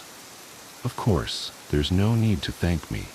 I fell asleep under the towels in your airing cupboard once, before I found the roof, and I saw you trying to get rid of one that was living under your sink with a broom. I have never seen so much ridiculous fuss in my entire life. But it makes no difference to me how many legs something has, so I just eat them up whenever I find one, and any other thing that makes its way into the house without permission, aside from myself, of course. Since I only pay rent in spiders, I try to keep the things I take to a minimum, but I can't say I feel too bad about stealing your socks. You have so many socks. Why would one girl need so many? I get a lot more out of them than you do, anyway.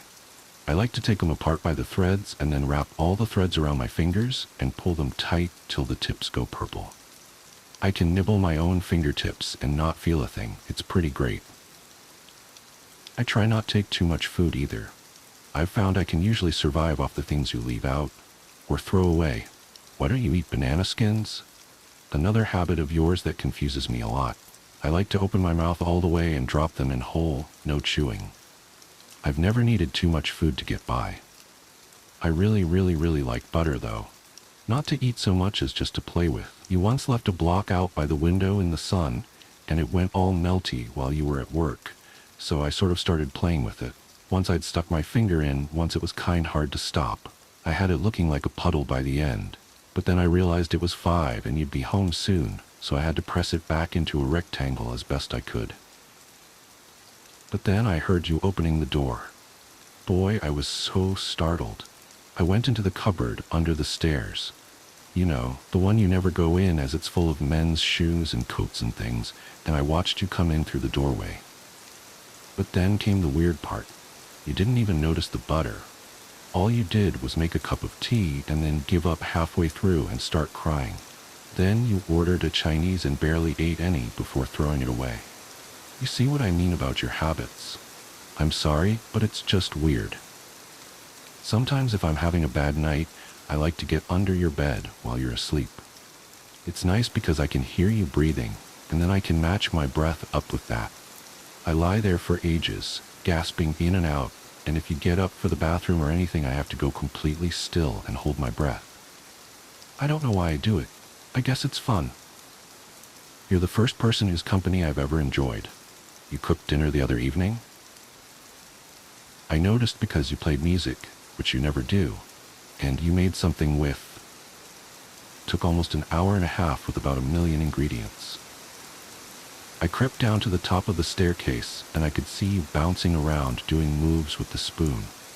It was so funny I had to cover my mouth to keep from laughing. Then I saw something that got me really scared. You'd laid 2 places at the table. I thought there was someone else in the house, and climbed all the way up to the ceiling thinking they'd see me. As I was hanging there, I saw you serving 2 plates, and I couldn't move for the panic. Another person. I just knew I wouldn't like them as much as you. That they'd ruin everything and make me go all crazy like I used to be. I didn't know what to do. I was ready to hurt them, really, really hurt. That's how scared I was. Then you sat down, you lit the candle on the table and started eating by yourself. Nobody else showed up, and after you were done, you took the other food and threw it away. Even though I was relieved, I felt kind of bad that the other person never showed up. You didn't seem sad, though. It was like you'd expected it to just be you.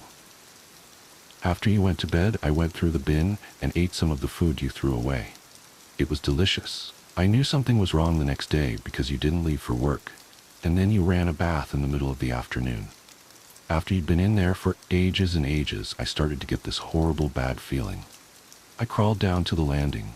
The bathroom door was open a crack, so I peeked through. I saw your hand. It was hanging, not in a natural way, and there was this long red line going down it. And then I realized I ran back upstairs. I'm a coward. I know I'm a coward. I hid under my pile of stuff and started to cry. I thought about running away. I thought about the color a pink bath mat goes when it's covered in blood. I thought about how much I wanted to be somewhere else. But most of all, I thought about you, and how little sense you make. What I'm trying to say is that I'm sorry I lit your roof on fire. It was the only way I could think to get people to come. It actually worked better than I expected. That recycling stuff sure did burn. I ran down to the cupboard under the stairs and curled up with my hands over my head until I heard them kick the door down and carry you out. There was a lot of confusion and bad language, but they found you, and I heard one say, "You were still breathing." So my favorite place in the whole world is gone now. Most of my things as well, though I did think to grab the pattern tube. The rest is just a big black wig on top of your house. But I'm not scared. You'll get better, and when you come back, I'll still be here. I don't think it's nice to be alone. My roommate and the cat in the hat costume. It was the 1st of November, and he was still wearing it. Our party was on the 29th of October, and it was funny then. Hell, even on the 30th, it still made me laugh when I saw him occasionally creep out of his room to stock up on snacks from the kitchen. When I left the house for my 9 a.m. class on the 31st, and he was sitting in the kitchen with his cat in the hat costume still on, well, then I began to worry. John was quiet at the best of times, not too many friends, and I wasn't a stranger to sitting in silence at mealtimes. This was different, though. His unnerving smile was all I could really see of his face beneath the prosthetics and makeup. It didn't help that it was shitty homemade costume either. Visible stitching and discolored tufts of fur made it all the creepier. Our other flatmate had dropped out at the start of the semester, so it was just John and I for a long time. He wasn't an inherently weird guy before this either. Quiet, yes, but friendly enough. "Don't you have classes to go to?" I asked as I left for work on the 2nd. He silently shook his head, not looking up from the book he was reading. "Starting to get real fucking creepy round here, man," I muttered loud enough for him to hear as I shut the door behind me. "I like it," I heard John bark with venom from the driveway. It was the night of the 3rd, when I finally cracked and phoned his sister. The white patches of the suit were beginning to yellow, and there was an awful stench permeating around the house. She thought I was kidding at first, but after I explained in detail what had been going on the last few days, she went quiet. She assured me that he had been texting her regularly, as he usually did, but had never mentioned the costume. I'd known the guy for a little over a year by that point, but I really didn't know that much about him. His sister told me that he'd been obsessed with the Cat in the Hat movie after he'd seen it in the cinema when he was 8 or 9, but grew out of that phase pretty quickly. She assured me that she'd phone him and get to the bottom of whatever the hell was going on. It was the smell that woke me up. That's how pungent it was. "Don't meddle with my affairs," John said, standing in the doorway with a dim light behind him, which partially illuminated that fucking costume. "What the hell? Get out of here, you freak!" I shouted in a panicked daze. "Don't meddle with my affairs?" he said again. His tone was calm, but there was a definite aggression behind it. He lingered there for a few more seconds, a silent tension between us.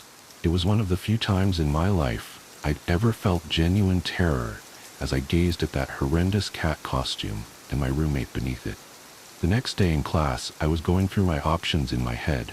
My other friends had recommended calling the cops, and that John was in need of some serious help. I didn't want to get him into some kind of trouble though, maybe even sectioned. My choice was made for me when two police detectives pulled me out of the lecture. They sat me down in the cafeteria with stern looks upon their faces. My first thought was that John had killed himself. I don't know why, but that made the most sense to me. I was dead wrong. Why didn't you report that he was missing? Did you not find it odd for him not to come? One quizzed me. He isn't missing? He should be there right now, probably still wearing that stupid costume. A dog walker had discovered John's naked body in the bushes not far from my house. The police reckoned he'd been dead since the night of the 29th. They never found anyone in the house during their search, only that tattered costume which had been neatly folded on top of my bed. The smiling man. About 5 years ago, I lived downtown in a major city in the U.S. I've always been a night person, so I would often find myself bored after my roommate, who was decidedly not a night person, went to sleep. To pass the time, I used to go for long walks and spend the time thinking. I spent 4 years like that, walking alone at night, and never once had a reason to feel afraid. I always used to joke with my roommate that even the drug dealers in the city were polite. But all of that changed in just a few minutes of one evening. It was a Wednesday, somewhere between 1 and 2 in the morning, and I was walking near a police-patrolled park quite a ways from my apartment. It was a quiet night, even for a weeknight, with very little traffic and almost no one on foot. The park, as it was most nights, was completely empty. I turned down a short side street in order to loop back to my apartment when I first noticed him. At the far end of the street, on my side, was the silhouette of a man, dancing. It was a strange dance, similar to a waltz, but he finished each box with an odd forward stride. I guess you could say he was dance-walking, headed straight for me. Deciding he was probably drunk, I stepped as close as I could to the road to give him the majority of the sidewalk to pass me by. The closer he got, the more I realized how gracefully he was moving. He was very tall and lanky, and wearing an old suit. He danced closer still, until I could make out his face. His eyes were open wide and wild, head tilted back slightly, looking off at the sky. His mouth was formed in a painfully wide cartoon of a smile. Between the eyes and the smile, I decided to cross the street before he danced any closer. I took my eyes off of him to cross the empty street. As I reached the other side, I glanced back, and then stopped dead in my tracks. He had stopped dancing, and was standing with one foot in the street, perfectly parallel to me. He was facing me but still looking skyward, smile still wide on his lips. I was completely and utterly unnerved by this. I started walking again, but kept my eyes on the man. He didn't move. Once I had put about half a block between us, I turned away from him for a moment to watch the sidewalk in front of me. The street and sidewalk ahead of me were completely empty. Still unnerved, I looked back to where he had been standing to find him gone. For the briefest of moments, I felt relieved, until I noticed him. He had crossed the street, and was now slightly crouched down. I couldn't tell for sure due to the distance and the shadows, but I was certain he was facing me. I had looked away from him for no more than 10 seconds, so it was clear that he had moved fast. I was so shocked that I stood there for some time, staring at him. And then he started moving toward me again. He took giant, exaggerated tiptoed steps as if he were a cartoon character sneaking up on someone. Except he was moving very, very quickly. I'd like to say at this point I ran away or pulled out my pepper spray or my cell phone or anything at all, but I didn't. I just stood there completely frozen as the smiling man crept toward me. And then he stopped again, about a car length away from me. Still smiling his smile, still looking to the sky. When I finally found my voice, I blurted out the first thing that came to mind. What I meant to ask was, "What the fuck do you want?" in an angry, commanding tone. What came out was a whimper. What the phew? Regardless of whether or not humans can smell fear, they can certainly hear it. I heard it in my own voice, and that only made me more afraid, but he didn't react to it at all. He just stood there, smiling. And then, after what felt like forever, he turned around, very slowly, and started dance-walking away. Just like that. Not wanting to turn my back to him again, I just watched him go until he was far enough away to almost be out of sight. And then I realized something. He wasn't moving away anymore, nor was he dancing. I watched in horror as the distant shape of him grew larger and larger. He was coming back my way, and this time he was running. I ran too. I ran until I was off of the side road and back onto a bedded road with sparse traffic. Looking behind me then, he was nowhere to be found. The rest of the way home, I kept glancing over my shoulder, always expecting to see his stupid smile, but he was never there. I lived in that city for 6 months after that night, and I never went out for another walk. There was something about his face that always haunted me. He didn't look drunk, he didn't look high, he looked completely and utterly insane. And that's a very, very scary thing to see. Have you seen this painting of a hallway? I got this package in the mail from my dad. Brown paper wrapping, large but flat, with the word fragile written on it in black ink. When I unwrapped it, it was this big acrylic painting, framed in some sort of bronze gilded plaster. The painting itself was of this long hallway full of doors, kind of like you'd see in a fancy hotel. The walls had edging about halfway up. The upper part was painted sort of an off-white, while the lower half was a crimson red that blended into the carpeting. Between each door was an upturned light, as well as on the far wall at the end, where the corridor seemed to connect to another hallway running perpendicular to it, disappearing around a corner. It was really amazing detail, though I wouldn't call it lifelike by any means. Just the sheer amount of intricate pieces to each aspect of the scene showed that the artist really paid attention to every little thing.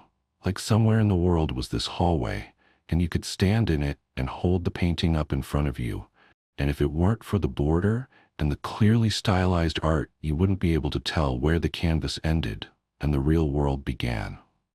I called him up and thanked him immediately. But where'd you find this? I got it at an auction. I kind of figured as much. So I hung up the painting in my office just behind my desk, which I realized later wasn't the best place for it because in order to actually look at it, I had to swivel completely around, but there wasn't anywhere better really.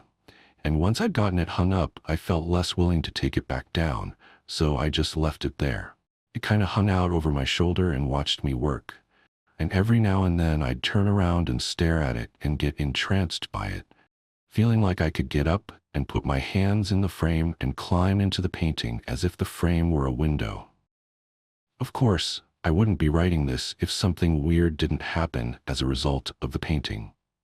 We had a couple friends over, Mark and Sabina, and Mark and I went into my office when the women folk started talking about knitting, which has become my wife's new favorite hobby. I went and sat down at my laptop to find a video I had been telling Mark about, and Mark wandered over and started admiring the painting.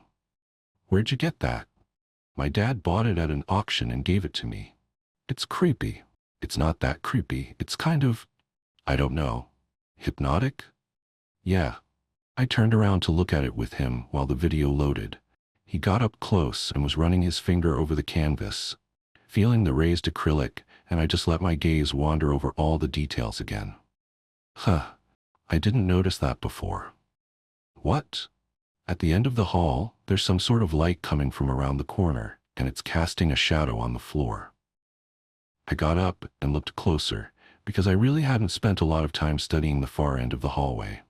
There was definitely some yellow and some darker colors, making what looked like the shadow of a person coming from around the corner.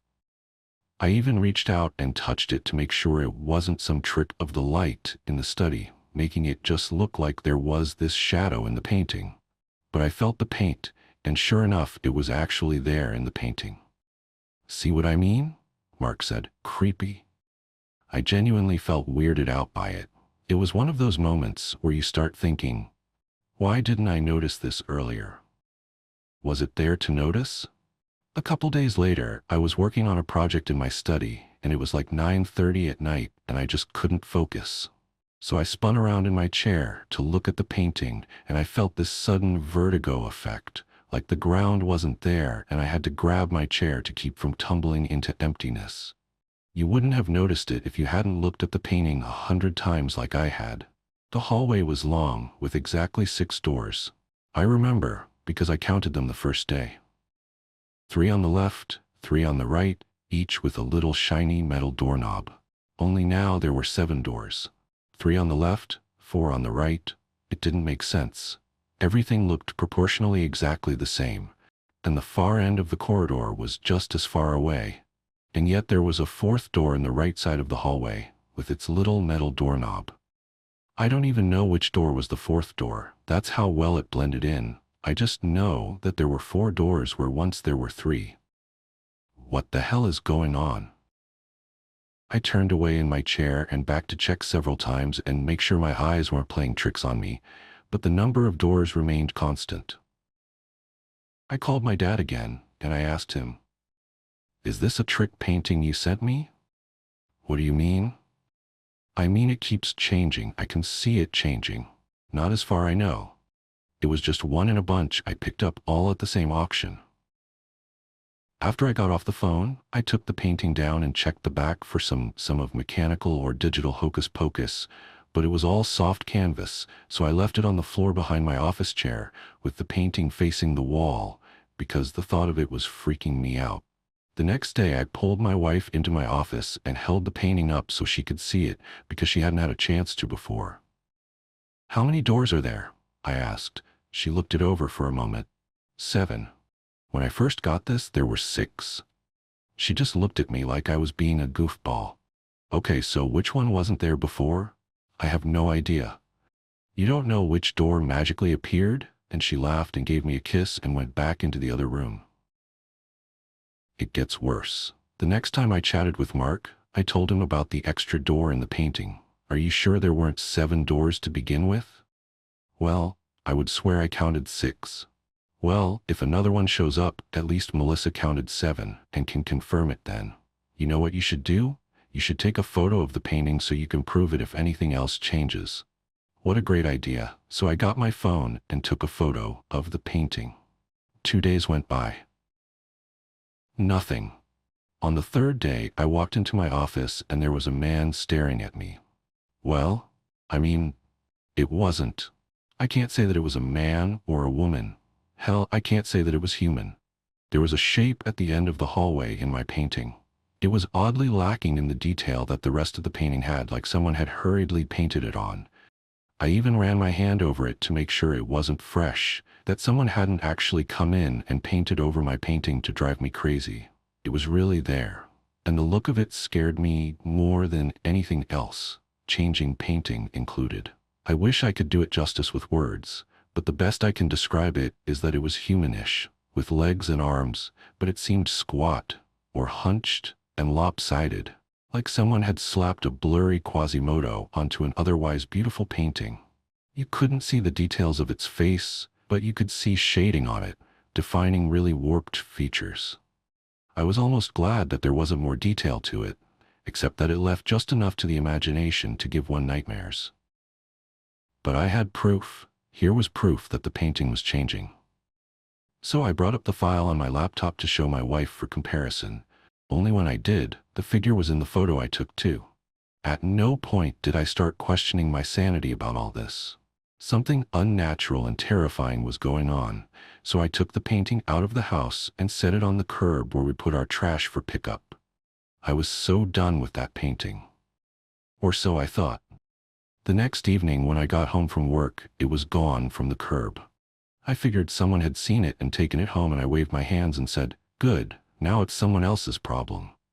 I went in, played with daughter, had dinner, put them to bed, and after watching a show with my wife, went into my office to check my email. No, the painting wasn't back on the wall. I made sure of that the moment I walked in the door. But I got a message from Mark asking if the painting had changed anymore, and I told him about the creepy new addition and also how I had gotten rid of the painting. Oh man, that sounds cool. I wish I'd gotten a chance to see it. Well, I can send you the photo I took of it.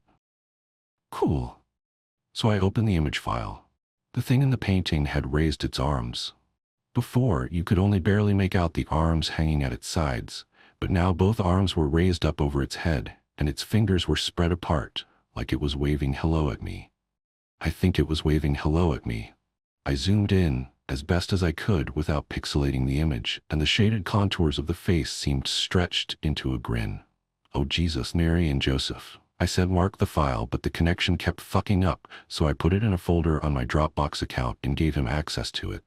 "The file's corrupted," he texted me. I tried to open it as well, but he was right. Every time I copied the image file, somehow it got corrupted. It must be the spooky magic. Mark joked. "This is no joke, I'm freaking out here. Delete the file if it's scaring you so bad." So I deleted the file. But it gnawed at me, you know? The painting was still changing, in horrible, terrifying ways, seemingly acknowledging my observation of it, and now it was gone. But if it was gone, why should it matter? If something unholy happens, it's the problem of whoever has the painting now, right? And they'll see it changing too, won't they?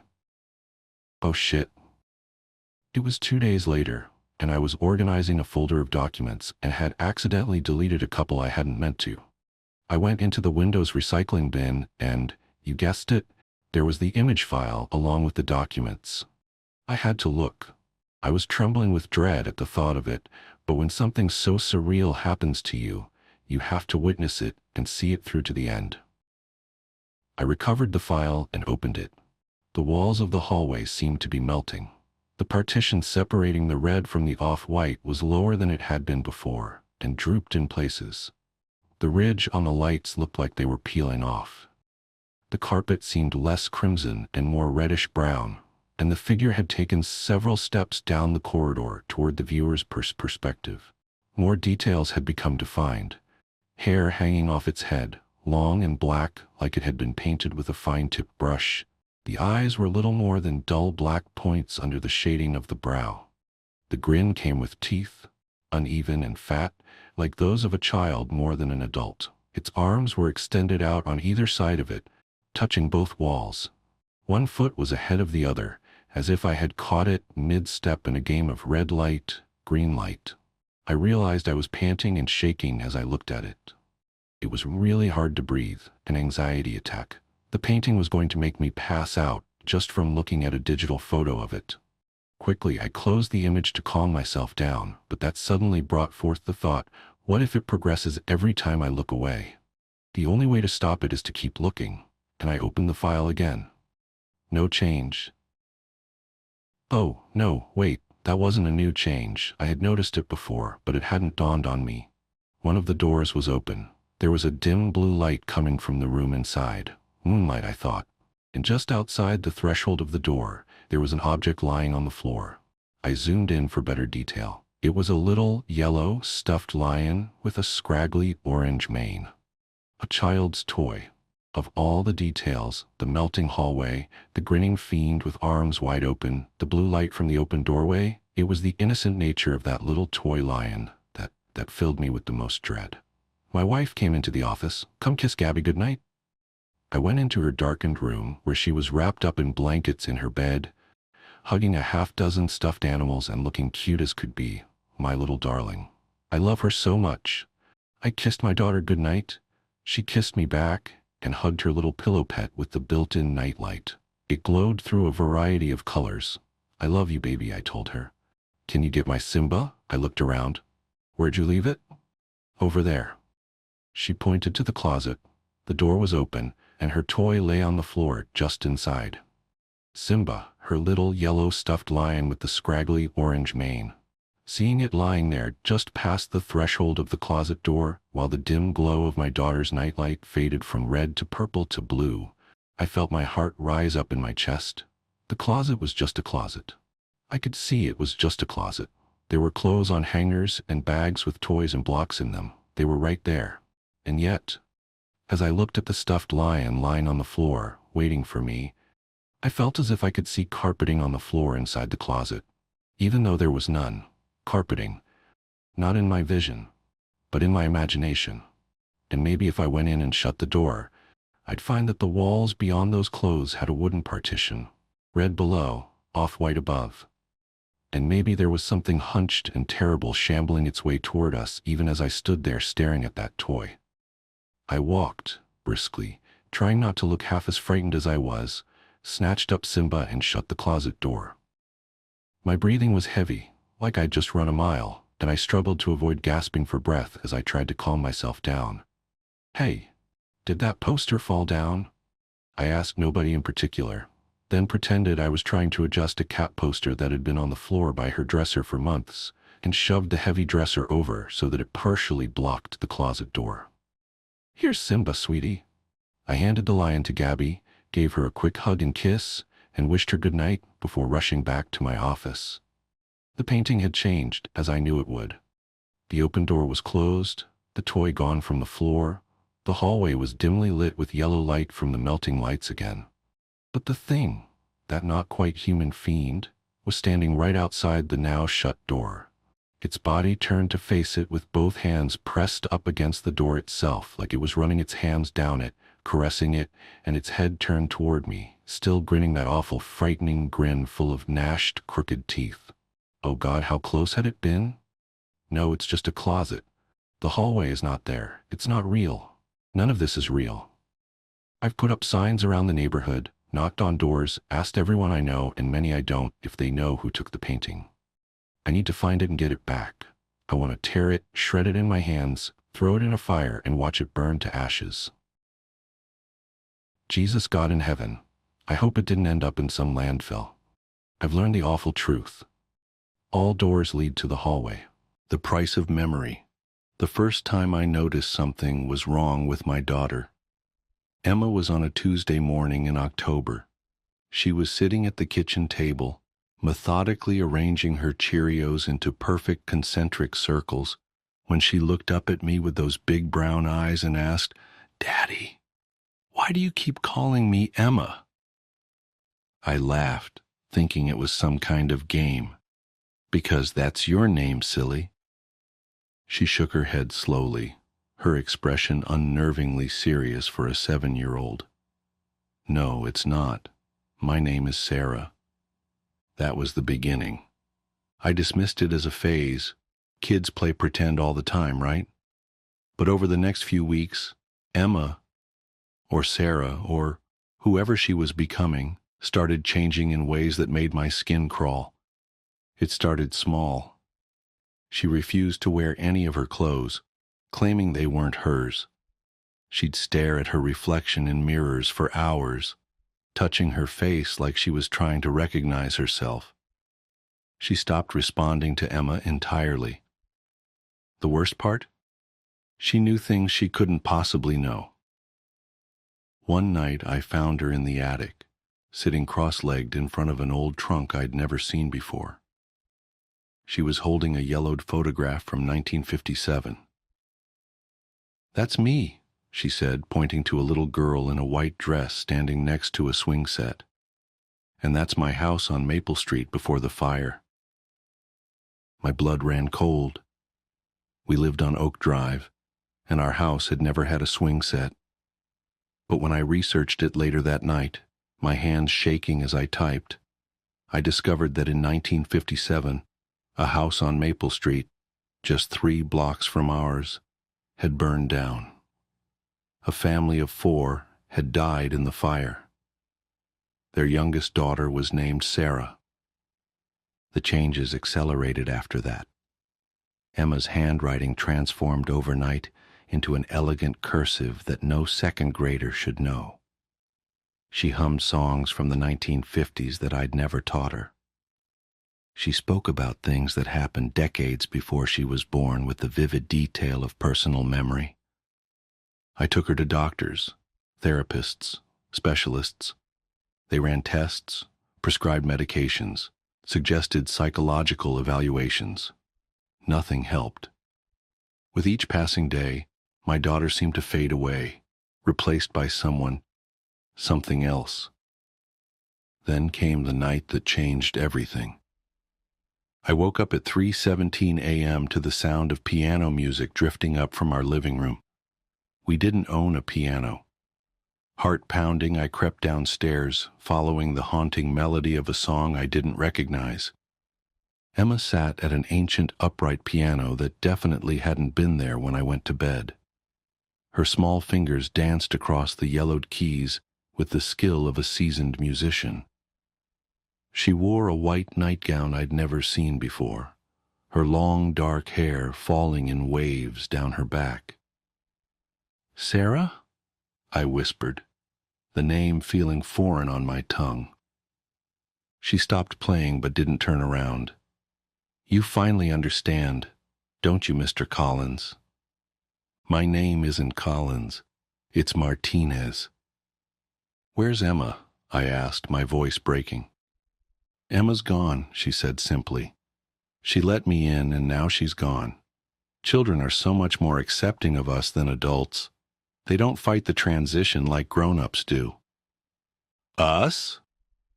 The word felt like ice in my mouth. She turned then, and I staggered backward. Her face was Emma's, but her eyes were ancient, filled with a darkness that no child's eyes should hold. "We're the ones who got interrupted," she said, her voice carrying an accent I couldn't place. "The ones who didn't get to finish. Some of us were taken by disease, others by accident, some by violence. But we all had one thing in common. We weren't done. We had so much left to do, to experience, to be." I wanted to run, to scream, to wake up from this nightmare, but I couldn't move. "Emma was perfect," she continued, running her fingers along the piano keys without pressing them. "So young, so full of potential. All that blank canvas, just waiting to be filled. She was lonely, you see. After her mother died, she felt incomplete. That's when I found her." The mention of Julie, my late wife, snapped me out of my paralysis. "What did you do to my daughter?" I demanded. Emma smiled, and it was the most terrifying thing I'd ever seen. "I didn't do anything she didn't allow. She welcomed me, just like the others welcomed us." "Others?" She gestured toward our front window. Outside, in the pre-dawn darkness, I saw lights on in houses up and down our street.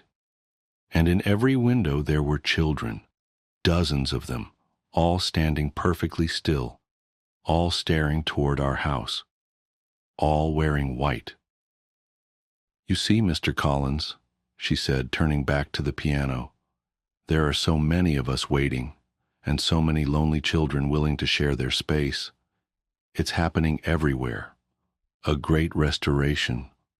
A second chance for those of us who were interrupted." She began to play again, the same haunting melody. "You should be grateful," she said over the music. "Emma was chosen. She's special. And now she'll never be alone." I ran out of the house that night and never went back. I couldn't bear to see whatever was wearing my daughter's face, using her hands, living her life. The police found nothing wrong, of course. The piano had vanished. The other children denied standing in their windows. Parents insisted everything was normal. But it wasn't normal. Nothing would ever be normal again. That was 5 years ago. I've been tracking similar cases ever since. Children who suddenly change, who know things they shouldn't, who seem to become different people overnight. The pattern is always the same. A lonely child, usually one who's experienced loss or trauma, suddenly transformed. Their parents either accept the change, convince themselves nothing is wrong, or disappear. I've found hundreds of cases now all across the country. Some of the children speak languages they never learned. Others demonstrate skills they couldn't possibly have acquired. All of them insist they're someone else, someone who died long ago. Last week, I received an email from a woman in Seattle. Her 10-year-old son had started calling himself William and speaking with a British accent. He could suddenly play chess at a master level and talked about fighting in World War II. She was terrified. I warned her to run, to get as far away from him as she could, but she didn't listen. No one ever listens. Yesterday, I found her obituary online. apparent heart attack. Her son William has gone to live with relatives. Another interruption, another completion, and the numbers keep growing. I'm writing this now because people need to know. They need to understand what's happening to our children. The invasion isn't coming from above or below. It's coming from the past, from all the unfinished lives seeking completion. And our children, our precious, vulnerable children, are opening the door.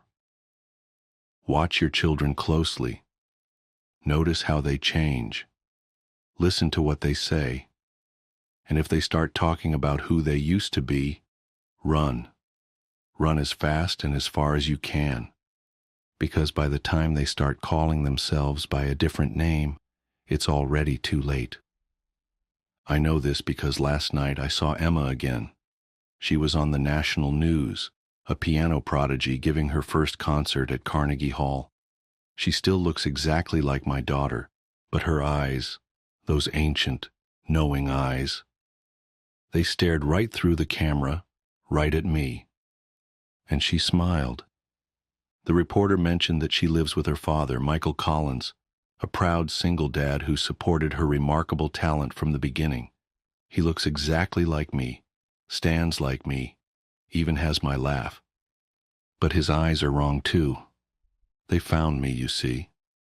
They found me because I knew too much, asked too many questions, and now someone else is living my life, raising my daughter who isn't my daughter, while I'm here, in this new body, writing this warning. I don't know how much longer I'll be able to remember who I really am. The old memories are fading, replaced by new ones that don't belong to me. Soon, I'll probably forget I ever had a daughter named Emma. I'll forget I was ever anyone else. But before that happens, I need you to understand something. This isn't a story. This isn't fiction. This is a warning. Look at your children. Really look at them. Are they still yours? Are you still you? And if you're reading this, Emma, Sarah, whoever you are now, I want you to know that I remember. I remember the way you used to laugh. I remember how you loved strawberry ice cream and hated green peppers. I remember how you used to crawl into my bed during thunderstorms. I remember you, Emma, the real you. I remember. Who am I again? The following was found scrawled on the back of the last page. Hello, Mr. Martinez. Or should I say, Mr. Thompson? Don't worry about Emma. She's happy now. We're all happy now. And soon everyone will be exactly who they were meant to be. Won't that be wonderful? Note from the editor. This manuscript was found in a rented room in Boston, Massachusetts. The tenant, who identified himself as James Thompson, had paid for 6 months in advance, but disappeared after just 3 weeks. The landlord reported that in the days before his disappearance, Thompson had covered the walls with hundreds of photographs of children, each labeled with 2 names and 2 dates of death. The police investigation found no evidence of foul play, and the case was closed. Thompson's current whereabouts are unknown. Interestingly, during the investigation, detectives discovered that Thompson's fingerprints matched those of a David Martinez, a man who had gone missing 5 years earlier after claiming his daughter had been replaced. Martinez's body was never found. The daughter in question, Emma Martinez, now performs internationally as a classical pianist under the name Sarah Collins. When asked about this manuscript, she smiled and said she had no comment. Her eyes, the interviewer noted, seemed much older than her 12 years. Sleep well, dear reader. And remember, children aren't the only ones who can be replaced. Epilogue. 3 days after this story was submitted for publication, The editor who received it resigned unexpectedly. Her replacement, a woman who bears a striking resemblance to her but insists they've never met, approved it for immediate release. The original editor's whereabouts are currently unknown. Her young daughter, however, has recently shown a remarkable aptitude for editorial work. She has her mother's eyes, or does she?